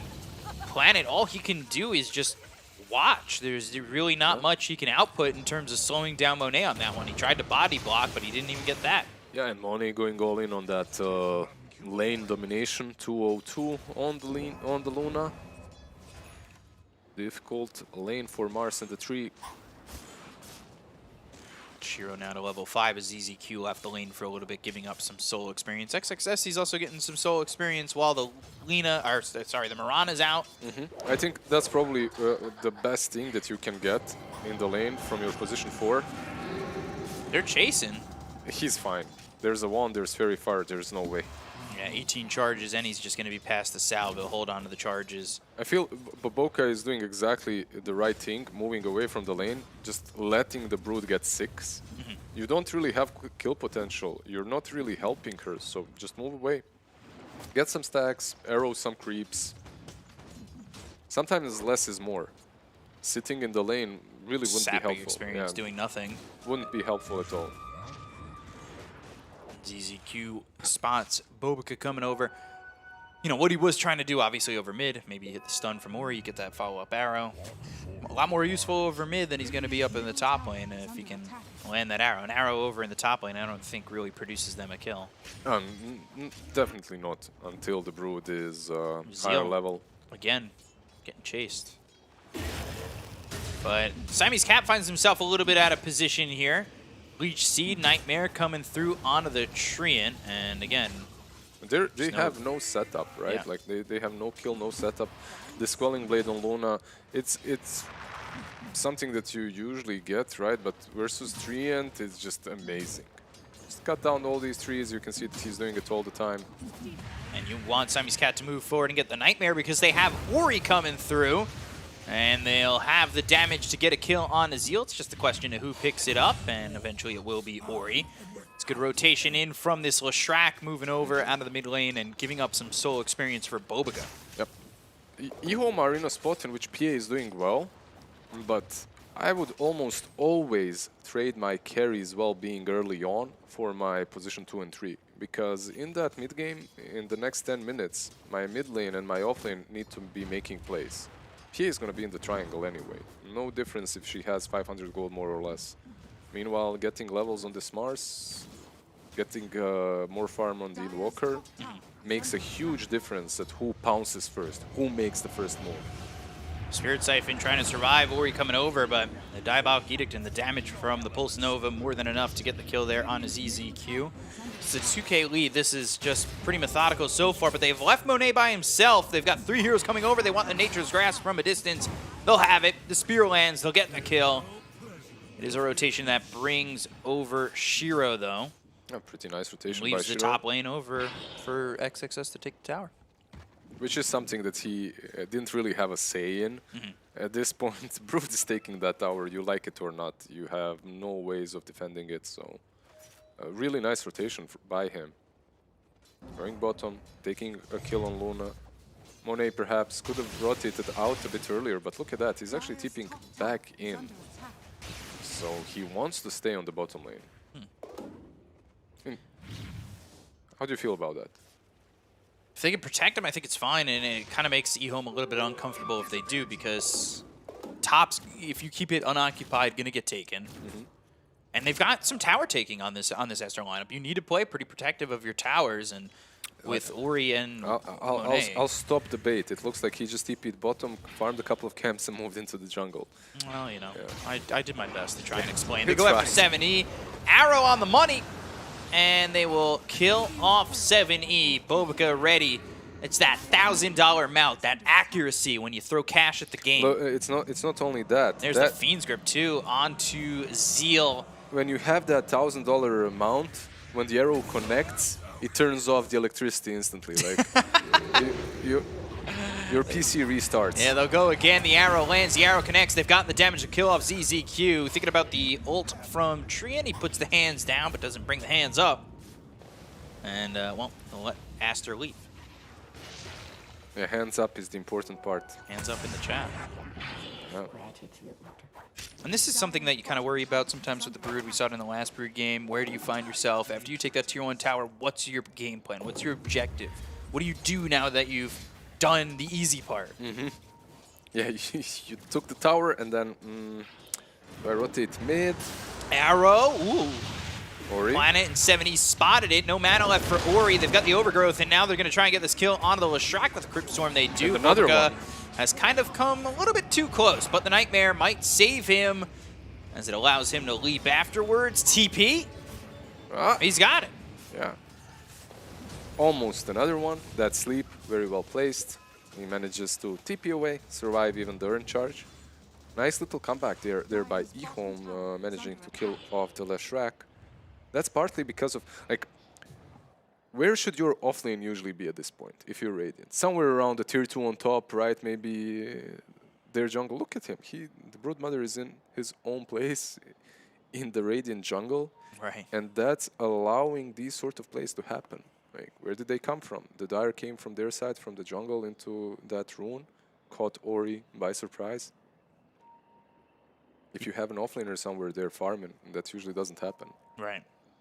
You also talked about how the electricity turns off when you Get hit by the an arrow, arrows yeah. for the other team, but he missed an arrow, and now 2 players disconnect.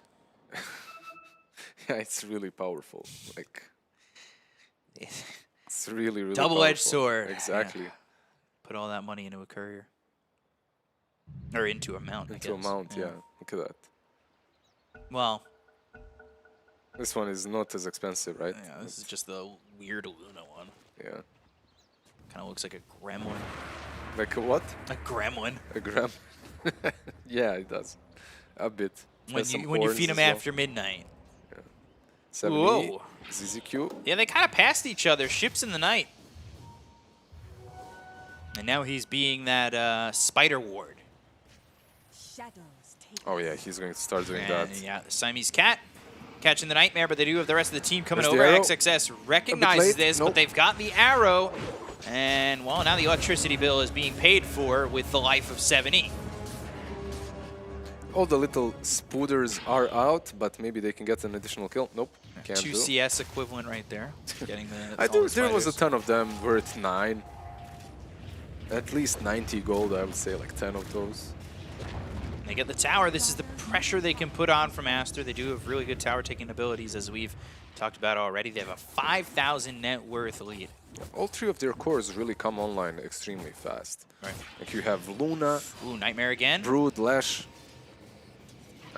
This is a bait. Yeah, Bobica's top. No arrow.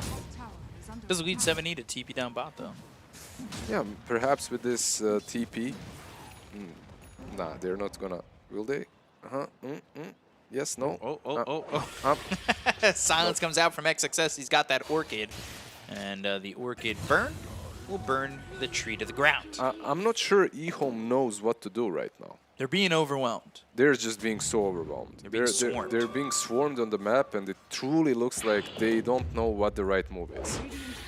And it goes back to what do you do if you are the Brood coming into this point of the game. And right now he's just continuing to put the pressure on, especially with that Orchid. Shiro in the jungle getting caught. He's just breaking their ankles on the Broodmother. He's giving so much info at the same time forcing all of eHome's moves, which allows the rest of Aster to make a play like that one and kill off the PA. Yeah, they go after ZZQ bot. That forces another TP. Like- And then they're TPing down bottom while they go for Shiro up in the jungle. It's just hard. XXS is like, you're thinking there isn't a huge impact, but it's so much. Like eHome is not playing Dota right now. No, and They have to, yeah. This is it. Like when you don't know what to do, when you can't make a proper play, you just smoke up and try to make something happen. Bobica. He's in smoke break territory here, where it's like, oh well, we caught Bobica, and then he just leaps away, but he avoids them, and the smoke stays on. So No. we're gonna get all the way up. I would really like eHome to perhaps. Oh, it does it anyway. It's just Boboka. And One she leaps, two leaps, tornado EMP, spear. All right, they got him.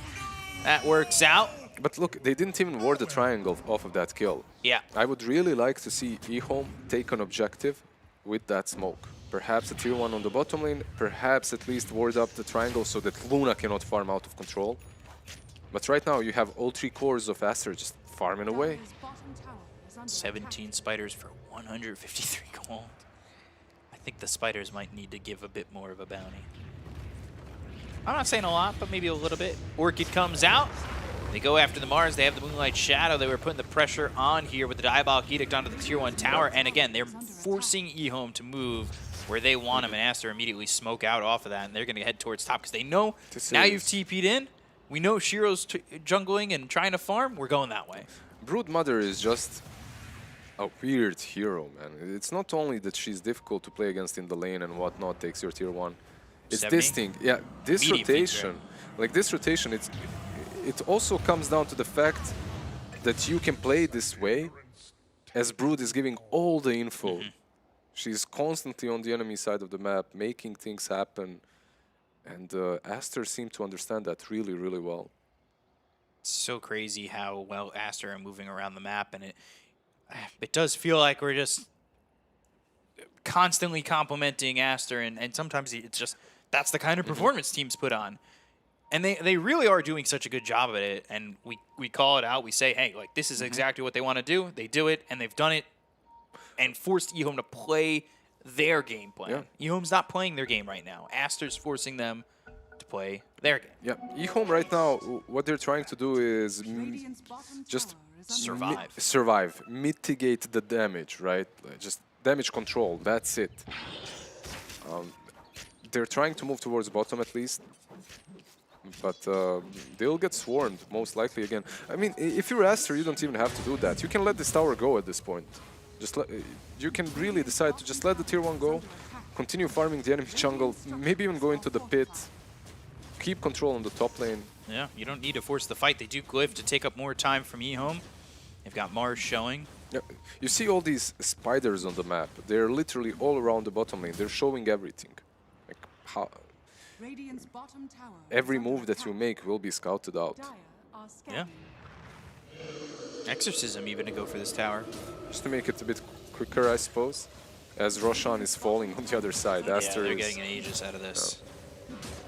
It's like at this point, it's 15 minutes in. You really don't have to defend the tier 1 tower anymore. Nope. And they get the Aegis. They have Monet in such a good spot in terms of net worth. He is really just so far ahead of this Phantom Assassin. Hell, We've seen all 3 cores are.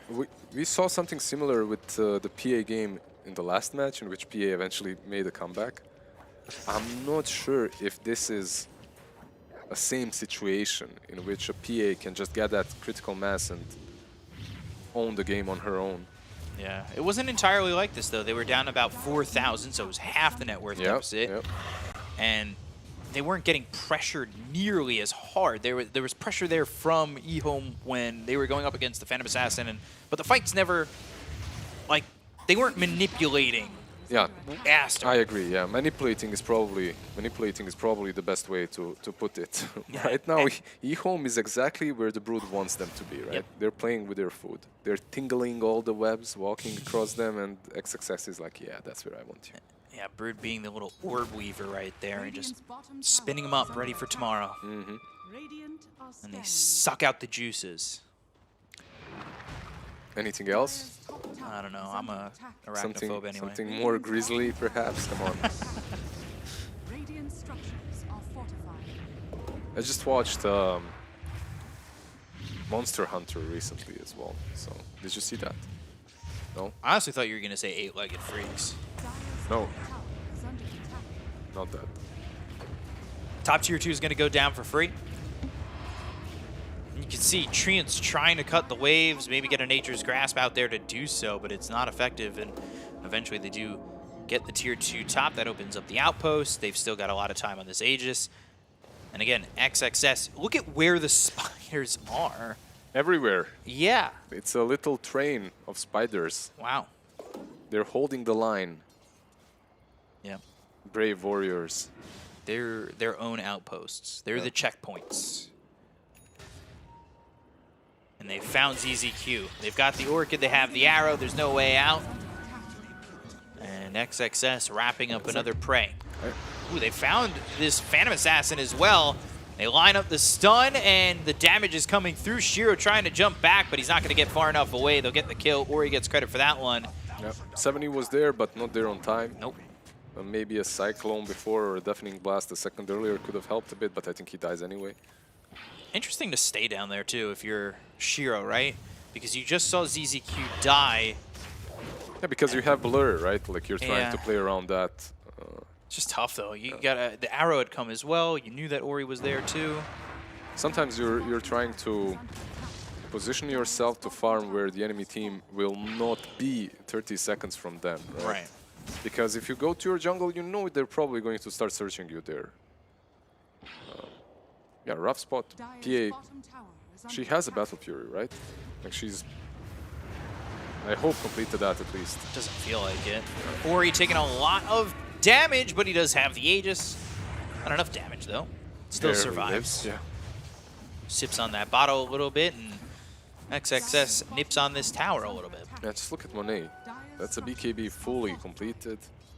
Going into the crit. Silveridge. Yeah. Has the Crystallis. I think it's flying out. Just so much damage coming from him. Already, I believe, with this Aegis, they should be able to pick up the last tier 2 tower. Oh, Planet. That was close. That was very close. Doesn't know there's a spider ready to use its trapdoor and jump on them. Yeah, Ori up into the air, but I mean, he's still got a minute on this Aegis, and they're still just pressuring forward. They see, yeah, ZZQ gets hit by a nice arrow from Bobica. He's in the Nature's Grasp, but Ori doesn't really care. They'll get the kill, and XXS is ready to back them up if he needs to. This is truly a beatdown. I'm not seeing eHome actually doing a lot any longer. They haven't, well, I haven't seen them do a lot so far. Not a single arena was used to their advantage, right? There's only that one. It was only that one, but even that one didn't really help them, right? They didn't get a lot out of it. Hey, he got spiders from it. Spiders, yeah. You're right. Backdoor is gone. Yule's up into the air to avoid the EMP. And EMP. It's Dynamite. EMP. Gonna win the fight! They're going in with the arrow. They'll look over at ZZQ. Stunned up, killed off. XXS takes out ZZQ. Mega kill streak here for the Brood. Yeah, XXS having a real Brood fun mama. time. Ooh. I just killed a Lash. I can't. Put spiders against his head. Pulled the trigger, now he's dead. BKB. Monet. Ooh. Going after Zeal. You've got Siamese Cat, who's kind of caught in a little bit of a bad position. They get the kill into Zeal. They'll look over as a Stifling Dagger is thrown over at the Bane, but it doesn't matter. That's Brood Mama slow, just killed another creepy man. approach. Yeah. Shiro blinks back, and again, it's just manipulating eHome to Aster's will. They'll whittle them down, and eventually there'll be nothing left. 18 to 4, 20k ahead, 22 minutes in. Yeah, it is It just is about rough. 1,000 gold per minute on the advantage. just shy. These songs were inspired by sadness. I expected a much closer game 2. Hoped for game 3. Arrow on the money from Bobica. The timing's right. But they still back off. Ori kind of galloping in place there. Just resetting a little bit, waiting for eHome to perhaps pop their heads out of the base just a tiny little bit, and then you can take an easier fight. Yeah. You see how the spiders are separating across the map. He's just looking. They want it. Like, this is the worst part that you can be in right now for eHome. Oh. Oh. I don't know if he even... Didn't see a I don't know if spear that in a was while. the intention of that, but... It was more for the spiders. Yeah. There you go. This is the one. This is the desperation smoke. We see it very often from teams. When There's the non-desperation smoke from Aster. The counter. oh, this is a good position for eHome. Oh, spear lands with the arena. They're going to get the kill here on the Siamese Cat. They'll look over at Ori. The Yule's up into the air, but he's taking a lot of damage. He'll pop the Bloodstone trying to stay alive, but they've got the ice wall down, so he doesn't have a lot of ability to move out of the fight. They get the kill on Ori. They take it the Lashrak. Doesn't buy back yet. XXS, though, doing a lot of damage. Bobica comes in with the Exorcism going from ZZQ. They get the kill on Azeel. They'll take out ZZQ and 7E. Planet TP's back. 3 heroes dead on the side of eHome. They did get Ori. They did get themselves a +1 on that, but it just was not enough. With that fight, they actually gained net worth advantage on the side of eHome. Buyback was used. Yeah, buyback was used, so it actually swung in their favor a little bit. And you couldn't really ask for way more, considering what the shape of the game and what state they were in. Yeah. Here come the Glaives, bouncing around. Once more, they bounce around the room, and they'll take out the bottom set of racks, or the top set of racks. Oof. And, well, what used to be a shrine. They almost took out that old shrine building. Remember, you could just heal on the high ground? I remember. Good times, good times. Have a good time. Survive forever. Ori getting caught for a second, but I don't know if they have much more than that. They're going to look to go on the Death Prophet as well as the Mars. They get the kill on the Zeal. They look over at ZZQ. The Nature's Grasp is down, but it's not really accomplishing much.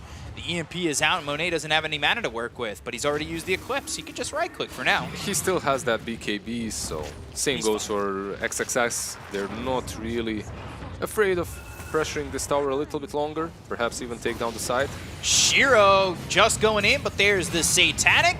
Overgrowth used. Everything being thrown at the side of Aster, hoping, praying that they can bring this one back. The Meteor gets dropped down, but Shiro's body will hit the deck. Down goes ZZQ, down goes 7E, GG. and down goes the hopes of eHome, splitting the series 1 apiece. Aster will take it 2-0 in a very convincing fashion in game number 2. I know we have a lot of eHome fanboys on the panel here in the room. I became definitely one of them recently as they've shown their strength. This game was one of those off ones. That doesn't really look that great. I hoped and expected game 3 in this series because the first game was really good. Yeah. Like, the first game, both teams played exceptionally well. The second one, I'm not going to blame eHome a lot because you are playing versus a Brood. She was picked early on, but still it's a Brood. It's hard to play against her. And sometimes it just gets into your head. This is definitely one of those games in which they couldn't really combine their forces in the first 10 minutes, 12 minutes to decide what they need to do on the map. Right. They were just kind of juggling around the Brood, around the webs. And if you allow yourself to do that, remember, there's Lash on the other side, there's Luna farming the triangle. Eventually, they will just outscale you with their ever-growing net worth. It was so rough for them, right? That one fight that they just had, it looked amazing. But Lash has a Bloodstone, Luna has a Satanic. You set up the fight well, but you're way too far behind. Yeah, it's everything they wanted in that fight. The setup was there, the high ground was there, the advantage was theirs. But when you're down by so much, there's only so much you can do in a fight like that. And at the end of the day, Aster set themselves up for that. That's what they did by manipulating eHome's presence. And eHome took a desperation smoke. It didn't work out, and ultimately Aster take the series 2-0, and they look pretty good coming into the back half of now their season, because I believe they're 3-1. They got, 3 more matches to go, and so it could look good for Aster. I know I'm ready to get my tear jar ready, as the whole panel was on eHome, so we're going to throw it back to them, and I'll collect some tears. Back to you guys.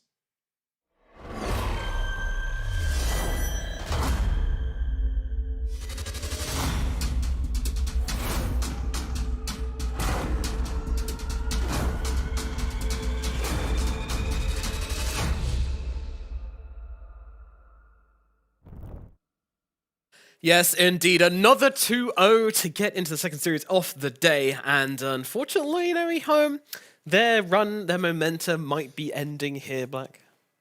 Yeah, but I have to make a correction first. Mr. B-Cup, if you can hear this, I did not say eHome was going to win. Thank you. Please don't spread rumors. Spread misinformation. Yeah, thank you very much. Fake I forgot your news. question. Sorry, can you ask that again? Me too. So let's. All right, your turn. Ricky, I didn't say hear his something. question. I don't know what you're asking me. Just say something, Ricky. Oh, yes. eHome, a real rough day for them. I mean, honestly, Days. Days. True. I think game 2 here wasn't necessarily like an outdraft. They got outplayed in all lanes. Like, this was really just Aster being a better team here. It's interesting. When you started becoming an eHome fanboy, Don't say it. kind of just crumbled. Don't. I'm not saying you did it, but maybe you did it. Meanwhile, me, the true LBZS fan, they're still riding strong. Are they? They are, but they got to play LGD. Yeah, I was like, are they? You might want to Not after backpedal. today. It's fine. They're gonna do great. They're gonna do great. But focusing on this game, No, that you later wait. today. Upset of the season is coming. Focusing on this game, I mean, we felt like they had the answers to the Broodmother in their draft, but they just didn't quite execute it. I mean, what happened, Ricky? I mean, like I said, they just got outplayed in all the lanes. The Mars struggled way too much bottom. It's obviously not a great lane for him into the Luna to begin with, but this was far worse than it should have been. You also lose mid lane as the Invoker into the Leshrac matchup, which you shouldn't lose. And then as a result, Leshrac rotates bottom and kills Zeal. So you just had this scenario where like Zeal had no game, and he is your only real answer to the Broodmother. Yeah, it is honestly Aster just dominating from minute 0. In my humble opinion, if you may. Nothing's humble about you, Black. Nothing is, but you can act like sometimes it is. you know. Okay. Broodmother, when you play against it, you really can't rely on having one hero to counter it. Like, you need multiple answers. Sometimes 2, like my personal favorite is 3, just so you have The sweet spot. yeah, sweet spot, because 2 might also not be enough, because they might be busy ganking around. So you really want to have optimally a support, a carry, and another core that can deal with him. And this game they only had a Mars who had a super rough lane. And once that happens, Brood completely unchecked, takes the top tower, runs middle, kills like 4 heroes, takes the mid tower, runs bottom, takes that tower. What do? There's no place. You don't deal with Brood by not dealing with Brood. That doesn't work. I guess that logic checks out. I Yeah. can't really. But can't some argue heroes, with that. Don't eat without eating. Like Yeah. you can breathe deal with like- Alchemist sometimes by not dealing with Alchemist if you have like a draft that really hard counters him, but against Brood it doesn't work. I see. Okay, I see where you're going. Deeper thought behind it, Yeah. not quite as surface level as it appears sometimes. Yeah, like when I talk about my deepest thoughts, it's like a milk bottle, milk carton falling over. Like a flower where it just looks have you like watched SpongeBob at all? Only SpongeBob people would notice reference. Yeah. Where Patrick is like, "Oh, my thoughts are so complex," and it's like a milk bottle falling over. That's kind of me. I also look like him. Niche reference. I'm sure all the millennials are. Is dabbling mayonnaise with, an instrument? I mean, there's nothing wrong with SpongeBob references. Those things can go on for days. True. As niche as that one may be. Yeah, I think I don't know. For me, like it kind of comes down to like this idea. They picked the PA, right? Like Yeah, they did. they picked the PA, and they were like, okay, lane might not go so fresh, might not be so hot and funky as we would like, Yeah. but we have the Treant Protector. As his name suggests, he can protect the tower, he can protect the lane, he can protect the game. You do give the Brood a free lane under that logic, unfortunately, and then I don't know, like it didn't work. Planet, I'm not sure what's happening there. We saw one moment there where they were running top as 3 heroes on Aster. Planet was positioned absolutely perfectly to cut the creep wave, and he kind of just used Nature's Grasp once, and then kind of got scared and ran into the trees and just hid. Yeah. I don't know. Is that what you expected from him there? I mean, it's definitely not a hero that he excels on. Like, he's not his Rubik or his Shaker, right? Yeah. You could see he's pretty unfamiliar. Also, his skill build, he went like Living Armor as a 4 Treant, which is something I usually never see. Like, usually you go full on aggressive. You want to win the lane, right? Yeah. And you got to make sure that the only Brood counter actually has a good lane, which then you kind of skill in a way that doesn't ensure that. And yeah, it all pretty much went downhill. They tried to maybe go a little bit out of the comfort zone with a Treant pick, but didn't seem to work. Yeah, but they did half, right? Yeah. Because then they go back to the Invoker PA again. It's like, okay, so what is Yeah. the big idea behind everything? It kind of just felt like, I want this, you want this, okay, we pick you this, and then... I mean, we did say the PA pick felt super greedy in the draft, and it is a comfort pick, but it just wasn't the right one this game. And even 7E getting his Invoker ended up backfiring. Ori's just too good on his Leshrac. It seemed like he crushed a lane that normally you don't see the Leshrac coming out ahead at all, let alone that far ahead. As we say, Ori, Leshrac.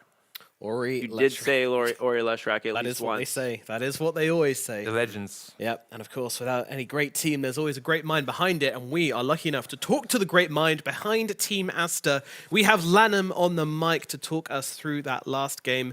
So the first question I want to ask you is actually about that mid matchup. Was Ori confident he could beat the Invoker on the Leshrac at mid? 首先想问你第一个问题就是中路的那个对线，就是奥瑞是不是很自信他能够用自己的老路去打卡尔，因为是一个劣势对线。就对线打出来，那把主要是对线不重要，优劣了都能打，所以不重要那个。I don't think that's too important in that game because the hero we pick gonna perform after the laning stage, so it doesn't really matter if he wins the lane or loses the lane. Cool. Just a nice, nice consequence of it. Very good indeed. Something else I want to ask you revolves around the Morana pick as well. I want to know, Baboka, did he just say, I don't need a setup stun in my lane, I'm going to land the arrows regardless? Does he have that confidence? 然后我们再谈谈那个白虎的那个选人，因为也没有人跟他去接剑的 combo 嘛，就是是不是因为波波卡特别自信，就是我不需要别人帮我，我也能把这个剑给射到。错母级英雄就相对来说比较随缘嘛，就可能射不到，发挥一些其他的作用就行了。然后那把有个班尼还好吧，有个那个混乱之眼，就想相对来说算是有一个小的定点吧，还行吧。Palm can still perform in the team fight without landing the arrow, so it was all right. And also we have ban after the landing stage, so there is a combo in the middle of the game, so it's fine. Fair enough. Makes a lot of sense. Regarding the Phantom Assassin, what is it that you felt your team did to make it win versus how eHome played it? 这个 PA 的话，就是你们做了什么样的一些策略呢？就是然后这样帮助队伍在对阵eHome的比赛里面拿下了比赛。第一把吗？对，两把都有 PA。So which game are we talking about? First game or second one? Both. Well, both. I'm asking how Aster utilized the hero compared to eHome. 就是你们这个英雄，就是整体来说，你们这个英雄去怎么样去做到去应对eHome的？感觉好像没有特别关于这个英雄上有制定什么东西吧，就是感觉选好用的话选出来，然后对面选的话感觉没啥用吧，就这样。Well, I just feel like if you think the hero is good in this game, you just pick it. But I didn't feel the Phantom Assassin from their game, so that's it. Fair enough. I didn't feel the impact. Yeah, that makes sense. Ricky? No, I mean that was actually going to be one of my questions was about the PA, so you're good. Black, do you want to ask anything? Yeah, I have a quick question about matchmaking. A lot of Chinese players are playing on the SEA server. I wanted to know why they play on a server where they have much higher ping than on their own server. 我想知道一下，就是很多我看职业选手都在那个东南亚服务器打嘛，但是其实 ping 肯定会比打国内高。你觉得是为什么大家都愿意去东南亚服务器打天梯呢？现在这个国服，首先国服的人不多了嘛，然后再加上国服的天梯环境不太好，就是打法有点问题吧。大家更喜欢东南亚那种风格吧。First of all, there aren't too many top players in Chinese region right now. And second of all, I think the playstyle of C server in the top ladder match is better. So that's why players prefer to play on C server. Okay. All right. Nice. Last question from me then. In a previous interview, they informed us that you're quite good friends with Baboka. So my last question is, do you miss your friend Baboka since he's been away for so long? 之前就是采访的时候，波波卡也说他有点想念大家了。然后你有没有想念波波卡？我很想念我的队友，在东南亚的队友，感觉他们很惨啊。应该马上就回来了啊。Yeah, I miss my teammates very much. They kind of it's a pity for them to stay out of China, but they're gonna come back soon. So I'm really looking forward to that. We are too. Alrighty, congratulations on the win and best of luck for the rest of the DPC, Lanham. 感谢你，希望你们后面有好运。好，谢谢。不用谢，不用谢。不用谢。 Alrighty, well, that was Lanham indeed, spreading some insight on the draft there. And yeah, I mean, one thing I've noticed between these interviews compared to some of the interviews from the other regions is that they're very happy to share their insights into, you know, heroes and drafts.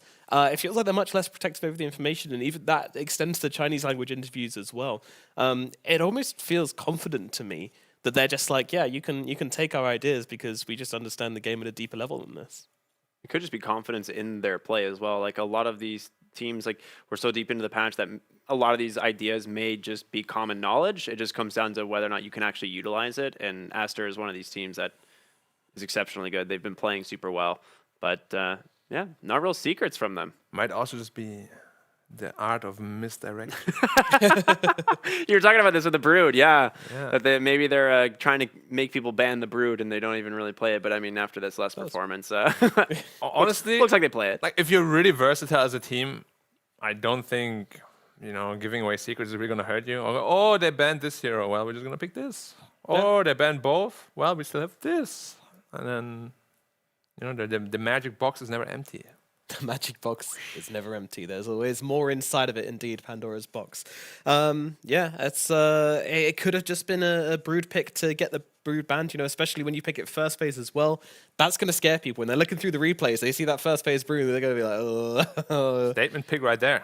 Exactly, exactly. It's only the second Brood pick of the tournament. I think like the 17th ban or something ridiculous. Like it's been banned so much and picked so little. So they know that if they just kind of stir that pot a little bit more, then they will be able to eke out a few more Brood bans.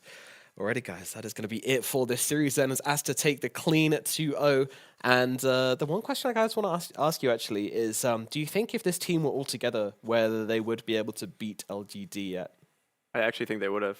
I think the first series, Aster looked very good into LGD, and LGD wasn't in maybe in like perfect form. I think at that time, if the whole team was there, it's definitely possible. I think Aster could have taken that series. Yeah, I think you're probably right. But the LGD that showed up on day one was a lot less in shape than the LGD that is there now. Yeah. They definitely get better the more games they play. Like you can tell, like every game gets more refined, the draft gets better, the play gets better, everything is just much more crisp, and they're slowly and surely getting back into shape where they were before, where they were the favorites. And now, I mean, they've been the favorites all along, but now they're playing to that level again. Yes, they certainly are. They're warming up. They're finding their momentum. And meanwhile, the momentum of eHome is unfortunately stopped once again. So they will have to recover somehow in this DPC, or they could be in some trouble. But right now, middle of the pack is an okay place to be. Alrighty, guys, that's going to be it for our second series of the day. But stick around as we've got one more to come. And it's going to be LGD versus LBZS. The David versus the Goliath. Can they pull it off? We'll find out after this break.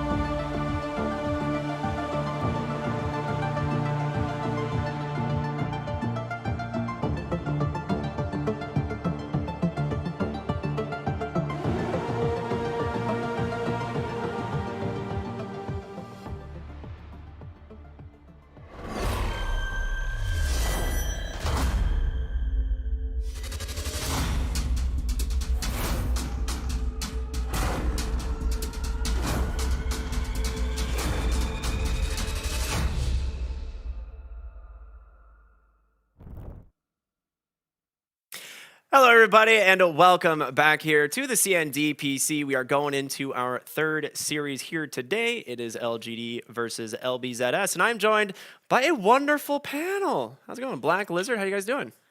Doing great, doing great. First time to get on a panel in this tournament. Yeah, it's been a long time, man. Oh, it's gonna be so good. There's a lot of testosterone on this panel, I can already tell. Oh yeah. We haven't been to the gym for a long time together. Since Romania. Yeah, soon. Soon. You can join if you want. It'd be my pleasure, really. Yeah. B-Cop loved it. B-Cop loved it. Like, he had such a good time after. Couldn't walk for like a week. I think he told you about the story. I heard a little bit about it. Yeah, it sounds terrifying, honestly. It was a lot of fun because we had to walk to the studio. There was no cabs, nothing 15 like minutes. that. 15 minutes of walk every day. And yeah, he enjoyed it a lot. No, nice. Sounds great. Yeah, sounds like a great time. But coming up next, obviously, we have the LG LBZS game. Now, let's talk about LBZS here. They had a pretty big upset, honestly, the other day against RNG. Is this team capable of upsetting LGD? No. Just straight up no? Not LGD. I think LGD is a little bit too strong. Probably against Asta, they wouldn't be able to do it either. Maybe against the rest of the teams, yes. But Asta and LG, the leadership just seems a little bit too strong, to be honest. Like, they're just too consistent. Consistency seems to be beating all those quote-unquote lower-tier teams. Because like, if you know you're better than them and you just consistently do that, there's no way they should be able to beat you, right? Yeah, makes sense. LBZS, they had that amazing series versus RNG, for sure. But RNG also did show signs of weaknesses, right, here and there. They would catch themselves in drafts that would have no stuns, like that one versus LBZS. Yeah. Or sometimes they would be just caught off guard with a snowbally sort of a lineup. Obviously, RNGs look even better than that right now. Like, they've improved too, but you're facing PSG.LGD. We can merry-go around here forever. You're playing LBZS versus PSG.LGD. We have one outcome that we're looking at, that's PSG.LGD just taking this series. The only question is just how difficult will it be for them. And maybe, hopefully, LBZS can make an upset, go to Game 3. Probably not. Am I too harsh? No. But probably no Game 3. Yeah. Probably. Yeah, I mean, looking at the stats here, you can see they've only dropped one game so far, and it was to Aster, who looks amazing, right? Like, off the series we just watched, this team is, like we were saying, consistency is key. They're the only other team that's really showing consistency, right? Yeah, at the same time, though, when they played the first series, LGD looked like they just came back from a decently long break. Yeah. They definitely got better. Against Phoenix Gaming, they gave them no chance. Against VG Gaming, they had one rougher game, but the second game was completely one-sided as well. And yeah, they're just getting better the more games they play. That's something to expect from PSG.LGD. Like, a team, the way they are, the way they play throughout tournaments, usually you expect them even at the majors and whatnot. They start a little bit slow and then they pick up towards the end. At TI, it was a different story because they were just dominating everyone. I mean, they were expected to be the winners, The right? winners, yeah. Almost were, but Got things close, happened. got Things close. happened, yeah. Sometimes I'm the a second Magnus place fan. is an interesting hero. Yeah. Yeah, Magnus was more than interesting hero, I think, at TI. That was It was a great hero. Very fun to something watch. else. Like, a way better bad rider. Yeah. Okay, so LGD looks definitely like the favorites coming into this. We've seen LGD kind of clown around a little bit and have fun in the past. Could we see like LGD do something fun, or is it just not the day for that? You're playing versus LBZS. LBZS, Phoenix, perhaps are the teams to practice strategies around in the DPC if you want to do that in the DPC. Yeah. I think it's probably better to save those new strats for scrims. Yeah, I think you want to lay that off until you're really first place, because then you go directly to the playoffs, and then perhaps if you're 5-0 and you're already locked in that green on the Liquipedia, or 6-0, and then the last years maybe you can be a little bit more adventurous, because like the playoff spot is really, really important, right? We've seen even PSG.LGD in the, I'm not sure if it was the first or the second season, but it wasn't easy for them to even go through, right? The first one, first season, it was a tiebreaker. Exactly, Yeah, it was they a took fourth. tiebreaker, and you have to be careful. Like, all of these teams can contest you if you give them the chance, and you really cannot drop a game or the series versus LBZS if you're PSG.LGD. You shouldn't allow it to happen at least. Yeah, absolutely. But look at that sunshine. Yeah. Hey, look at that. Like, I was gonna say we don't have the sunshine specialist on panel right now. Nomad isn't gonna be giving us any of those biased opinions at the moment, but you can't count them out completely. you can't. Don't let the sunshine fool you because it's dangerous. But did you see the stats? The lane advantage was very much in favor of LBZS. They're actually always performing very well on the laning stage. It's just after where they seem to struggle. Like a lot of the China teams actually seem to struggle after the laning phase. But if they come out of a strong laning phase, maybe win 2, maybe even 3 lanes, they could definitely take a game of LGD. That's what happened versus RNG. They picked 3 heroes that are extremely strong in the lanes, and then they just never stopped. You don't need strategy if you're able to just snowball without control after the laning stage. You win 3 lanes, you take Rosh, you just constantly pressure. But PSG.LGD, they're the kind of a team with so much experience behind them that they know how to position themselves in those times. As long as they have a draft that can have the late game potential in that core, and they'll be able to come back. Yeah. Or at least I expect that to happen. Also, ZinQ Pudge, maybe some... or techies, or both. Techies. Yeah, that's the thing. I was going to say, LGD has so many picks up their sleeve, right? Like, there's just one of these teams that is so difficult to draft against. And LBZS, they're going to see this firsthand in just a moment. Are there any heroes that they maybe need to look out for? I think LGD definitely loves their first pick Bane and Kunkka, like first 2 phase. Or first phase rather, they love to pick those 2 heroes together because the Kunkka can go to 3 roles, probably even 4, let's be honest, ZinQ probably plays it 2. And then Bane, they also play on 2 different positions. Y has like a 16 win streak with him. You can think about that Tinker as well, right? Oh my gosh. Yeah. So scary. I would actually say that PSG.LGD right now, not obviously because of TI and their past success, just looking at the way they draft, the way they play, they seem like the team that's the freest in their playstyle and in their drafts. And usually those teams are the ones that dominate the region at least. Like, you don't really see other teams experiment with something like a Tinker, right? At the moment at least. Yeah. It's only PSG.LGD that are letting themselves just pick these niche heroes and give it a go with them and still win. Yeah, but it's also because Nothing to Say is like a Tinker expert, right? He spams that hero so much. As I said before, I lost many games to his Tinker. But he also carried me many times, so thank you for the free It evens MMR. out, yeah. Yeah, 50-50, always. Is it 50-50? Yeah. Well, people that love Valve say no, but... It's one of those things, we're going to find out whether or not this Tinker is going to be banned or not. But before we do so, it's time to introduce my close personal friend, our draft sensei, Neff Sensei. How you doing? Excellent. Here with some real panelists now that I can have a back and forth with, unlike before, and a real host. Oh, okay. Well, I'll take that. Thank you. Yes. No problem, buddy. Yeah, appreciate it. But yeah, we're going to go ahead and just jump right into the draft on this one. Very excited to see how this turns out. And there it is. No Tinker ban. No Bane ban. No Bane pick. No Bane ban, no Bane pick. But it's because SB counters Bane, so I just pick SB. They can still pick the Bane as well. Yeah. Bane SB doesn't sound like a fun time to play against. Yep. This is interesting. The IO, the Monkey King, and the Death Prophet were the 3 most picked heroes on the side of LBZS. I thought that PSG.LGD might allow them to pick the Monkey King or the IO and just counter it out with their picks because they've done such a good job of picking apart other people's drafts so far in the tournament. But I guess they're worried about the strength of LBZS rather than punishing things that they want to play. Yeah. I'm surprised they didn't pick Tusk and DP on the side of LBZS. Instead, they go with Tusk and Quap. Still pretty strong. Well, one thing you have to be a little bit concerned about is we've seen the counters to the Death Prophet come out, one of the big ones being the Bloodseeker, who's still in the pool here. So maybe afraid that PSG.LGD would instantly respond with that, but instead... Morphling so early on. Yeah. I mean, it's a really strong pick. We saw how easy Morphling lanes against Quap, so that makes a lot of sense. And of course, as a Tusk, you can't ever really threaten Morphling him too much. Yeah. Just wave out. But with the Monkey King banned out, you might have thought that they'd be a little bit more open to picking up a Wraith King here, as both these teams seem to like grabbing that one. Unfortunately, they grabbed the Morphling, which Wraith King isn't amazing against. Do you like it when a Skyrat just creeps up to you and one-shots you as your Morphling?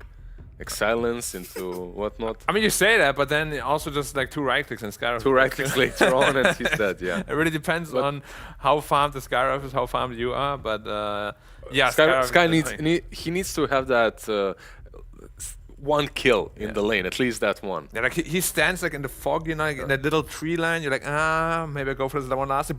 Silence and you're gone. Yeah. While you're morphing down too, you're like, yep. Can be difficult. It's interesting that PSG.LGD, like looking at this team, you're playing versus LBZS. I would expect PSG.LGD to be banning out heroes that are kind of like niche picks, right? These brood mothers and whatnot. No, they just ban out the standard Disruptor and the Skyrat, followed up, by the Night Stalker that LBZS does play a lot. Yeah. And they picked up the Tusk here on LBZS. Well, they actually have like a super high win rate. The 100% of the games that they play, the combination of the Death Prophet and the Tusk and the Death Prophet and the Disruptor. So they might be trying to bait the Death Prophet to come out here on LBZS, and their solution being that Morphling and the Spirit Breaker, just being able to quickly run into him, essentially steal the Spirit Siphon so the Morphling can stand his ground deep inside the team fight without having these big saves for him or team fight turners like the Tusk and the Disruptor. Yeah, and all their bans are just completely focused on protecting that Morphling. They're banning 3 silences. Which makes a lot of sense if you first phase it. And of course you have that amazing combo of Morphling that can build Aghanims later on. Are you worried about some PL in the second phase? It could be very scary. But nothing to say, has a pretty good hero pool against PL, I would say. Like his Ember Spirit is very strong. Tinker can be very good still. So I'm not too worried unless they really like get a last pick. And then you're like, oof. I suppose PSG.LGD will ban it out in the last 2. If or third banning. If it doesn't get picked up here. Queen of Pain is reasonable enough against the Tinker. Once you get the shard, you get on top of her with that silence, able to stop his disarm for a moment, then your team can follow up afterwards. So it could be that they picked apart PSG's Tinker strategy as they've seen so much success with it, and they're saying, go ahead, pick Tinker, we have solutions. That's a fair point. And you have this Tusk Swap, right? It's that combo that can punish you in the laning stage, perhaps, if a couple of good rotations happen. Question is though, are they going to pick the Death Prophet? Yeah, they are. They will. Because they have done the same thing the last time. They picked Quap first, and then DP wasn't banned, and they just picked the DP in the third. Don't need to pick it early if it doesn't get banned. Yeah, they grab the IO and the Death Prophet whenever it is they can. Maybe Innocence Ancient Apparition even possible here. Prevent them from picking it, you pick it yourself. We've seen it banned versus Morphling, we've seen it banned versus DP. Not necessary, but... Still Lycan and Beastmaster, a pretty common answer we have seen to a DP. And honestly, they're good against all 3 of these heroes right now. They all hate playing against summons, and of course Faith Beyond loves playing those heroes. So wouldn't be surprised to see either of those come out now. And we already have not 1 charge, but 2 charges on the side of PSG.LGD, so even if you get that Lycan, you won't be lacking control, which is something that we've seen some teams struggle with once they pick offlane Lycan. If you don't have initiation and you have offlane Lycan, it's just hard to play the game.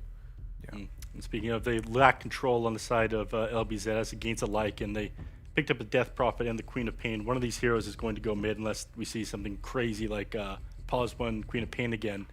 Mars still in the pool, but you're kind of limited from your ability to pick him here as a counter to the Lycan. Phoenix Invoker, what? Very interesting. Very interesting, yeah, indeed. The Invoker is one of the best heroes in the game to protect that egg, though. You have Deafening Blast, you have Tornado, even Cold Snap with the egg constantly popping the overtime damage. Very good tools to protect the egg. And they don't have amazing attack. There it is. Now they have attack speed. I was about to say, there is one hero still in the pool that does quite well at dealing with this. Now, is LGD just being overconfident with like the Phoenix here, or is there something that I mean they could go for the Mars if it's still in the pool after this ban phase? You can go with the Mars. You could go with the Beastmaster that Black mentioned earlier. All of these heroes work well. Like there are ways to play against Little Shredder, right? This will most likely be your position 5 grandma anyway.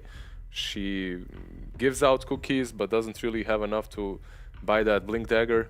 It's much harder to get in a position to hit the egg as a support snap fight, especially 5. Yeah, it's a very good point actually. So ban the Lycan. Faith Beyond played this previously and dominated. So probably not that Beast surprised. It's gonna be the next ban of theirs. Yeah, Beastmaster was. We saw that in the last game as well. Yeah, and they banned out the TA, which is I think the exact same lineup they beat RNG with, pretty much. Yeah, just 3 semi-cores that are constantly active. Yeah. Snowball after the laning stage. Not a lot of options for something that's going to out-carry the Morphling as this game goes on. I'd still like the PL to be banned by PSG.LGD. I feel that the hero is all right. Do you even versus Phoenix? It can be a bit problematic early on, But of course, once you get items, Invoker can't deal with you. None of the heroes really can. Right? It feels like a perfect game for him. I wouldn't be against it at all. But it's not really LBZS's strong point, I think. Yeah. Like, they really love those safe lanes that are just semi-cost. Like, I wouldn't be surprised to see the Quap safe lane again. And they put like a more scaling hero in the mid. Found a lot of success with that. Yeah, if you put Quap on mid lane, like, she will not dominate a Quaswax Invoker. Invoker beats that so easily. Exactly, he'll have a good time there. So maybe safe lane Quap, that profit off lane with the Tusk, and then you last pick your mid lane that can actually beat Invoker or do well. I don't know what beats him at the moment. Invoker? There's not many. He draws heals against up, most right? heroes Yeah. right now. Maybe Brute Mother. Everything else, he just heals up against all the nukes. Yeah, Quas is too good. Even after the nerf, it's still very, very strong. They've taken a lot of time with the last ban, actually. Great King and the Beastmaster, like we predicted, like you. But there's not much left. They could still do off-lane Spirit Breaker, of course, and perhaps like a Dark Willow could be pretty good with the draft they have, especially with the Morphling as well. High potential Aghanims on Morphling there, for sure. They usually play Phoenix on 5 on Innocence, right? Yeah. Yeah. So Dark Willow would make a lot of sense, I think. Also additional save for the egg. Like you see the Snapfire walk forward, you just egg him. Sorry, you just fear him. I think you could play the Phoenix as well. Right? Also, yeah, That sure. doesn't And they're so really- versatile. Yeah, doesn't matter. It's PSG.LGD. They played Spirit Breaker like a few months back. They played them on mid. How about Undying? Let's go for Innocence. Pangolier. Angle, yeah, okay. Neff, Some more control for the egg, right? hit me up. What do you think? LBZS final pick here. If you're in their shoes, what do you think? Not a lot of options left. Unfortunately, they banned out that Wraith King last. I think they do need something with huge DPS and can frontline as the game goes on. PL looks terrible now, right? PL? Yeah, it looks terrible now. Really bad. After the Pango came out. I mean, you'd out carry in the late game, but that's about it. I'm not sure you'd be able to get there, though, is the only... No. I think PL looks really bad right now. So I don't know what other options they really have. How do you guys feel about a Faceless Void here? Faces Void. Yeah, but you have so many disarms in the egg. It's even the Spirit Breaker can ult you inside of it too. You have Deafening Blast, Tornado. It's a tough pick. Like the draft of LGD is really complete. But you would have Snapfire to combo with the Chrono, right? So Yeah, that would be that's good. Something. Like Quap 2. Ah, there you go. Oh, It's really? LBZS. Wow. Safe lane Quap, right? Safe lane Quap, mid gotta lane be. Storm, just like we talked about. Exactly as predicted. Great job, guys. Woo! Yeah, could ended go up doing make some something kind of crazy. I'm not sure Storm Spirit is the hero that you need for this game. I think the disengage and fight reset is a little bit too strong on the side of PSG.LGD. So that it paired with the fact that PSG.LGD are the clear favorites going to this one, I'm going to have to go with them for this first game here. All right. Rest of you guys, what do you think? Yeah, they're the clear favorites. At the same time, I am really happy to see LBZS doing what they like the most, right? So you're going LGD then? I'm going LBZS, guys, 100%. I love it. Black. LGD. LGD. All right. Someone had to. Come on. I'm going to Bring jump on the Lizard's sunshine. train here. I'm going to say LBZS. But to go ahead and cover this game is going to be our lovely casters. So take it away, Nomad and B-Cop.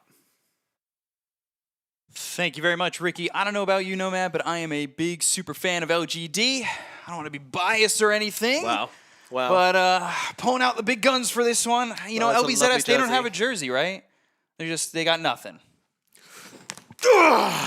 Look at that bad boy.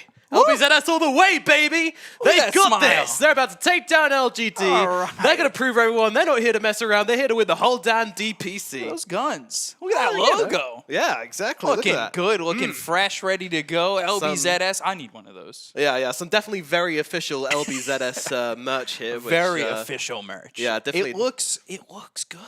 It does look good, It doesn't looks it? good. Yeah. And you know, I don't know what, it kind of plays off the shirt that you just broke open. Bit of look going on, isn't A it? couple Yeah, shame I buttons can... still falling down your chest. Yeah. You know, you still look good though. You know, Black doubted whether I could do that. He doubted where I could pull that open. I If took you every could get- button off that bad if boy. you could get the buttons out. But you know, I think I like you get a little chest hair out. I don't have any chest hair, okay, so we're I'll going- just zipper that back up. Production, please. Get us out of here. Go, Get go, us go, out go. of here. But yeah, we get into this first game, LBZS up against LGD, and it's always fun to watch LBZS. It's a growing team, backed by Cat U. They've grown, dude. They're not a growing Salad. team. They've grown. They're already here. You know, already here. people calling it David and Goliath. And me, literally last segment. But it's not. It's Goliath versus Goliath. You think so? Hell yeah. Goliath versus Goliath. All right. I mean, I'd have to strongly. I'm gonna write you a letter on this one. How I strongly disagree with. All right. With the thought process. Well, you know, on I'll that. let my boys do the talking. You know, I'll let PP Actions dominate. are Nothing to better say in the than mid lane. words. Yeah, that would be interesting. You know, PP, this is probably going to be his hardest challenge in the mid lane, right? For sure. But no challenge is too great for my boy PP. And then, of course, over in the safe lane, Kagome versus Ame. Another easy matchup for LBZS, I would say. You're just saying that they're all just easy matchups. Okay, all right. Well, you know, my boy Ame is going to come over there, and when he comes to town, everybody stops talking, and he's going to put the smackdown on you. Yeah, we'll see about that. I don't think so. All right, I think our peacocking is over about our teams, right? Nah, I don't know. I'm all in. I'm all in on LBZS here. But genuinely speaking, I like this LBZS draft. Like, this is so much of what we saw last time, which worked so well for them. I feel like they watched the replays or, like, you know, just looked back and were like, hey, screw carries, man. Their carries are overrated. Let's just run at our enemies, and this is going to be a great game. Yeah, you'd like to think so. That, you know, they've got the movement. They have the Death Prophet, always big on that. Yeah, the LBZS, when they won against RNG, they picked it all 3 games, right? That Death Prophet Tusk lineup. Yeah, they like it. They like it. I mean, most of the teams in this region do. Death Prophet, for some reason in this region, everybody wants to go on it. Yeah. Been a very popular pick. I don't know the stats right now. We're not on panel, so you know, I'd have to worry about stats out. I just don't know. Stats are for nerds. Here on this Phoenix, that 5-position Phoenix, I was wondering who they were going to put. Is it going to be the 5-position Phoenix? We've seen X-Nova play a 5 Spirit Breaker. What were they going to bring us for LGD? But it's never so simple with them. No, Phoenix not been a popular hero in any DPC region recently, really. And but LGD, it's a long-time favorite of theirs. And this is part of the reason why. Like, you pop that tag team, and Innocence just says, "Yeah, nice attack speed, bro. Goodbye." Yeah, here's eat some fire spirits. Yeah, Appreciate nice, ya. nice stack, bro. Gonna mess that up as well for you. Detachment getting chased down, some body blocks from Jinkyu, and he is on this Pangolier. Faith Beyond on the off-lane. Spirit Breaker will get first blood. I don't know what you were saying about Kagome earlier, but, well... Yeah, LBZS, you know, just giving them a little bit of hope. Important to do so. Lull them into a false sense of security. Classic LBZS move here. For sure. And, you know, they have made some major comebacks. You got to get that 17%. Bump it up. He's just straight up cheating. That's the lengths LGD have to go to beat LBZS. So. Yeah, you got to throw it in the cheat engine, search programs, Dota 2, bash percentage, 100%, enter save file. Crank that up from 17 to 100. No one will notice. No worries. Nothing to say. Getting the range creep with the tornado, but not hitting PP. He does not. And last hits at mid, looking pretty even for the time being. So, yeah, I mean, I think we kind of expect the Storm to get a little bit of advantage at mid, I would say, at least early on. But Invoker doing pretty well for himself. Yeah, even at the moment, that's for sure. As 13-4 to 13-2, it's practically the same thing. Just, you know, 2 numbers less in the denies. Obviously, Faith Beyond getting low. You. Well done. As Kagome gets that kill on a Faith Beyond. And big. Big? Big Massive. kill. Big kill, yeah. I mean, that's the first like major core-on-core kill we've seen. You know, none of the support nonsense. Oh, Jinkyu as well.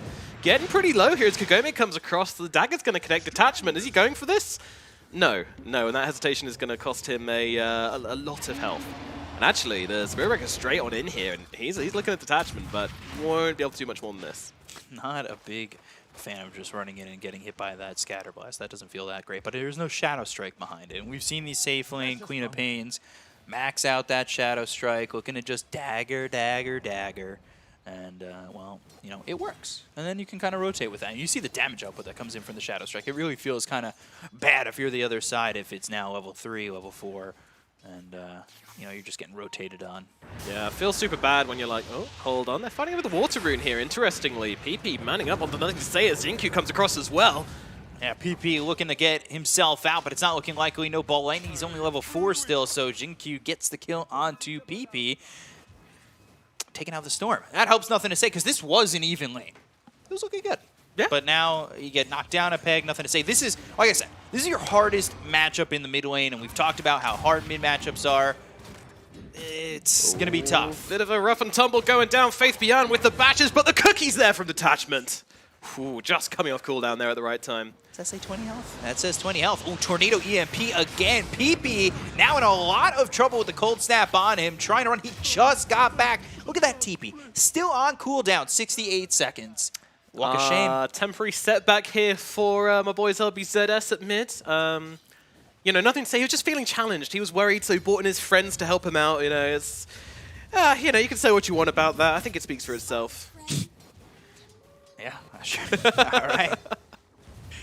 Scared. Salad coming to take over some experience here, knowing that Storm has to walk all the way back. You know, it's a long walk. It's like it's a 3K. Stride of pride, baby. No walk of shame here. Stride of pride.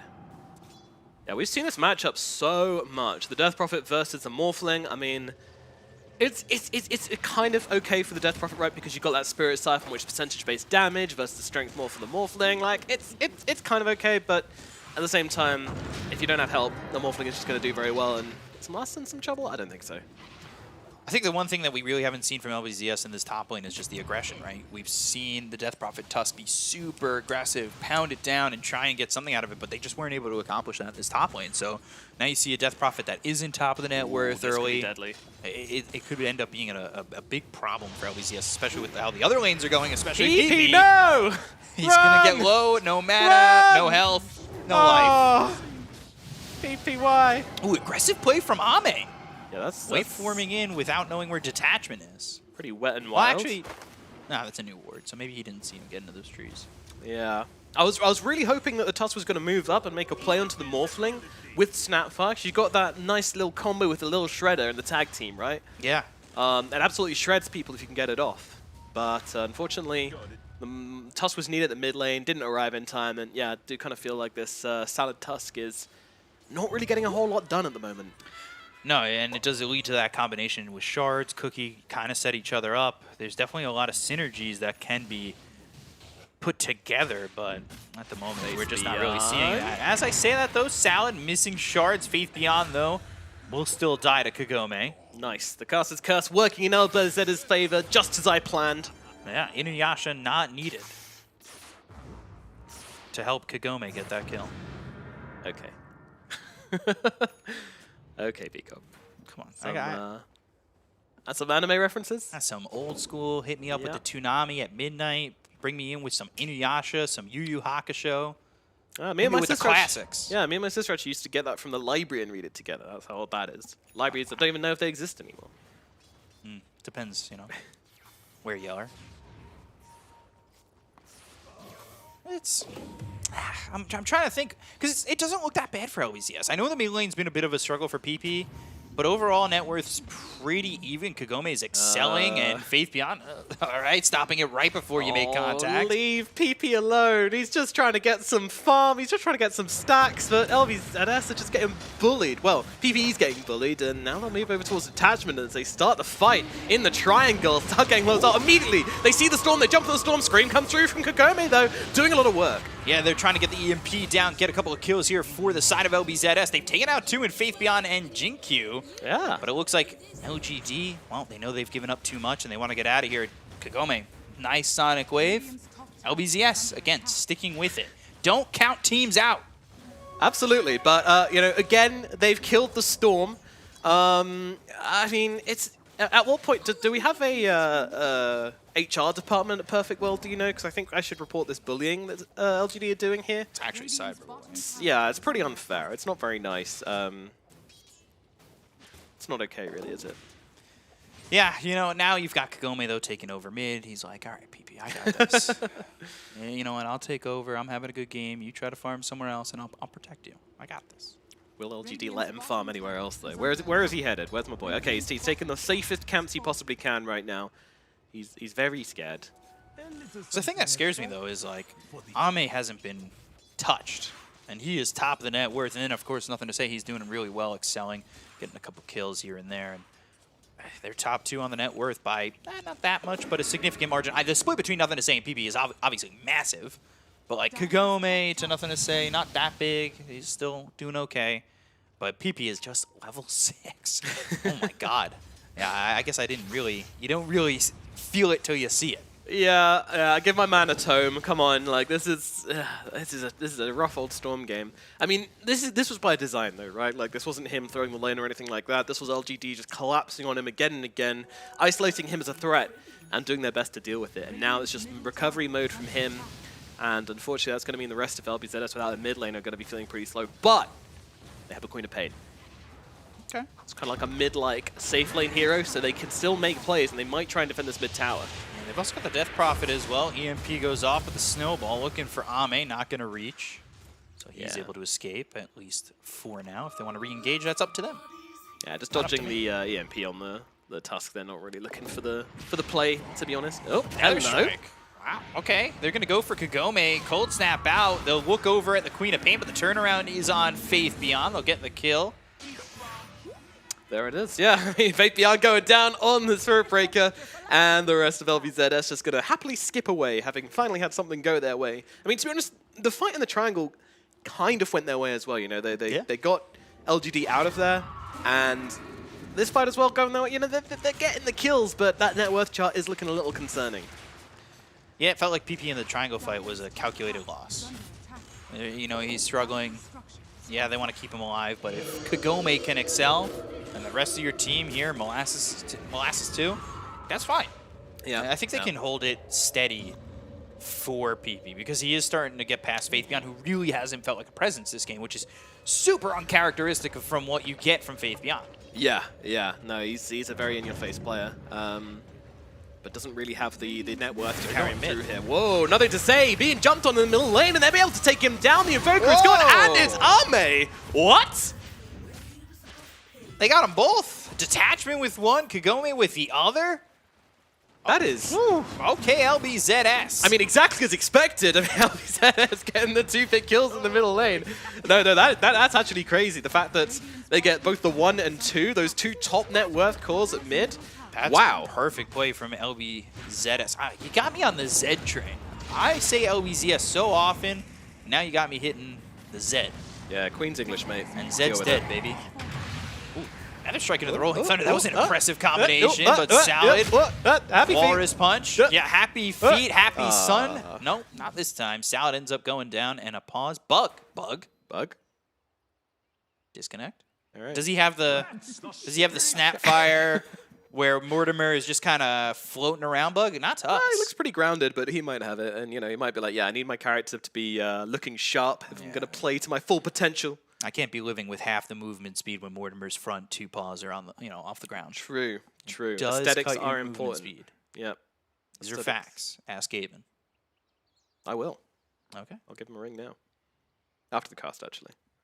In between games. G from both sides. Yep. There's the F9 press. Do you spam the F9 button when somebody pauses in your game? No. I'm a civilized gamer. I'm cultured and yeah, good. What if mannered. they didn't pause for you? Screw 'em. Yeah, slam that button. Yeah. Feel the same. You couldn't wait for me. I can't wait for you. Yeah, and you love it when it happens, don't you? Oh, I don't know when this happens though. Molasses in some trouble in the top lane.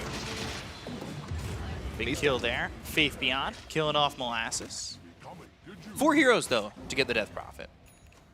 It's a big commitment, but if they turn this into a tower at the same time, it'll definitely be worth it. And I'm not sure this is something which LBZS are going to be bothered about defending.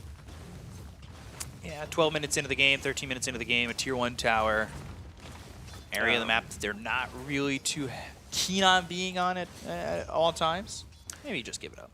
Yeah, I mean, this top tower is nice to hold if you can. Like, it does give you access to the enemy jungle, it defends your triangle a little bit, but, you know, it's not a tier 1 mid. Yeah, but what I meant to say is everybody TP in top, defend this tower exactly what you'd the expect. End. Perfect analysis They from the want play-by-play every pair. tower. Yeah. No, just as we believed. Oh, snowball interesting move from forwards, Salad. but Salad is going under the tower. He is going somewhere he does not want to be. No, and Salad jumping around. Now Rolling Thunder coming through. They've got the Spirit Vessel on Salad. Nether Strike hitting onto Detachment. And the ulti comes out from Innocence. Detachment fighting up here, but as Taze are numbered as he goes down, but LBZS looking to fight back. Beautiful Scream of Pain from Kagome. That's going to take down at least one. Nothing to say, still alive for the time being, but very low to the dagger. Meanwhile, in comes Ame, looking for Molasses, and the charge comes through as well, and they take down the Death Prophet as well. And they actually got 3 out of that on the side of LGD. I thought that was going to go a lot better for LBZS. And yeah, 3 for 1. The Sonic Wave well placed, but couldn't finish off the Invoker. Yeah, that's the thing. Like, they got the dagger out onto him. I don't know if they thought he was dead or they were just too low on resources to keep chasing. But yeah, great entry to the fight from Ame as well. Oh god, Ame's going to be so much stronger with this Alacrity when it's on him. And he's starting to really pull away in terms of net worth. This is potentially scary. Yeah, Mortimer's Kiss is coming out, and now Icarus dive back and forth. Jin-Q burning away. The kisses, they hurt. Yep, some nice grilled pangolier for dinner for the side of LBZS tonight. Delicious. I don't know how good that tastes. Me neither. Gamey. Yeah, probably got to eat around the scales, which wouldn't be too pleasant, I would imagine. Yeah. Save our pangolin friends. Absolutely. Don't eat them. Not food. Fish kind of are being friends. stalked by the Night Stalker for a bit there, but yeah, he's finding a bit of space back into the game. I'm not going to say he's pulling ahead, but he's caught up to the gang. He doesn't feel like the one left out anymore, so mode recovery. Kagome looking like he might want to jump, but he doesn't have a Sonic Wave to play with for 35 seconds. Yeah, not a chance. Yeah, you know, PP on the Storm, like you were saying, he's finally in the mix. He's in the mixer. Gets picked in this pickup game of Dota. Yep, finally, you know, unlike you and me in school. Don't call me into that. I was last pick, thanks. All right, we'll take the short kid. Thank you.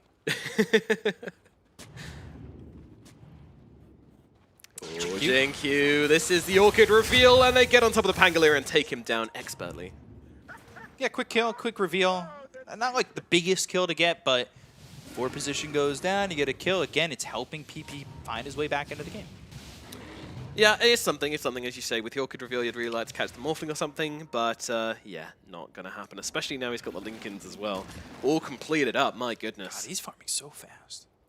He really, really is, BCOP. He really, really is. Nothing to say is kind of not petered off, but I almost feel like I expected more from Nothing to Say with the start he had. He's 3-1-5 right now. He had a lot of those.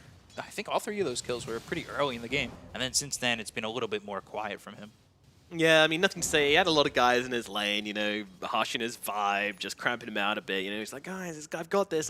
But nah, they took a bit of his XP, so. PP do. And they can kill him as well. I think that recovery, when he's level 11, was Nothing to Say level 11? I don't remember. I already forgot. I don't look Nah, at it's level 12. He just got to 12, though. So experience-wise, PP's kind of gotten close. He had caught up for a minute there. Unfortunately, Nothing to Say just pulls up a little bit and then gets some Midas off as well, which is obviously a big chunk of XP. So yeah, so now about a level ahead, but a 3-man smoke from LBZS. Yeah. You were right when you initially thought about making the point. That's always the worst. When you think about the point, it's right, and then by the time you say it, well, it's no longer available to you. Ball lightning in, they've got the Orchid. Oh. That's Jin-Q again. Well, it happens. He even stopped moving. He knew he was dead. That's hands off the keyboard. Guys, come on. They're ganking me all over. Where is my team? Nah, he's happy with this. He's like, yeah, okay, keep using your Orchid on me. I'm fine with that. But this is a big play from LBZS, and something they've been doing a lot of recently is going for these Roshan attempts. Now, it has been scanned out by LGD. No Rolling Thunder, though. They are going to Sunstrike. Yep. Charge. Is this going to time? This might time out pretty well. It's going to be on the detachment. Roche is low. The tornado. This could be bad. Through, and the Aegis is picked up by PP. PP's got it, and now they're going to immediately pop it here. The Supernova comes on down, but look at Molasses. He's just tearing through the fight with that BKB. XM doing a lot of work, but it is ending soon. And they're going after Molasses, and they've got the Sunray on him. There's the Rolling Thunder that we wanted for the early parts of this fight. But, well, now it's here, and it does net them a kill. I believe they bought back on detachment. Yeah, 3 heroes die on the side of LBZS. That kind of salvages for LGD. It's the right idea for LBZS. It is, yeah. I mean, sure, you don't maybe get the Aegis and use it like you would want to. I mean, I guess there's something to be said about not giving the Roshan to LGD, but that's not really looking. Oh, whoa, Nothing to Say caught in the mid lane. Goodness me, that was so quick it even caught the Observer off guard. I believe that was the blink on Salad jumping in. On the Tusk, yeah. Was it the blink? Yeah, with the the Walrus. But yeah, but first, There it is. Salad likes this. That blink start Walrus Punch control, and that's what allows them to kind of move forward and go for more. And they might just continue to get more heroes. It's Shinku again. Kagome having a great game now, dominating 4-0-6, involved in 10 of the 15 kills. Kagome. That's all. Kagome. Yeah, he is going, that's for sure. And it's not stopping in the middle lane as PP makes a bit of a play onto Faith Beyond, but he did get off that bulldoze, not going to happen. One thing I did want to point out, some analysis here, BKop. Ooh, everybody get ready. Yeah, this might buddy a crumpet. Molasses, in that fight, he had the ghost coming back to him. I was like, ooh, he's going to make a pretty big play here. He's going to survive through this. There's a Spirit Vessel on him. So he didn't heal as much as he wanted to, and therefore ended up dying. So big Spirit Vessel pickup coming in useful, as we have Salad dying down at bot. Counterpoint about Molasses. I used it recently in a recipe for cookies. Oh, how was it? It was actually really good. We don't really use molasses so much in the UK. What is it? It's it like was the sugar? first time I used molasses. I actually don't know entirely what it was. I just followed the recipe. It was molasses, ginger, cinnamon cookies. They were really good. They kind of have like a snap to them if you do them wrong. I did them right, so they were soft, obviously. Yes, usually when you're talking about food, you talk about what they taste like when you do it wrong. Thank you for that. Jin coming in with the Rolling Thunder, and, well, that's a blink away. They still have the charge. I don't know about that one. Whoa. Boo. Yeah, you got to commit to every charge. There should be like some kind of bonus you get every charge onto an enemy hero you connect with to give you an incentive never to cancel charges. That would make the hero so much cooler. Based on travel distance. Yeah, why not? Like travel distance onto the enemy side. Yeah, make Bulldoze a passive, which gives you status resistance for each unit traveled whilst in charge of darkness. Like cancelled if you ever cancel it, and here we go onto Ame, but he's got the BKB, just turning it around. Yeah, he gets out, gets the kill on a PP even. Faithbeyond just gives a little tip. Look at that. Just a little tip there. Says a nice BKB, bro. It's the right idea, but now that's the BKB going down. I think they could have potentially broken out of that commitment. Yeah, I'm not sure they saw it. Not they sure didn't get the text. I don't know. Maybe just yeah, they don't get the pop up on the screen like we do, so it's a little bit harder for them. Don't know if you guys knew that, but some in depth there. We get the text messages that say, "Leave this engagement." Yep. Do not go. Abort. 5K lead though for LGD. Starting to break away a little bit. I think again it's just maybe the lack of Molasses is doing all right. I don't really want to beat up on him. I think he's doing fine. I think I'd like to see more pressure though, and they've been trying to do that. You can see with that play on Ame, they're trying to make it so LGD are a little bit uncomfortable. I don't know if Ame's the right target in a situation like that, but and now he's going Ags next, so he'll turn into the Spirit Breaker. Here we go. A little bit of a play onto nothing to say here, but Salad does seem pretty alone because the team are actually going on the Phoenix in the middle lane instead, but that leaves Salad alone, and that means Salad's going to die. So did Innocence, or Y. Okay. I hope Y goes back to Innocence. With all these name changes back to old names, bring Innocence back. It is the, it's a shuffle period, you know, after TI, but for China it's also the name shuffle period. Charge? Committing? Nope. Oh. Hello, Detachment. Hello, Kagome. All right. Where is he going? Bottom lane, 10 out of 10. What a charge! Yeah, right. hell yeah. He was invis the whole time as well. They're just like, what the? Who hit me? What? What was this? The confusion from LBZS. I mean, they like, yeah, they had no idea which one they were actually jumping there, and yeah, wow. They were less confused than us, though. True. And I know the last time they tried to pressure Ame, it didn't work out, but again, it just felt like he's had a free game. Yeah, and I'm not really sure what the plan is with this BKB. You somehow need to draw out the fights long enough where you don't all die and this BKB's duration goes down, then you can maybe pop him off again. Yeah, it's a tough old situation for LBZS to be in. They are going to have to find some late game options here, which I'm not sure their draft naturally allows them so much. Shard for the Queen of Pain. We'll see what Kagome can do with that. I like that shard. It's always good to jump the backlines with it. Though the backlines of LGD, the supports of LGD, aren't exactly that easy to kill. Yes, they've shown that they can kill Jin, but like when you're doing it as the Queen of Pain, you kind of want like 1+1, right? You take him out quickly and go for it. Yeah. It may not be so simple when it comes to a Pangolier who now has shard. and that Phoenix. Yeah, that's not the easiest kills in the world to get. It's looking rough on the pickoff side, but still, you know, gold doesn't matter in Dota, as we know. Net worth is a myth. All that matters is kills, and it's 16 and 16 right now, so very even game. Yeah, the net worth doesn't matter, like the points don't matter, and whose line is it anyway? Exactly. Blink with the rolling thunder, shield crash down on a Molasses who pops his BKB. Okay. Bit premature. And now that means it'll be down if LGD do want to just force the issue again, which they're trying to do and get Kagome. Yeah, and he does not have a BKB. Or Snowball, not sure it's going to save him. Let's see, rolling into the BKB. Morphling, that ain't going to end up too well, but the Queen of Pain! Gets called out by the Adaptive Strike. Yeah, they end up getting the kill onto Salad. They've got the ice wall down, making Salad's retreat very difficult. Mega kill streak and a double kill for Ame. There was hope that Kagome could get out of that one. They both have buyback, but LGD, they'll move over and pressure mid. They've pinged up the mid tier too. Nerf Adaptive Strike, please. That was way too much range. Kagome deserved to live. Justice for Kagome. 10k lead, but I don't want to. This game hasn't looked bad from LBZS. I think it's just looked cleaner from LGD. Yeah, I mean, in a way, I think LGD have the late game options as well, which kind of means that the fact that they were actually meeting toe-to-toe with LBZS in this early mid was a pretty bad sign for LBZS. But yeah, no, as you say, like getting this amount of kills versus LGD always has to feel good, but probably not as good as actually beating them would feel. Yeah, but they're not out of it just yet. But there is a big power spike coming out for LGD. It's the double Ags. One for Faith Beyond, one for Ame. Here's that charge. Ooh. Didn't commit. Gets dusted. But he's also got Bulldoze. So even if he gets dusted, you just make it last a second. In we go with a team fight here as they jump everything onto Molasses. They want to take him down, and no exorcism for you. They do get the return kill onto Innocence, but it's not much.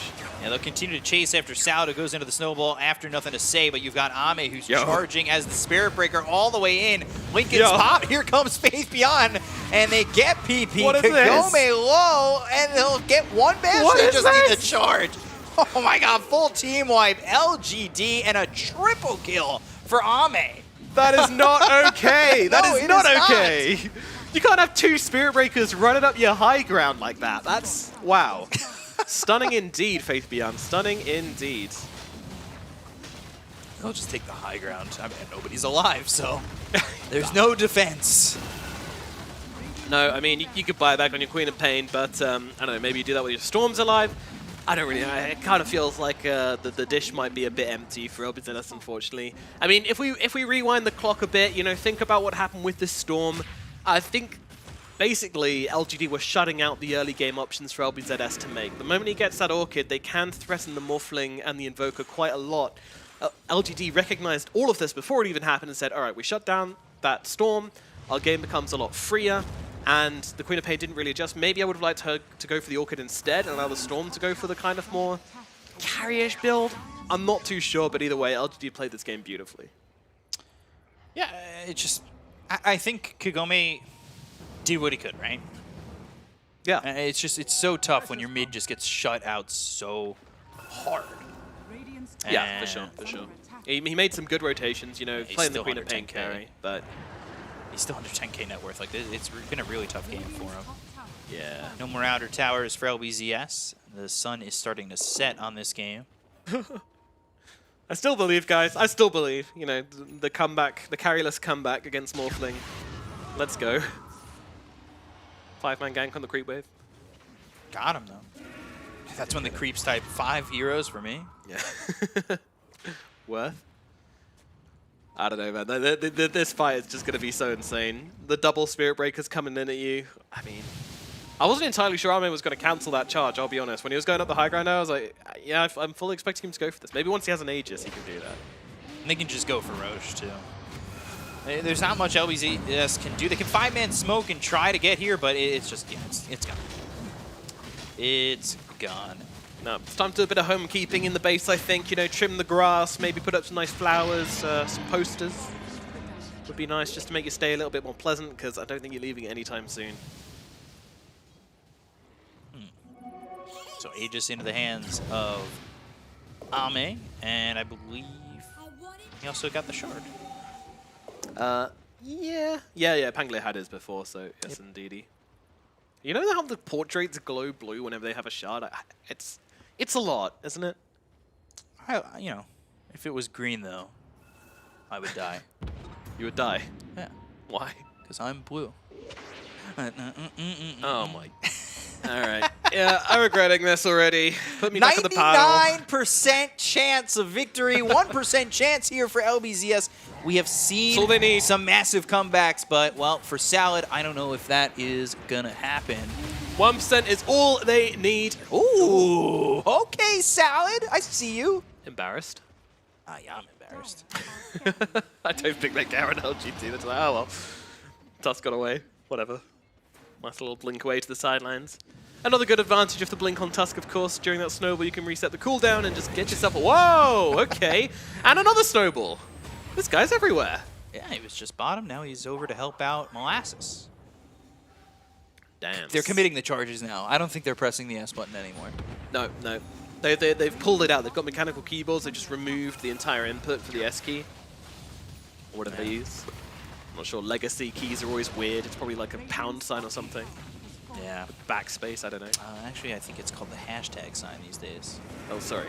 No. You can tell we're boomers when we call them It's a bit of boomer humor for you. Sunstrike coming down, and another snowball save. They use the Rolling Thunder. Snowball going in. Oh, boy. Molasses with the BKB. Turning it around with the Exorcism, but it doesn't really do enough. They just rip through him. They don't really care about him or his ghosts. And now LBZS going to look for the reset, although jumping in on PP here, trying to follow up with more of his kisses. But in the backlines, Ame's just going insane. Yeah, Ame killing off Detachment with a triple kill. Now, do we get another Rampage? Does he just dive the base? Unfortunately, no. Boo. I can only hope that we get another Rampage. Maybe outplay the God King triple Rampage and get a quadruple Rampage. I feel like we need to know okay, GG's cool. That's going to be it, folks, for this first game. Yeah, valiant attempt from LBZS, but unfortunately LGD just coming up big as expected. But yeah, I mean, not a bad loss. Not a bad loss, you know? I think the tools are there. I think the idea is there. And somewhat so the execution. Storm's game just got ruined. He didn't have a game. And that was their biggest struggle to overcome. Yeah, Faith Beyond giving a nice stretch. He knew he just kind of flex them for the camera a bit. Yeah, I know I'm strong. I know that picture that of our victory makes me look strong as well. We'll see it in a second. Yeah, look at it. Boom. Arms crossed. Forearms looking good. Good lord. He's shredded. This man charges, and he absolutely charged over LGD in this first game. Yeah, it looked good for up to a point, but unfortunately the Ame problem was never solved. You know, they didn't have the solution to this Morphling. Yeah. I don't know what else they could have done, honestly. Like, with this draft they had, I'm looking forward to hearing what the panel has to say about how they approached this one, because I'd really like to know, like, what they could have done differently in the early game with that draft they had. Yeah, it seemed like there was definitely an opportunity to make it work. At the end of the day, I think maybe you got to spend more on protecting PP, because the LGD threw, 3 heroes every single time they went for him. Started with the Cold Snap, into the Tornado with the EMP. It's just impossible for PP to have a game. And his net worth was never big. So, well, LGD, they take game number 1. We're going to throw it back over to the panel, see what their thoughts are on this game and game number 2 coming up. Back to you guys.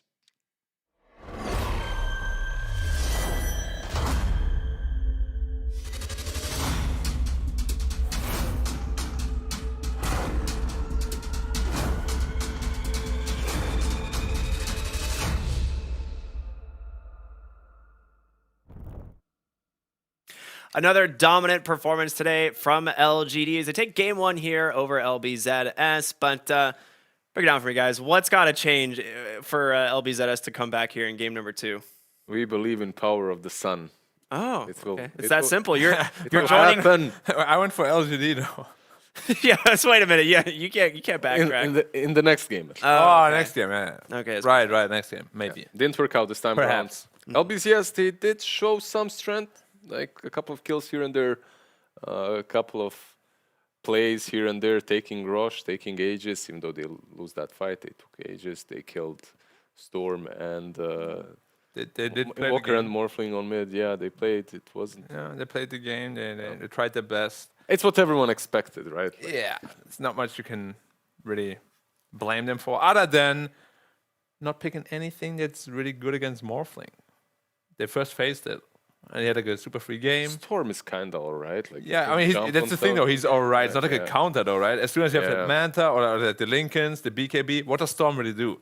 Like, there's no like PL, there's no like anti-mage, there's nothing that really threatens you like ever after that point.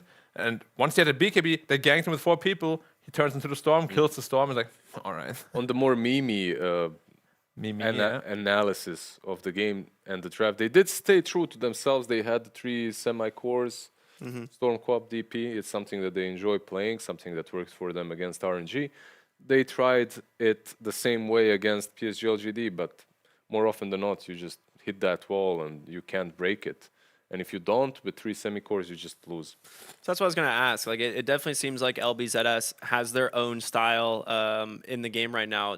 Is it becoming more of a detriment, maybe, and we need to see them kind of play something more meta, or do you think they should be sticking to how they have been playing? I feel like we need to see them play against someone that's not PSG.LGD first. Okay, and then that's we fair. can you can have the best strategy in this world. If you're playing versus a team that's on paper just much stronger, they can make it look bad. It's just the way it is. The draft sometimes it doesn't truly matter a lot. Yeah. And there's not just one way right now, like how you have to play Dota, right? There's many different styles that work. Their style definitely also works, but you really gotta make sure that you push that tempo and minimize the mistakes you make, because as you can see already, Morphling is top of the network. That cannot happen if you play this kind of style. Like, you want to be ahead all the time, you want to minimize the enemy's net worth, and you've got to get as far ahead as you can. Like, you can't give up any Roshans. You're not allowed many mistakes, which is why this playstyle is very risky, especially for inexperienced teams. It did feel like LBZS, I mean, they were playing pretty clean game for a while. Like, they were very close into this one with PSG.LGD, but as you guys said, they get the Roshan here, Lizard. They end up losing the fight anyway. Where's the turning point in this? There was none, right? I agree. It's pretty much over. Yeah, it's already done. Even before this rush fight, they were 3K, 4K behind. Like Black said, I completely agree. You're playing 3 semi-cores. If you're not winning lanes and dominating afterwards, dominating hard afterwards, like they did versus RNG, eventually your game just crumbles. It's just the way it is. Yeah, and it's not like they made any like super massive mistake.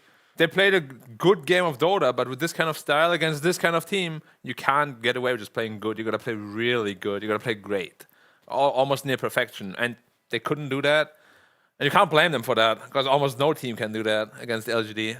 And yeah, ultimately became the Armor show. Yeah, I mean, he had a great game. Yeah, that one. Interesting death, like he just TP'd in, didn't strength morph, and died instantly. I'm like, okay, that's an Armor moment right there. happens. But this PSG.LGD's draft as well didn't feel experimental at all. Yeah. It had a lot of synergy. They knew exactly what they're doing, and they were not going to give LBZS a chance to take this game. We see Phoenix, which is like something new. Phoenix is something new, but there's method to the madness. If Exactly. if you consider that you have not only Pango, but 2 Spirit Breakers charging, that tag will always go off. Yeah. Yeah, I mean, what we've been seeing a lot is like people picking the Morphling specifically into the Spirit Breakers so that you have the hero for yourself, but now you just have 2 Spirit Breakers on your team. Yeah. The hero seems strong enough already. I don't know what you do against 2. What do you do against 2 Spirit Breakers? Morphling with 70% status resistance. Yeah, sounds legit. And like 1,000 movement speed across the map. And charges and stuns everything. Yeah, not broken at all. Very nice. It has been a combo even before this like Spirit Breaker madness was coming. But now the quote-unquote broken Spirit Breaker is even stronger than it ever has been before. Yeah. And of course, I also agree with the MVP. He had some very good plays around the map. That one death, we'll allow it. It doesn't really matter for the KDA, which is why he's like, okay, I'll take one death to make it look silly. But yeah, KDA doesn't tank. Everything is okay. Still at 13. That's good enough. The item build as well. I like it with the axe, right? So for the Spirit Breaker for those charges. And the Nether Shawl too. Again, a little bit lucky. Probably the best morph item there is in the game. From a tier 2 at least. Especially against the lineup you see off of LBZS, right? Like, Yeah. there's so much more survivability now. Also just for your reblade, right? It does wonders. Yeah. I mean, what is there to really say? PSG.LGD just seeming to be unstoppable here in Yeah. the CN DPC, right? Better draft, better individual plays. It's hard to combat that for, well, really any team. Like even Asta, which I consider probably with quite a bit of a gap, the second best team in the league. They lost to a quote unquote weaker LGD. But this, like as I said, LGD just gets better and better the more they play. For sure. Like a fine wine. Yeah. Ages very well. Or cheese. Or cheese. We're big fans of cheese here in Oh, Dota. I love. Yeah, but you guys call yourself fans of cheese, but you don't like gorgonzola. Like I blue like cheese. gorgonzola. Blue cheese? Who doesn't like Really? gorgonzola? You like it? Yeah. I heard you guys say you don't. Not by itself, maybe, but like in dishes, it's very nice. Yeah, I'm not By gonna go. itself, there you go. It's Yeah, but dude. okay. In a restaurant right here in Kiev, I made a mistake. I didn't really read the menu properly, and I took cheesecake made out of. That makes a lot of sense. I can't believe you guys. But yeah, like the second Roche back in the day, dropping cheese. We'll just keep the topic going. Why not? Too powerful. They moved to third Roche. What do you guys prefer on third Roche? Ags or Refresher? If you get the choice. High X can be game changing. I feel like Axe, especially on like some supports like Disruptor and Bane, can be absolutely game winning. But then again, you also have like a Tidehunter with Refresher. Tidehunter I guess it Doom with depends what Refresher, lineup you have. yeah. But if I ever play support, I hope That there's it's an Axe. Yeah, Right? So I That's get what it it is, right? But if I'm a core, then I'm like, yeah, give me the Refresher. All right. All right. Well, none of this nonsense. We're going to go ahead and take a look at the draft in a moment. But before we do, time to introduce our draft master once again, Mr. Neff Sensei. How you doing, bud? Just hoping to keep these guys on topic here. I'm sure it won't be You're too always difficult. on topic. Of course. Cheese are very important to the game of Dota 2. Yes. of Cheese course. picks, the item cheese. Yeah, we Yeah. could have talked about cheese picks. Are we going to There- see any of those? Like at TI, obviously cheese is given before the ages. So Well, let's go ahead and jump into the Obviously. draft and see if we have any cheese picks coming our way. Oh, so cheesy. None at all. Not a surprise. Unbelievable. I can smell it. More of the same, but what is surprising is the fact that they ended up banning out the IO themselves here on the side of LBZS. Usually it's whoever they're playing against bans that one out, but looks like they were a little bit worried about PSG.LGD grabbing that one. They might have something else in mind for themselves here. The Disruptor, they've picked a lot so far this tournament. I believe, 3 matches? So whenever they have the opportunity to grab that one, they do. And it should give them a lot more catch. Queen of Pain, obviously very good at playing in the mid lane. You have a much more even matchup against a lot of things rather than that Storm Spirit versus Invoker match that we saw last time. That one isn't really a lane you can come out ahead on the Storm.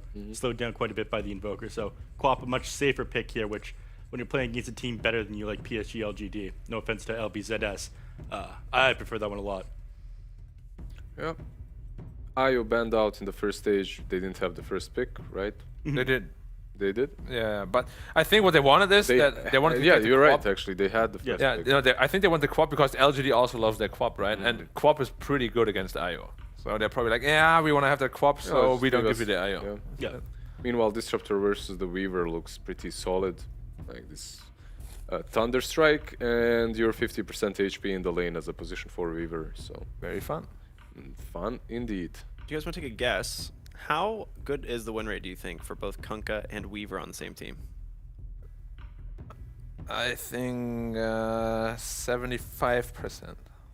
All right. Anyone else? Anyone else want to take a jab at this one? Let's Maybe 68, 69%. I like you. Thank you. I mean, 68, 69, and 75 ain't that far away. I'll take 71.5. Very not close, no. Okay. We are up to an 87.5. These guys have won almost every game on the same team so far. Black So pretty wins. strong opening duo here. 3.5%.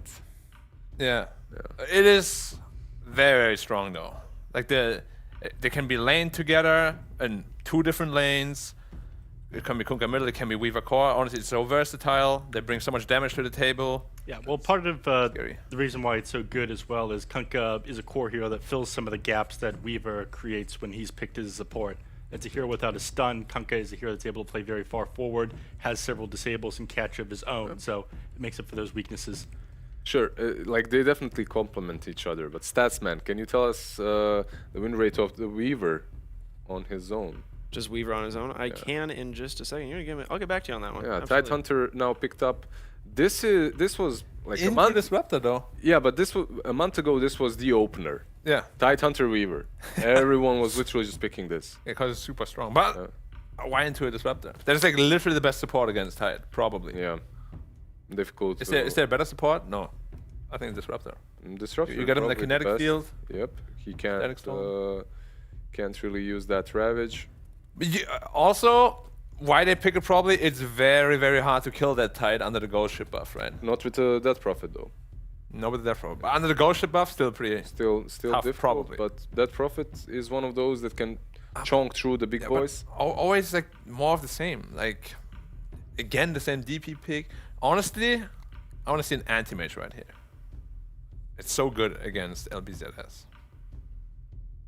PSG.LGD AM. Yeah. Sure, why Although not? I haven't really seen Armor play much of the anti-mage lately.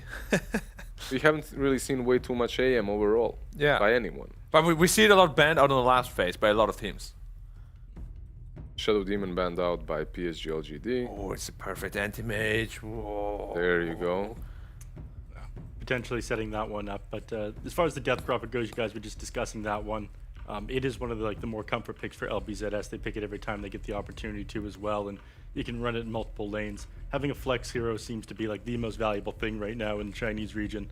So don't want to reveal too much about their draft. It's usually played in the off lane, but you know, LBZS, they've been moving all these heroes around. In fact, we even saw Tidehunter mid the other day. And speaking of, Oh, Lycan, yeah. They're the normal DP answer. They have Yeah. nothing against it. This, I don't want to be Disruptor. I don't want to be Bane. I don't want to be Dead Prophet.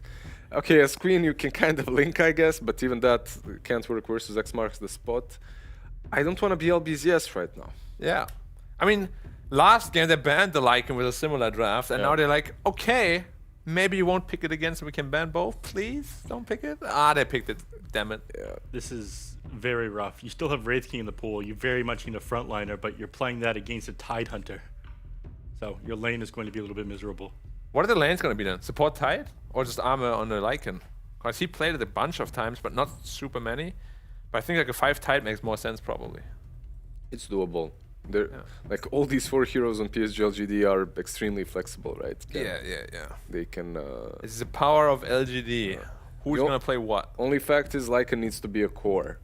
These other 3, you really can't say for sure. I still want to see anti-mage. For which Still team? an anti-mage. For which team? LGD. Really? Yeah.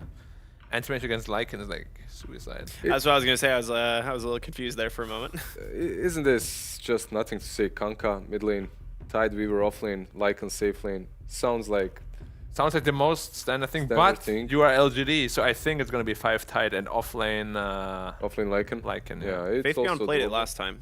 Yeah, it's definitely also doable. They're banning mid heroes though, so they could also be expecting a safe lane Kunkka and another mid hero. Offlane Lycan with safe lane Kunkka. Yeah, it's bizarre that they would ban out the Invoker and Lina. Both of those heroes kind of... Strong versus co-op though, right? yeah. I mean, it almost looks like they want to grab a Storm Spirit here, but that would be insane. Yeah, Kagome, Queen of Pain. Run it back. They're the team that are innovating the Queen of Pain safe lane, I would say. It's what it looks like here, but I don't think that's what's going to win them this game. Again, they need a frontliner. And there's your there it frontliner. is. Anti-mage. Anti-mage. It's so good here. Oh my god. I want to see Armor camera right now. I want to see him talk. I want to see AM with his mouth. So we're looking for the AM cam. I just love this AM enthusiasm that's on the panel. Do it. Do it now. You like the AM that much? Yeah. Hit me any other hero that's not the anti-mage here. Come on. Any hero. It's hard. At this point, their draft is just that good. Timber actually does show some problems at them. I like the Timber pick. It's good, yeah. It's really good versus all of them. Like if Timber can roll out of control, he can be quite a nuisance to deal with. That's why he picked the anti-mage, so he doesn't roll out of control. But realistically, they're not going to pick it, so what are they going to pick? What's good against Monkey King is banned already. It's already banned. Slark is terrible against Disruptor. What are your other go-to and Pop counters? as well. Yeah. There's her AoE damage, Abundance. What else is there that's good versus Timber that we're not That seeing? armor also plays. Ursa would be the only other one, right? It's so hard to play against the other heroes. Yeah, though, it's like the you're problem. in DP though. Yeah, you're kind of all inning on the laning phase then. I mean, this is if they choose not to run the Lycan or the Kunkka in the safe lane. Very hard though against Timber, which is why this Timber saw pick is on paper really strong, but I do believe an AM would actually just result in an outpick. Yeah. Like they're like, we outpicked you with this one, but the LGD will be like, Just an Ember. Ember. Well, that is so boring. Yeah, a lot But of. but it's fine. Exactly what they needed though. A lot of damage and. And it is going to be a safe lane Kunkka. Makes sense to me. Ember is Faith not that back on his strong comfort too. against DP though in the lane. A bit scary. They could lose a lot of lanes here. Well, it's Kunkka Ame, right? Ame Kunkka. Ame Kunkka, Faith Beyond on the offlane Lycan once again. So a little bit of comfort for LGD here. Timber offlane and that Prophet safe lane, right? Yeah, but Timber against tight Kunkka, that sounds so free. Yeah. Like it can't get much freer than that.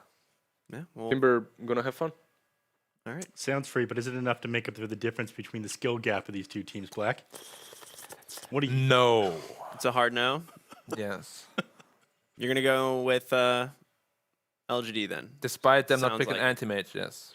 I'm disappointed though. Yeah, that's fine. Not everyone earns Black's approval. Yeah, It's pretty difficult. I tried to give the Sunshine a little push in that last game.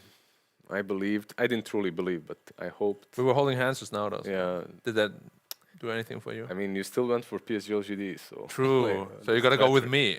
Yeah, I'll go with him. Yeah. This time. Neff, what do you think? No, I like being a naysayer, but and disagreeing with my fellow panelists here. But unfortunately, PSG.LGD are just too good, so All not gonna right. happen this time. They look great indeed, and I'm sure our casters look fantastic as well. So go ahead, take it away, B-Comp and Nomad. Thank you very much, bro. Yeah, that's right. He's B-Cup, I'm N-Mad. We're super pumped to cast this game. Gonna be a dope game, and the casters, the analysts, they think they know a thing or two about the game, but one thing they don't know is how to read vibes, right? And I think the chakras of LBZS's draft is, very awesome, bro.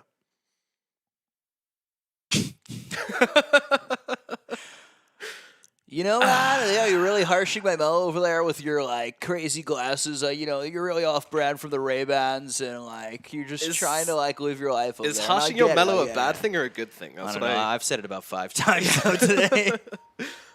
Mulhalla.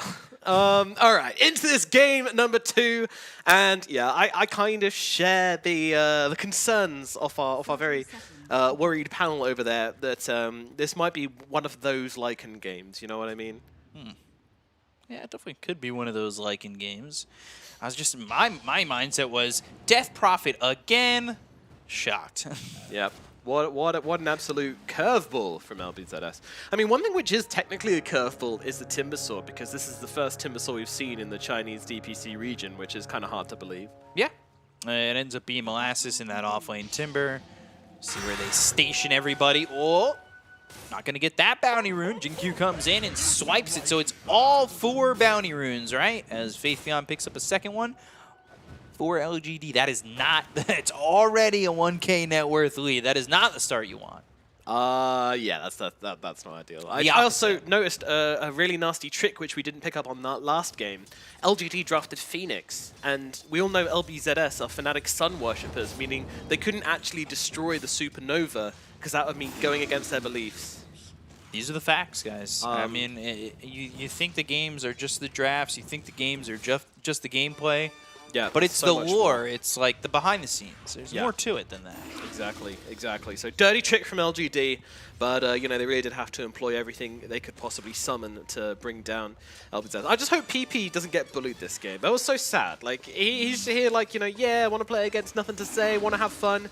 And nothing says, well, his team are just like, no, we're just gonna stomp on you. Yeah, I have a feeling this might go the same way as well, honestly. Not that you have major rotation vibes from LGD with their supports.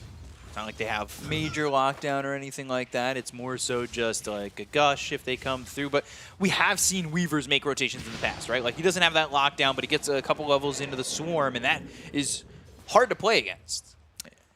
It is. Yeah, Swarm is very much a positioning spell. That's what a lot of people kind of misinterpret about Weaver sometimes, is that you want to get the Swarm on them when they're as out of position as possible, because you can't...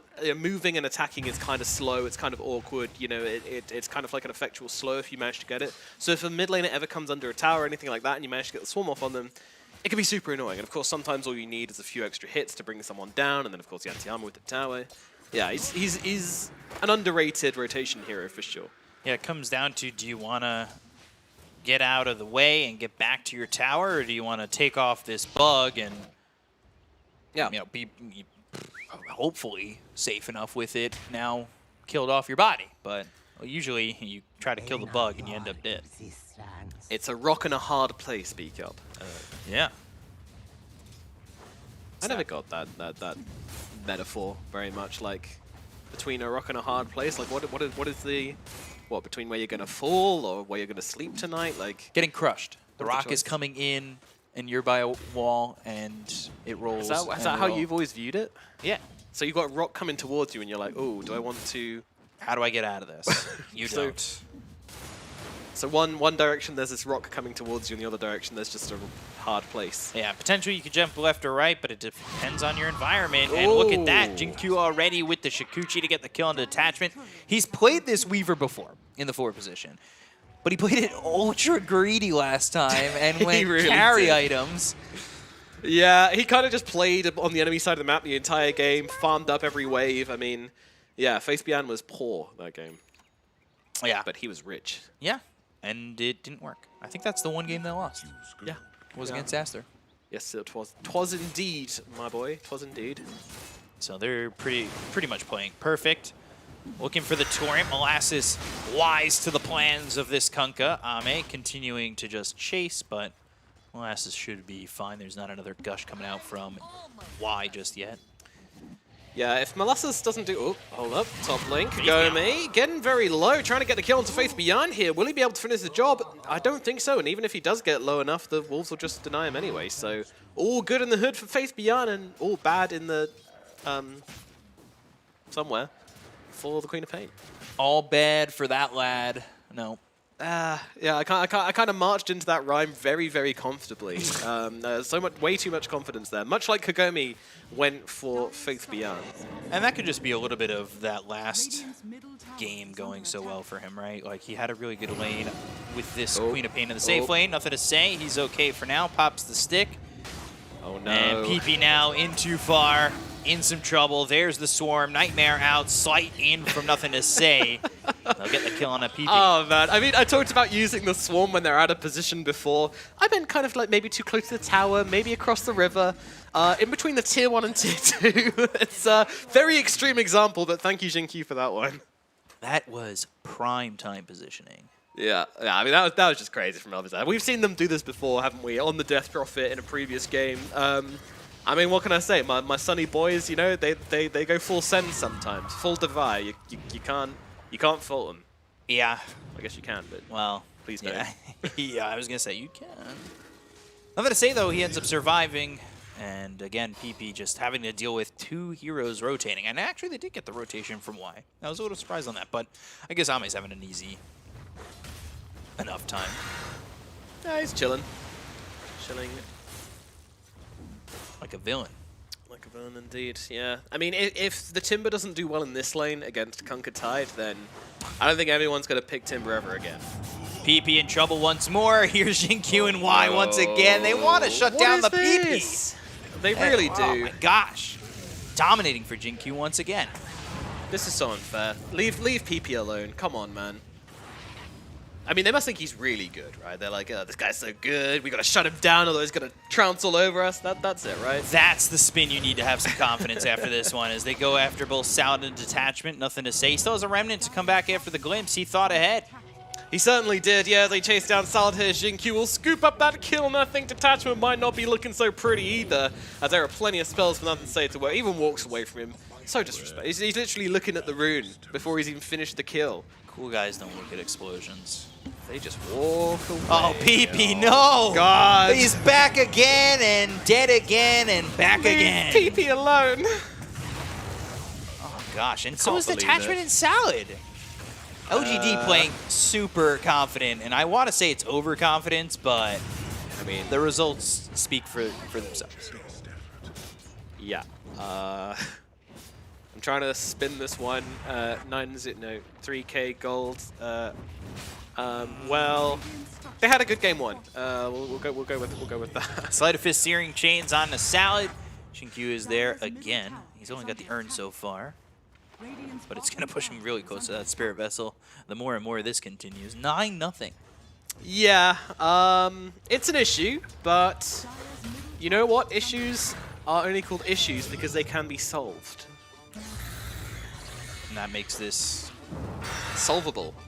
Okay. Yeah. So it's all solvable. All they need is to stop dying and to start killing LG and taking their towers. You think Chad agrees with that? Yes. I'll take a quick look. Yeah, no, they're good. They're good. They know this is still a very close game. Oh, actually, what they're just saying is F10K, F10K. Oh yeah. The animalistic chants. Oh, Gush over, Swarm on, Molasses though. He should be okay. PP though. Is he okay? No. Nothing to say. Was thinking about it, but they also have the Bane ready to go. A rare Kagome instance losing his where career. PP actually survives. Yeah. Love to see it. My goodness. And Ame at the top. Not surprised. Nobody is. It's okay. Molasses is doing okay, right? He's got himself some money, you know. They picked this Timsaw into the double melee strength lane. Are you about to pull a Ricky? Oh, come on. Yeah, the Nightmare All right, save. He's Woo! fine. He's Let's fine. go. Exorcism comes out from PP, and the TP immediately away from Ame. Yep, but you know, he's got some creeps to farm here. You know, so he's just like, yeah, I wanted to farm with the Exorcism anyway. Actually, I didn't really want to kill or a tower, and wow, baiting Nothing to Say to use the chains on him here. Now that spell's on cooldown, which is great for LBZS, right? Look. Okay, Beacon, we're playing our game. We need to make this game feel close for people at home. It is still close. I don't think it's that far gone. I think LBZS still have a chance. See, I do really think Molasses having a decent game. They get this tower. They can start maybe rolling through the Radiant jungle. It's just going to be a little bit difficult to keep control where you want because you're behind by so much. Yeah, I mean, okay, so my issue here is that, yes, Molasses had an okay lane. Unfortunately, everyone else had an okayer lane. In fact, a very, very good lane. Okayer lane. Yeah. Words, sure. I knew there was a word better than okay, but it didn't quite come to me at the moment. That's all right. Better lane. There's many, actually. It's quite a delectable choice of a feast of words. I don't know. LBZS, they need to just embrace some magic. You know, go for some 5-man, find some fights. I mean, they've got good spells. If they can get them off on tiers which don't run away from them, that'd be great. Unfortunately, if they can get to level 6 at a decent mark on these supports, maybe they have a chance to have some of that lockdown. But again, Salad's level 4. He's dead again to Faith Beyond. It's just really tough to get to this position. It's now 10-0 in Detachment. He's also level 4. Like, they just don't really have the experience, and it's just really starting to collapse on them. 11-0. all right. Chat do interaction. some chat interaction. Yeah. All right, guys. I can see it, hear it in your voice. You really can. We're so connected. Who do we think is going to die first? Be the first and possibly only kill for the side of LBZS? Who are they going to bring down? Type 1 for Kunkka, Type 2 for Ember Spirit, Type 3 for Lycan, Type 4 for Jinkyu, and Type 5 for Tide Hunter. The only player you need was Jinkyu. He's Yeah, the heroes for everybody else. He was on the screen, you know. I was about to call that you out, too. What do you mean you're about to saying call me out? all You did fu- just call me out. What do you mean I'm about to? I meant You more. did it. I meant more. Like that you were just naming all the heroes, and then you named GQ. It kind of threw me for a loop for a second. I was gonna say this guy doesn't even know the hero names or the player names. I don't even know how to do insults. But yeah, I think the entire chat is probably spamming Ame at this point. I feel like he's always the guy. It would be an Ame special, wouldn't it? You know, like when you're ahead, you've got nothing. You know, it's.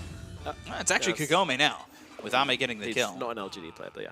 It still works. He wasn't the number. Not even he a wasn't. number. It is potentially magical. TP out. Oh, Innocence. Hey, is it going to be Innocence? Run. Ravage! Run, save the 5 presses. There it is. You're all wrong. You all typed Ame. Yep. And Innocence tips PP. Yeah, I mean, in draft form, it's a pretty bad tide game, right? You've got the percentage-based damage of Spirit Siphon. You've also got the Timbersaw as well, so... You're just there for the Ravage. You're fine. Yeah, you're an R on legs. But now he's used the Ravage, and it was just to survive, so they don't have that big team fight spell. Although PP, this is what we've talked about in the past, just, you know, going a creep wave too far. And he's trying to survive with the Ghost coming back, but it's not going to happen. Ame with another kill, and he takes out and chops up PP. He does indeed. Yeah, so 13-1, you know, hope on the horizon for LBZS as they get their first kill of the game. But No Brazil stat line, though. I think that's the most disappointing part. Brazil's stat line, well, what was that? Was that the football It's the reference? 7-1, yeah. 7-1. Remnant back and forth, nothing to say. All right, see you later. Bye-bye. He's not even leaving. He's Fake just gonna height. watch. He's like, maybe I'll slide it first. Maybe get myself a couple of creeps in the process. Yeah, thank you very much for weakening these camps for me, bro. Appreciate it. So salad, okay. No, he doesn't want creeps. He wants heroes. Watch out, watch out. He wants those cheeses. Yep. Creeps are too low value for him, you know. He's got a taste for blood now, much like a vampire. They do have Static Storm if they want to make this play aggressively.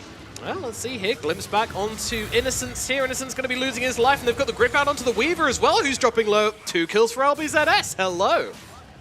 Yeah, Salad trying to maybe find an escape from this. I'm not really too sure. The Ghost Ship comes in. They got 2 so far, but they're going to lose 3, potentially 4. Molasses on the run, and he's getting bit. I don't know how Metal tastes, but, well, nothing to say. We'll get the kill anyway. Yeah, unfortunately the cores arrived. You know, you're beating up on the little brothers, and then the big brothers come along and the motorbikes, and yeah, just... But the idea was there, right? Like I said, you get level 6 on these supports, and all of a sudden you kind of have this opportunity to do things. And I know cores weren't there, Yeah. sure, but they put it together.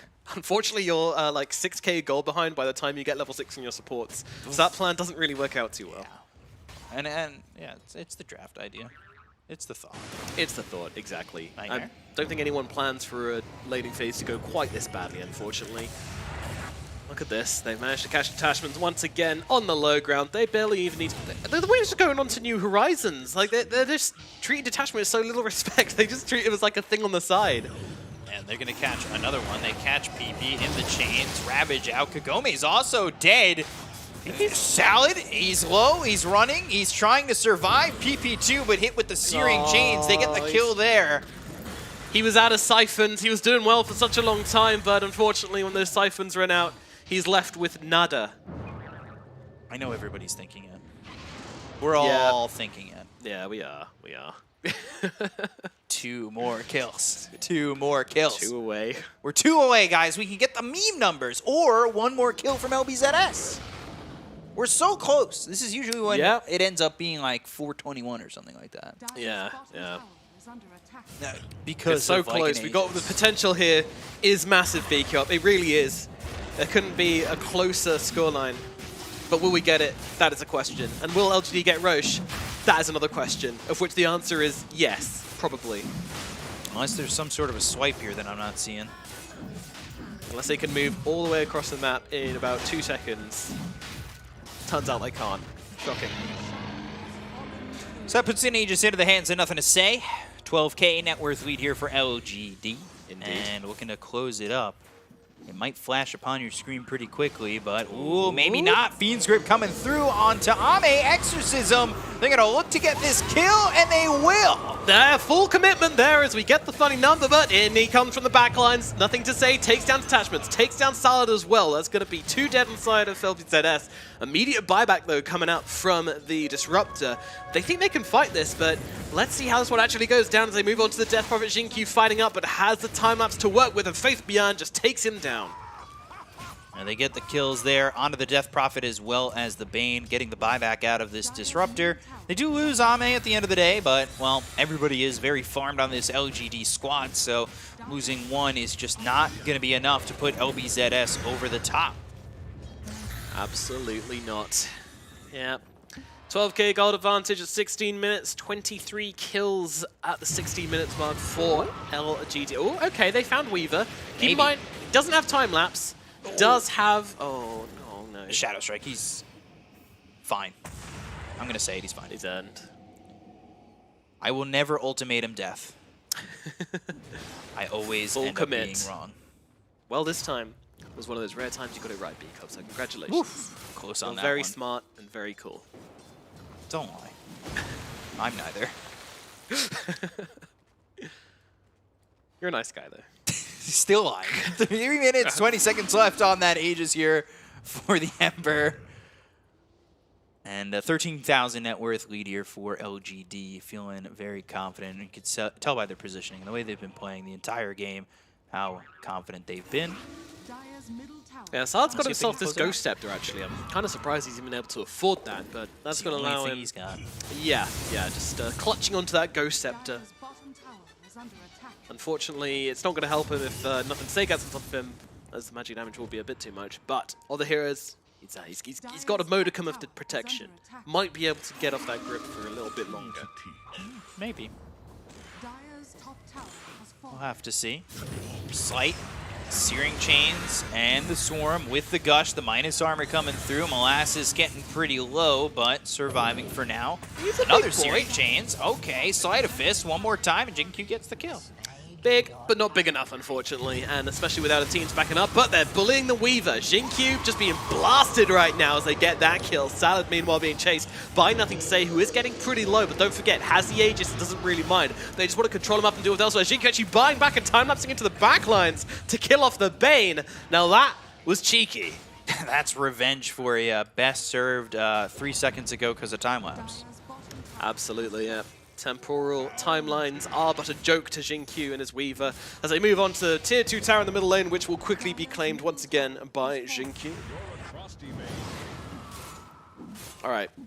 How can LBZS turn this game around? Go. It comes from a high ground hold, that's for sure. That's about all I got for that one. Yep, and maybe LGD doing it. I think they got to rely on mistakes from LGD basically to come back into that one, which, you know, relying on mistakes from LGD is probably not the position you want to be in. Yeah, definitely not. Not exactly known for making mistakes, LGD. Well, I think LBZS is hoping that they pull a, this really hurts to say, a TI-8. Diving too okay, far. Buddy. It's okay. People don't forget, and I'm still upset. That's alright, that's alright. You sit there weeping in your... oh, he's getting tears on his LGD jersey, that's a shame. Unsay jumping in here onto PP, trying to take down the Death Prophet. She is getting low, but inside that Yule's actually healing quite a lot from the Spirit Slice, but Nothing to Say, he doesn't give a damn. He's onto the high ground, trying to finish the kill here. Nightmare buys PP a little bit of time, and actually, PP will survive, but Nothing to Say might be glimpsed into a pretty bad place here. Ooh, this isn't a great place to respawn, B-Cup. Yeah, it's inside the base, but now you're in trouble of going in and getting ravaged. Meanwhile, if you're Kagome, Faith Beyond gets the kill with the help of Ame. Yeah, it was all a sleight of hand maneuver from the Ember Spirit, you know, a good More magician. of a sleight of fist. Oh! Nailed it. Yes. Yes. They were just kind of waving the Ember, you know, using that to get a kill onto the Queen of Pain. Ah, cute.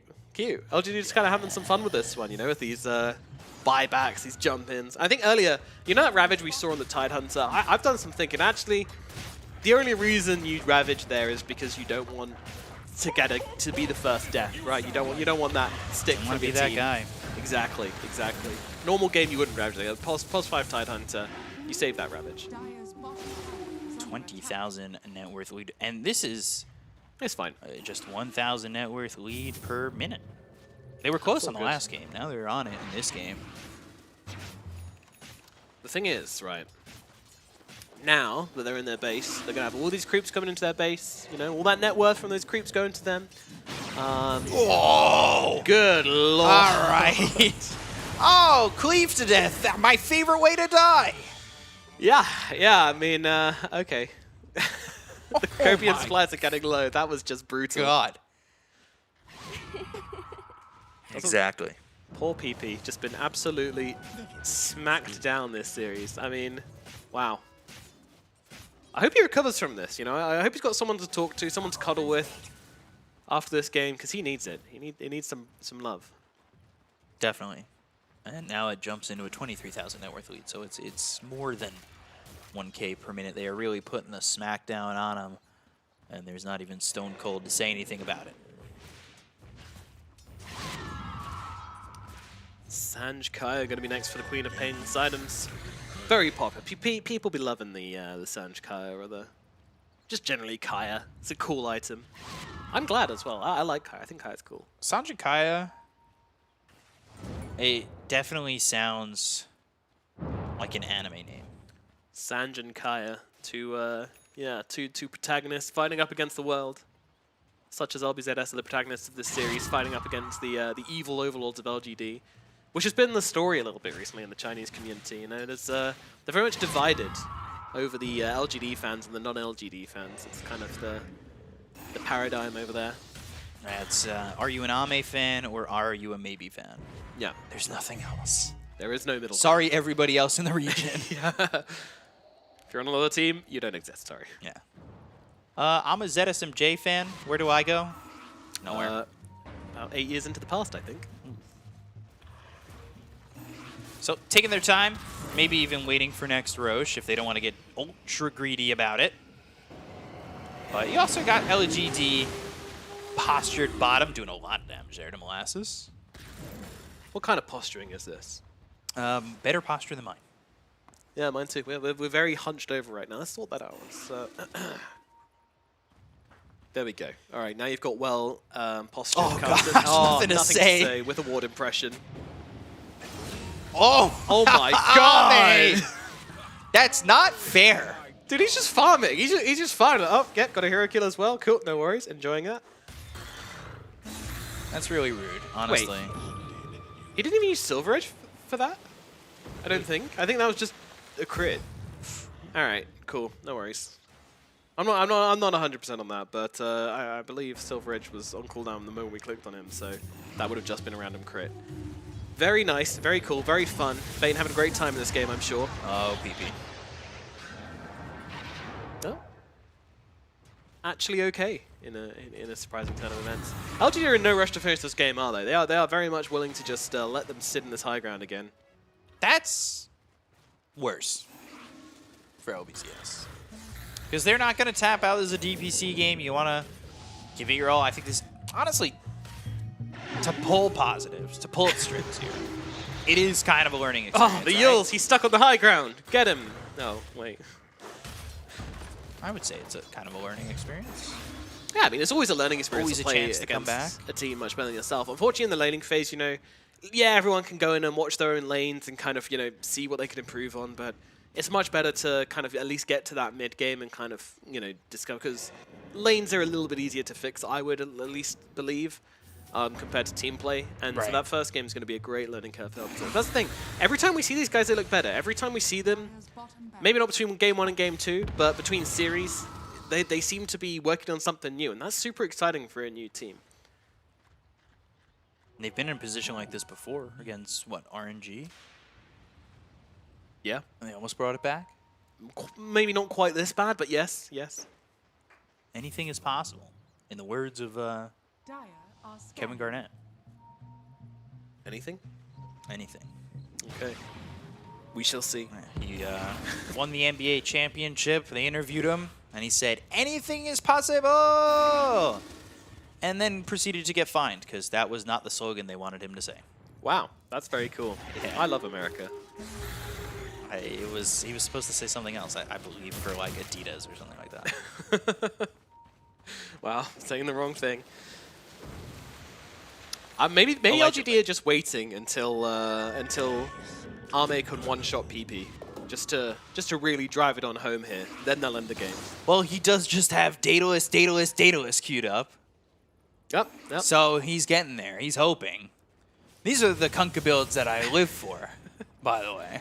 Men only want one thing. And it's Daedalus. Damage.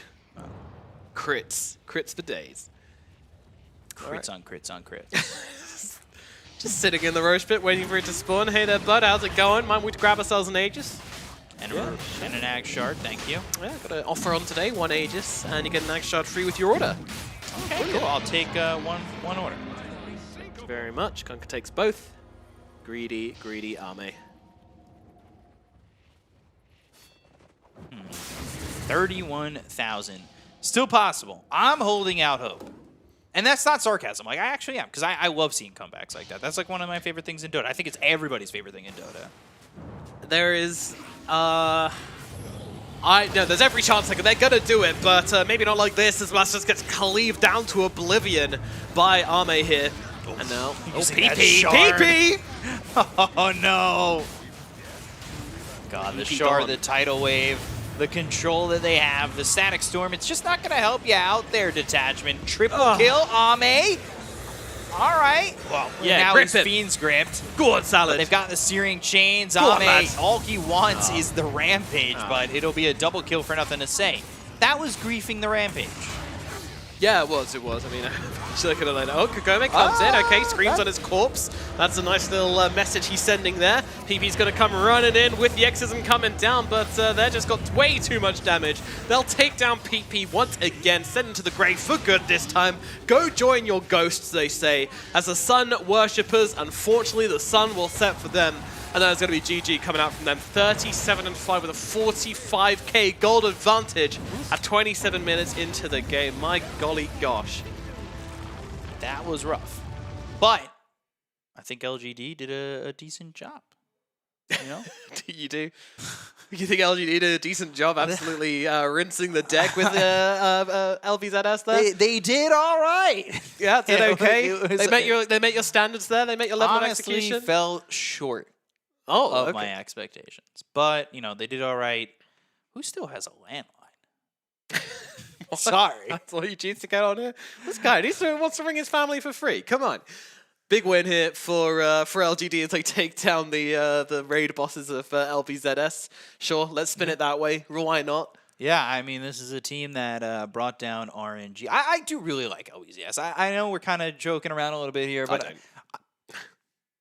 you're a liar. So, you know, I do want to see them succeed. I always love seeing newer teams, newer blood come in, and it's a rough road traveled when you go up against any team in a region like this. It's just very tough to play against, and LGD kind of giving them that welcoming, like that initiation. Hey, welcome to the region again. Well, we're gonna slot the door in and then beat you down. I don't know if you've watched JoJo's, but there's this scene where two of them are beating up a guy. And then one guy was like, whoa, stop that. And then the three of them are beating up on that same guy. And I've seen the memes. Yeah, it's that meme. It felt like that. It's like, oh, game one is just the two guys beating them up. And then game two, everybody. Yeah. I mean, LBZS knew the score coming into this one. We knew the score coming into this one. I mean, I think they'll still be at least reasonably happy with their performance in game number one. Game number two, probably not so much. Probably, you know, want to hit the drawing board in that one a little bit. But still a great experience from them. And I think, you know, with all things considered, they shouldn't be too disappointed about this performance here. It is LGD. You know what to expect. And, yeah, they did play to the caliber we kind of expected them to.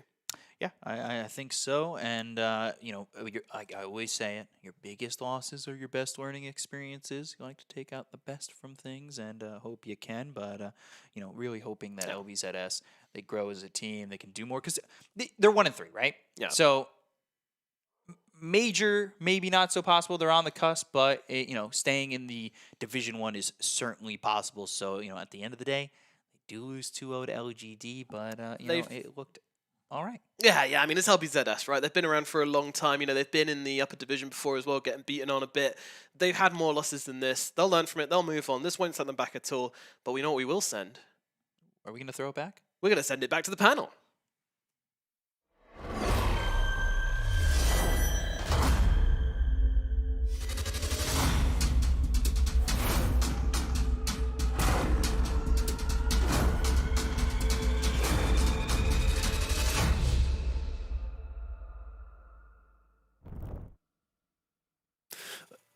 that was a terrible throw there, BComp, but I appreciate the attempt, sir. LGD looking as strong as ever, I would say. And Black Lizard, what do you guys think watching that game? PSG.LGD is looking as strong as ever. Just reiterating what you just said, don't mind me. Because it truly is what it is. We called it from the get-go. It was to be expected. LBZS, they have a long road ahead of them to be able to face off versus such giants such as PSG.LGD. Sadly, but that's the truth. Yeah, like this game can't really be blamed on the draft either because there was a really good draft, or at least a decent draft from Game 1, LBZS. I mean, even game 2 as well. Okay. Where like they just completely outplayed them in the lane. Like Timbersaw lost to a Tidehunter Kunkka lane, which sounds really absurd to me. Mid lane, the Quap also. No, it wasn't Quap. The DP lost to an Ember Spirit because of all the support rotations. Like, I don't know, LGD just is on another level. And if they get the game they want, then it's going to happen. They had more than 1k GPM advantage per minute, which is usually a sign of an absolute stompage. Yeah, and that went on for a while. It wasn't like this just like the game ended and then suddenly it was like, oh, you know, they just hit their 1k per minute gold advantage. It's like, no, they hit it and then continued it for a while. Yeah, what I love about them is how just disciplined they are. At the very end, I also just mentioned in the green room, it's like they're just all waiting for Roshan right there because they obviously know the timer. And, you know, other teams might just try to go high ground earlier or whatever. They just kept building the advantage, kept farming the jungle, the Ancients. They gave nothing to LBZS. Take that Roshan, just end the game. There's nothing they could do. I think that's actually a very important point as well. I feel that every single team, you could make an argument for OG and the amount of fun that they were having and whatnot, but there was also method behind that fun. They were always very disciplined team. And I feel that you should really stray away, at least in officials that matter as much as this one, you should stray away from being undisciplined, because it truly isn't about if you can end the game there versus this particular team or not. It's about building up proper habits. Like one time, if you let's say not wait for that rush and if you push high ground, which they definitely could have, but if you do it way too many times, one time it's going to bite you, and it's going to be versus a team that will take that advantage off of you, and maybe in an important tournament. So building up habits is important. I mean, we've seen that exact same scenario play out here in the CNDPC. Teams dropping games or even a series off of a couple bad decisions, and one of them has been Roshan. I think it was IG, right? We watched them just go high ground without taking Rosh. Yeah, and I mean, they ended up winning that game, but it was a 20 lot lead. closer than it should have been, right? And but they're not the only team though. Like so many teams just go RNG yesterday. Yeah. They lost to, was it yesterday or maybe the day before that? LBZS just lost to RNG because RNG lost to LBZS because they go high ground. They lost to eHome. Sorry, that was to eHome. Yeah, they go high ground, get ravaged again, and suddenly, oh, why didn't we wait for Roshan again? You know, just build our lead. Like, what are we doing here? Yeah. Like that was yesterday, right? Like, yeah, it was yesterday. Like, why? You know, like a team like LGD would never do that. Yep. If they don't feel like they're strong enough, they're going to choke you out and they're going to build a lead that is insurmountable, and then they just beat you like that. Well, super excited to say we are going to be joined in an interview here. So please welcome Y from LGD. So first off, congratulations, Y, on yet another dominant performance here for you and your team. I just want to say your team seems to be improving game after game. You had a little bit of a shaky start, but do you guys feel like you're back in full form? 就是你们现在的话也是展现的越来越有统治力了嘛？之前可能也是丢过小分，然后看起来还有一些不稳，但是现在的话，你是不是觉得队伍已经来到了比较好的一个状态？最近是的吧，因为在偏向于也是版本的末期吧，然后也在家最近也集合之后开始训练的比较多。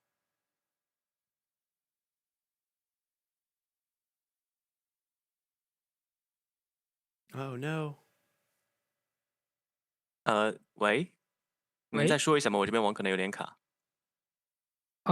就是两个，一个是版本末期吧，然后再加上的是可能我们最近集合之后也训练的比较久了。Yeah, I think we are improving. First of all, it's the end of this patch. We figured a lot of things out. Secondly, we've been bootcamp for a while, so I think we're getting better. Love to hear it. In a previous interview, we were told that you guys are looking forward to playing against RNG more than anybody else. Now, is that because you think RNG is the strongest opponent for you, or you just want to play against the players?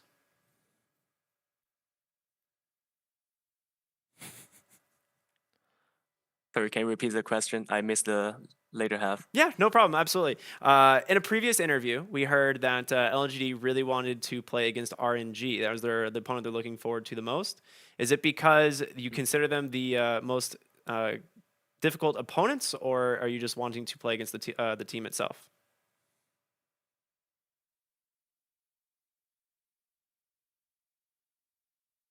你能听到那个他的问题吗，外队？还是你也会觉得他卡？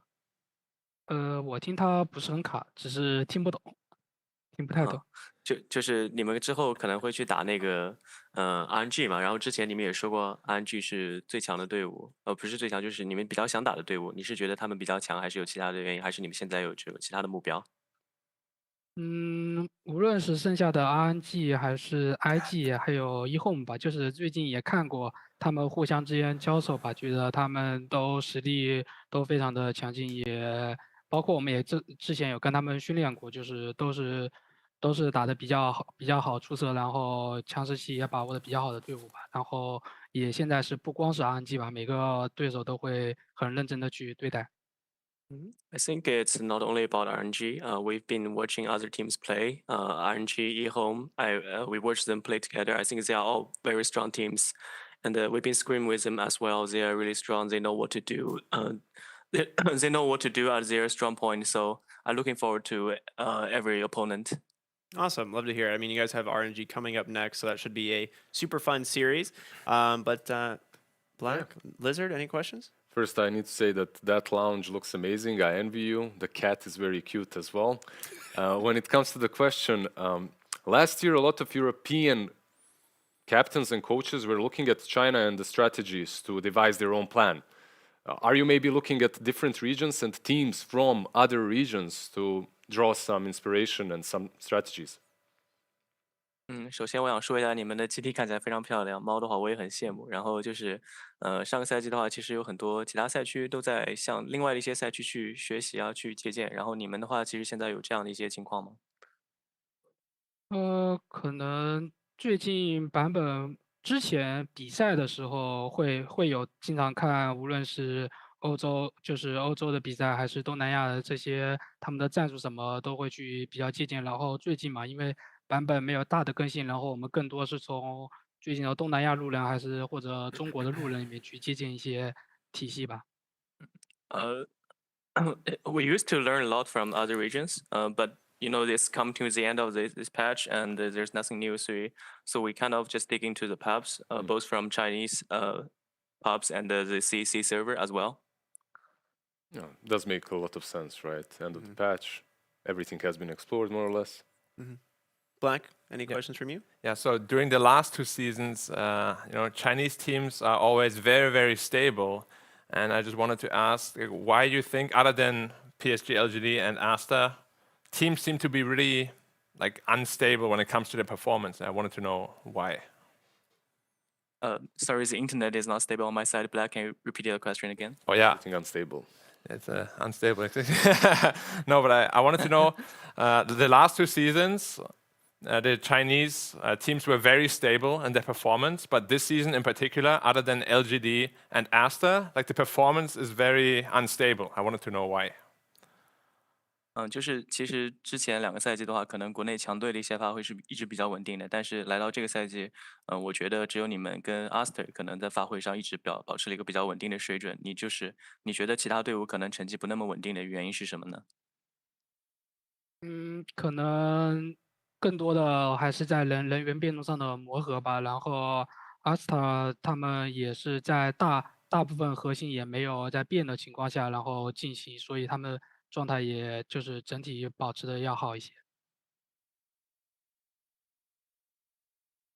I think it's mostly due to the player shuffle. Like Aster, they remain most of their cores, and I think that's why they are stable right now. So that's the reason I think other team is unstable is because the people shuffle.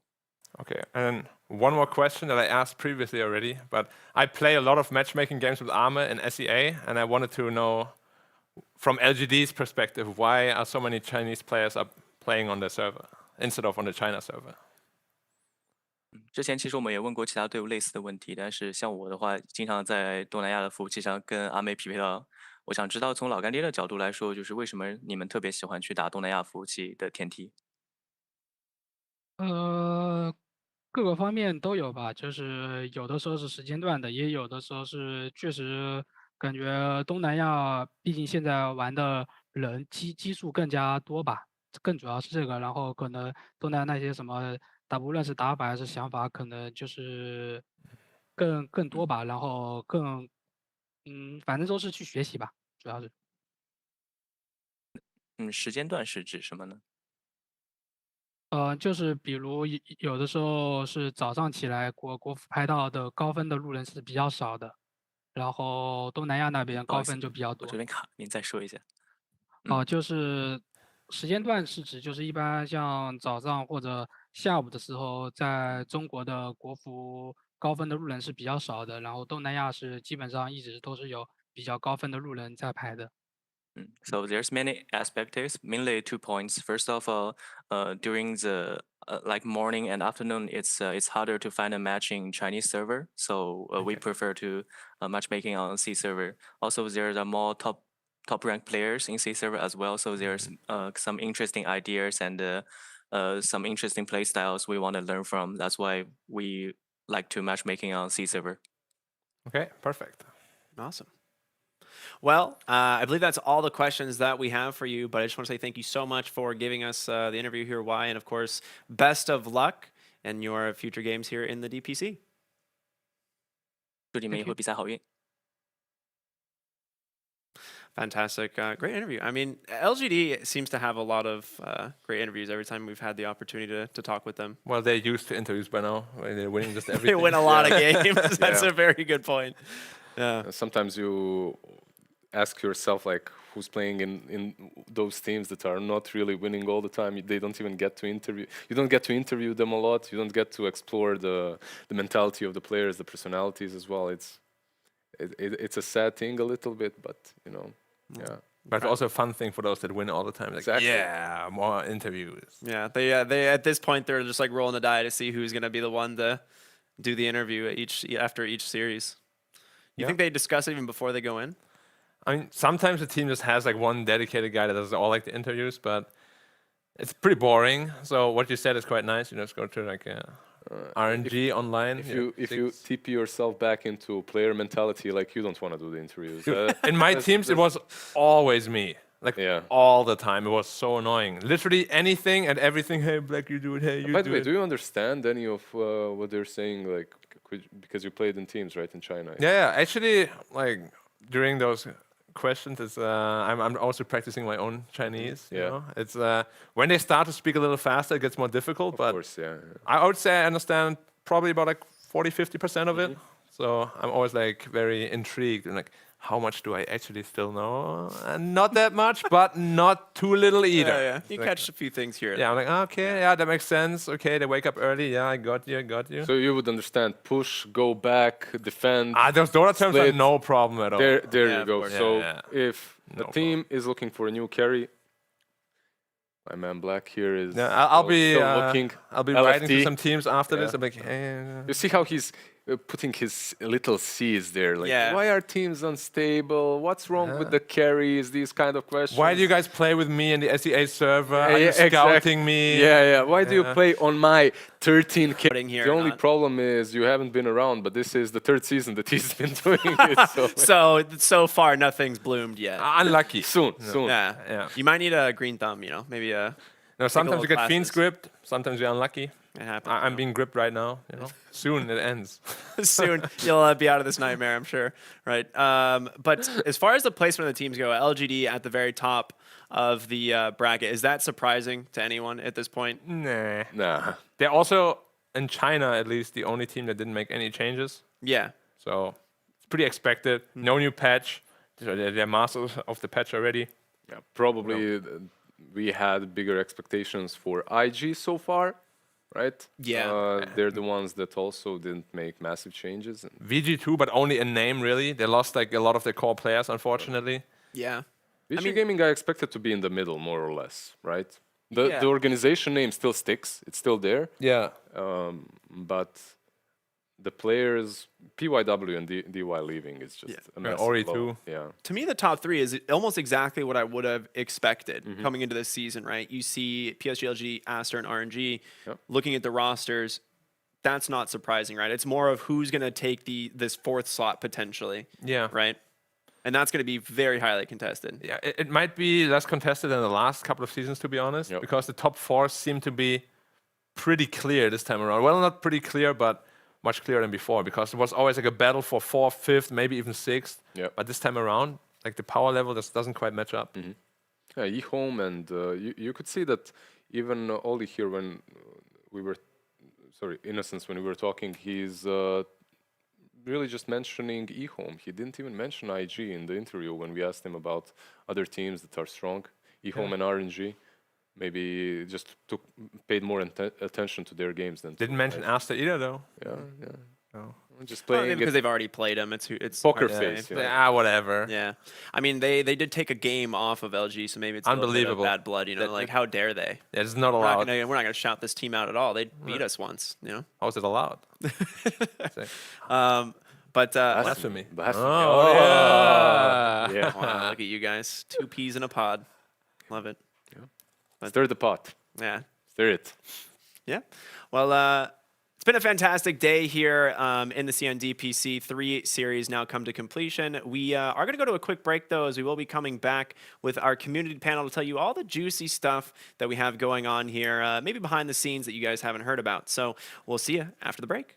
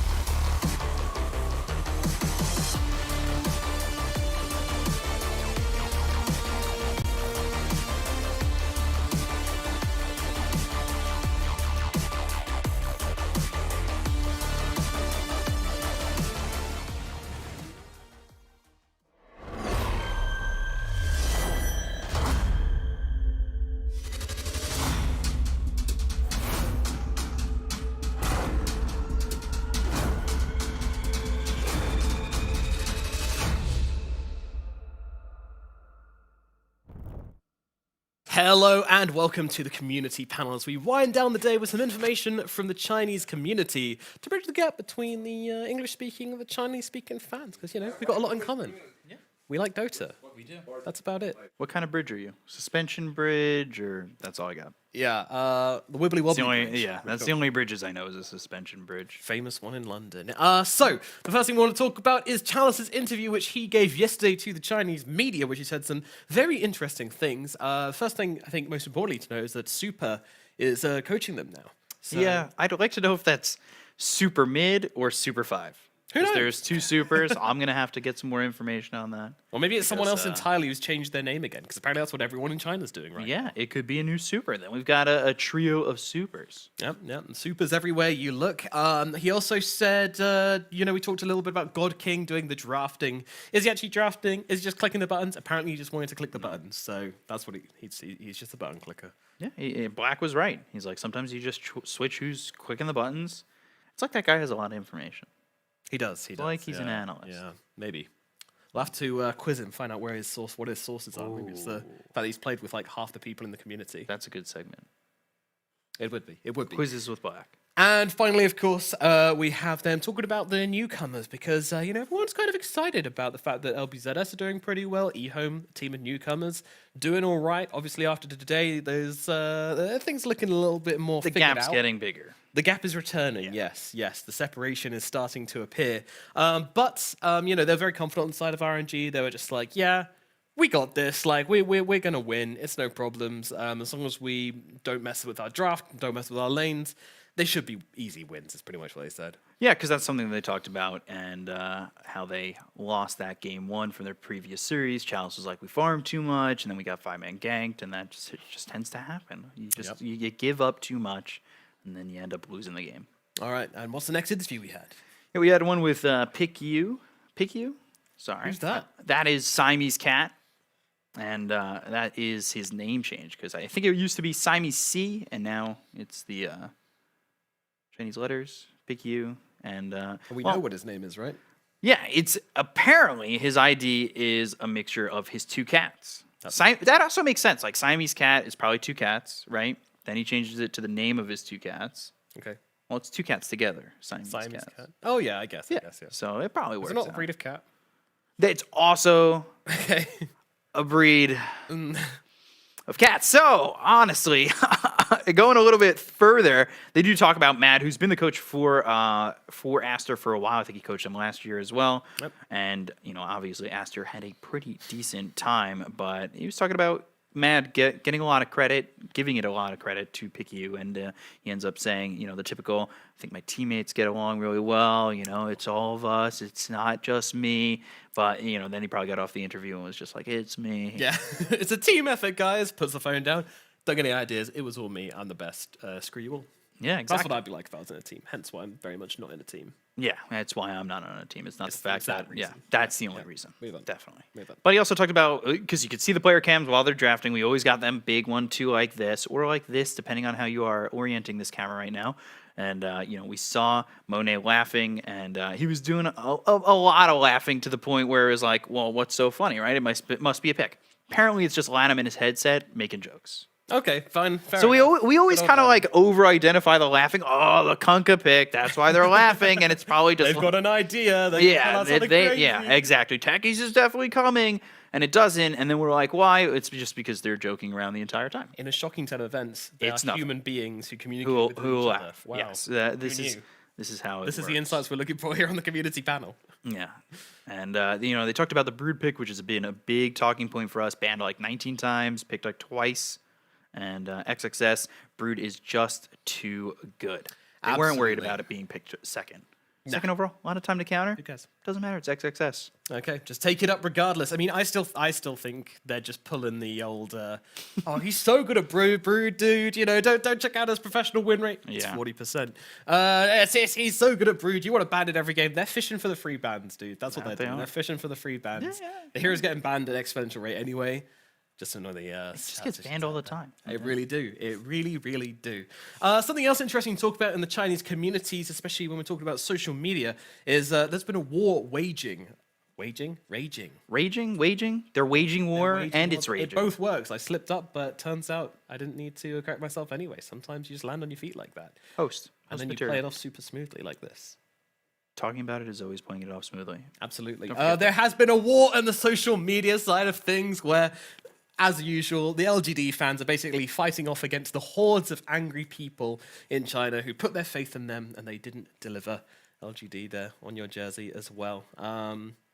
Yeah, I mean, you'd be one of the, what do they call them? They're calling them the Axos versus the... that might be pronounced differently. I don't know if we're getting it right. But, you know, like any good Westerner, we'll just charge ahead confidently, pretending we know better. Yeah, so it's the Axos versus the Muxos.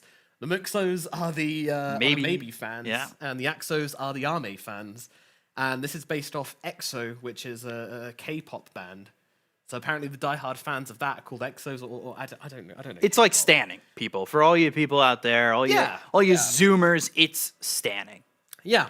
So if you're an Axo, you're an Army fan. If you're a Muxo, you're a maybe fan. Yeah. And apparently that's what it's divulged into now. They've formed their own clans. Who knows? We're gonna get old, Lord of the Flies style. Some kid's gonna get killed by a rock. Who knows? Who's gonna have the conch? True. The conch, the power. I will say, I hope you all are Bexo fans. All right, keep going. Come on. That flew right over me, but that's okay. B-Cop fans, come on. Oh, right. Yeah, I'm a book. Yeah, next thing, please. Next thing. Yeah, let's smoothly move on from this incredibly smooth segment.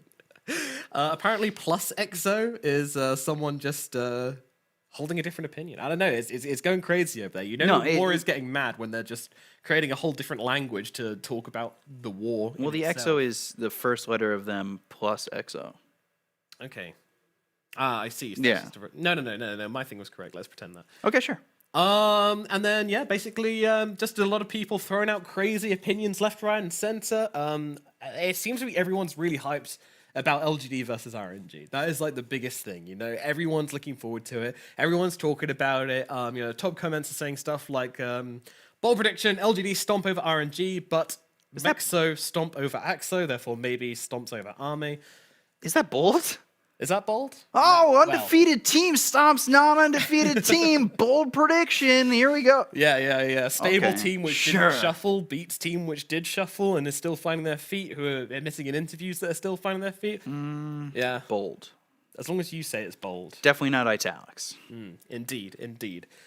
Next comment, B-Cop. I don't even know what that one is. I'm just giving that to the you. comment is just, I will go first. You so good at DPC, but what about TI final? And I think this is just shots at LGD, you know? It's what it's devolved into. It really Yeah. is a mess over there. Chinese community, sort it out. Stop fighting each other. Find peace. Yeah, find peace. Stop talking about TI8, please. Leave it behind. Just that. That's all I've got. Just stop talking about TI8. Or TI9. Or TI10. Probably TI10. God, it is so hard to be an LGD fan.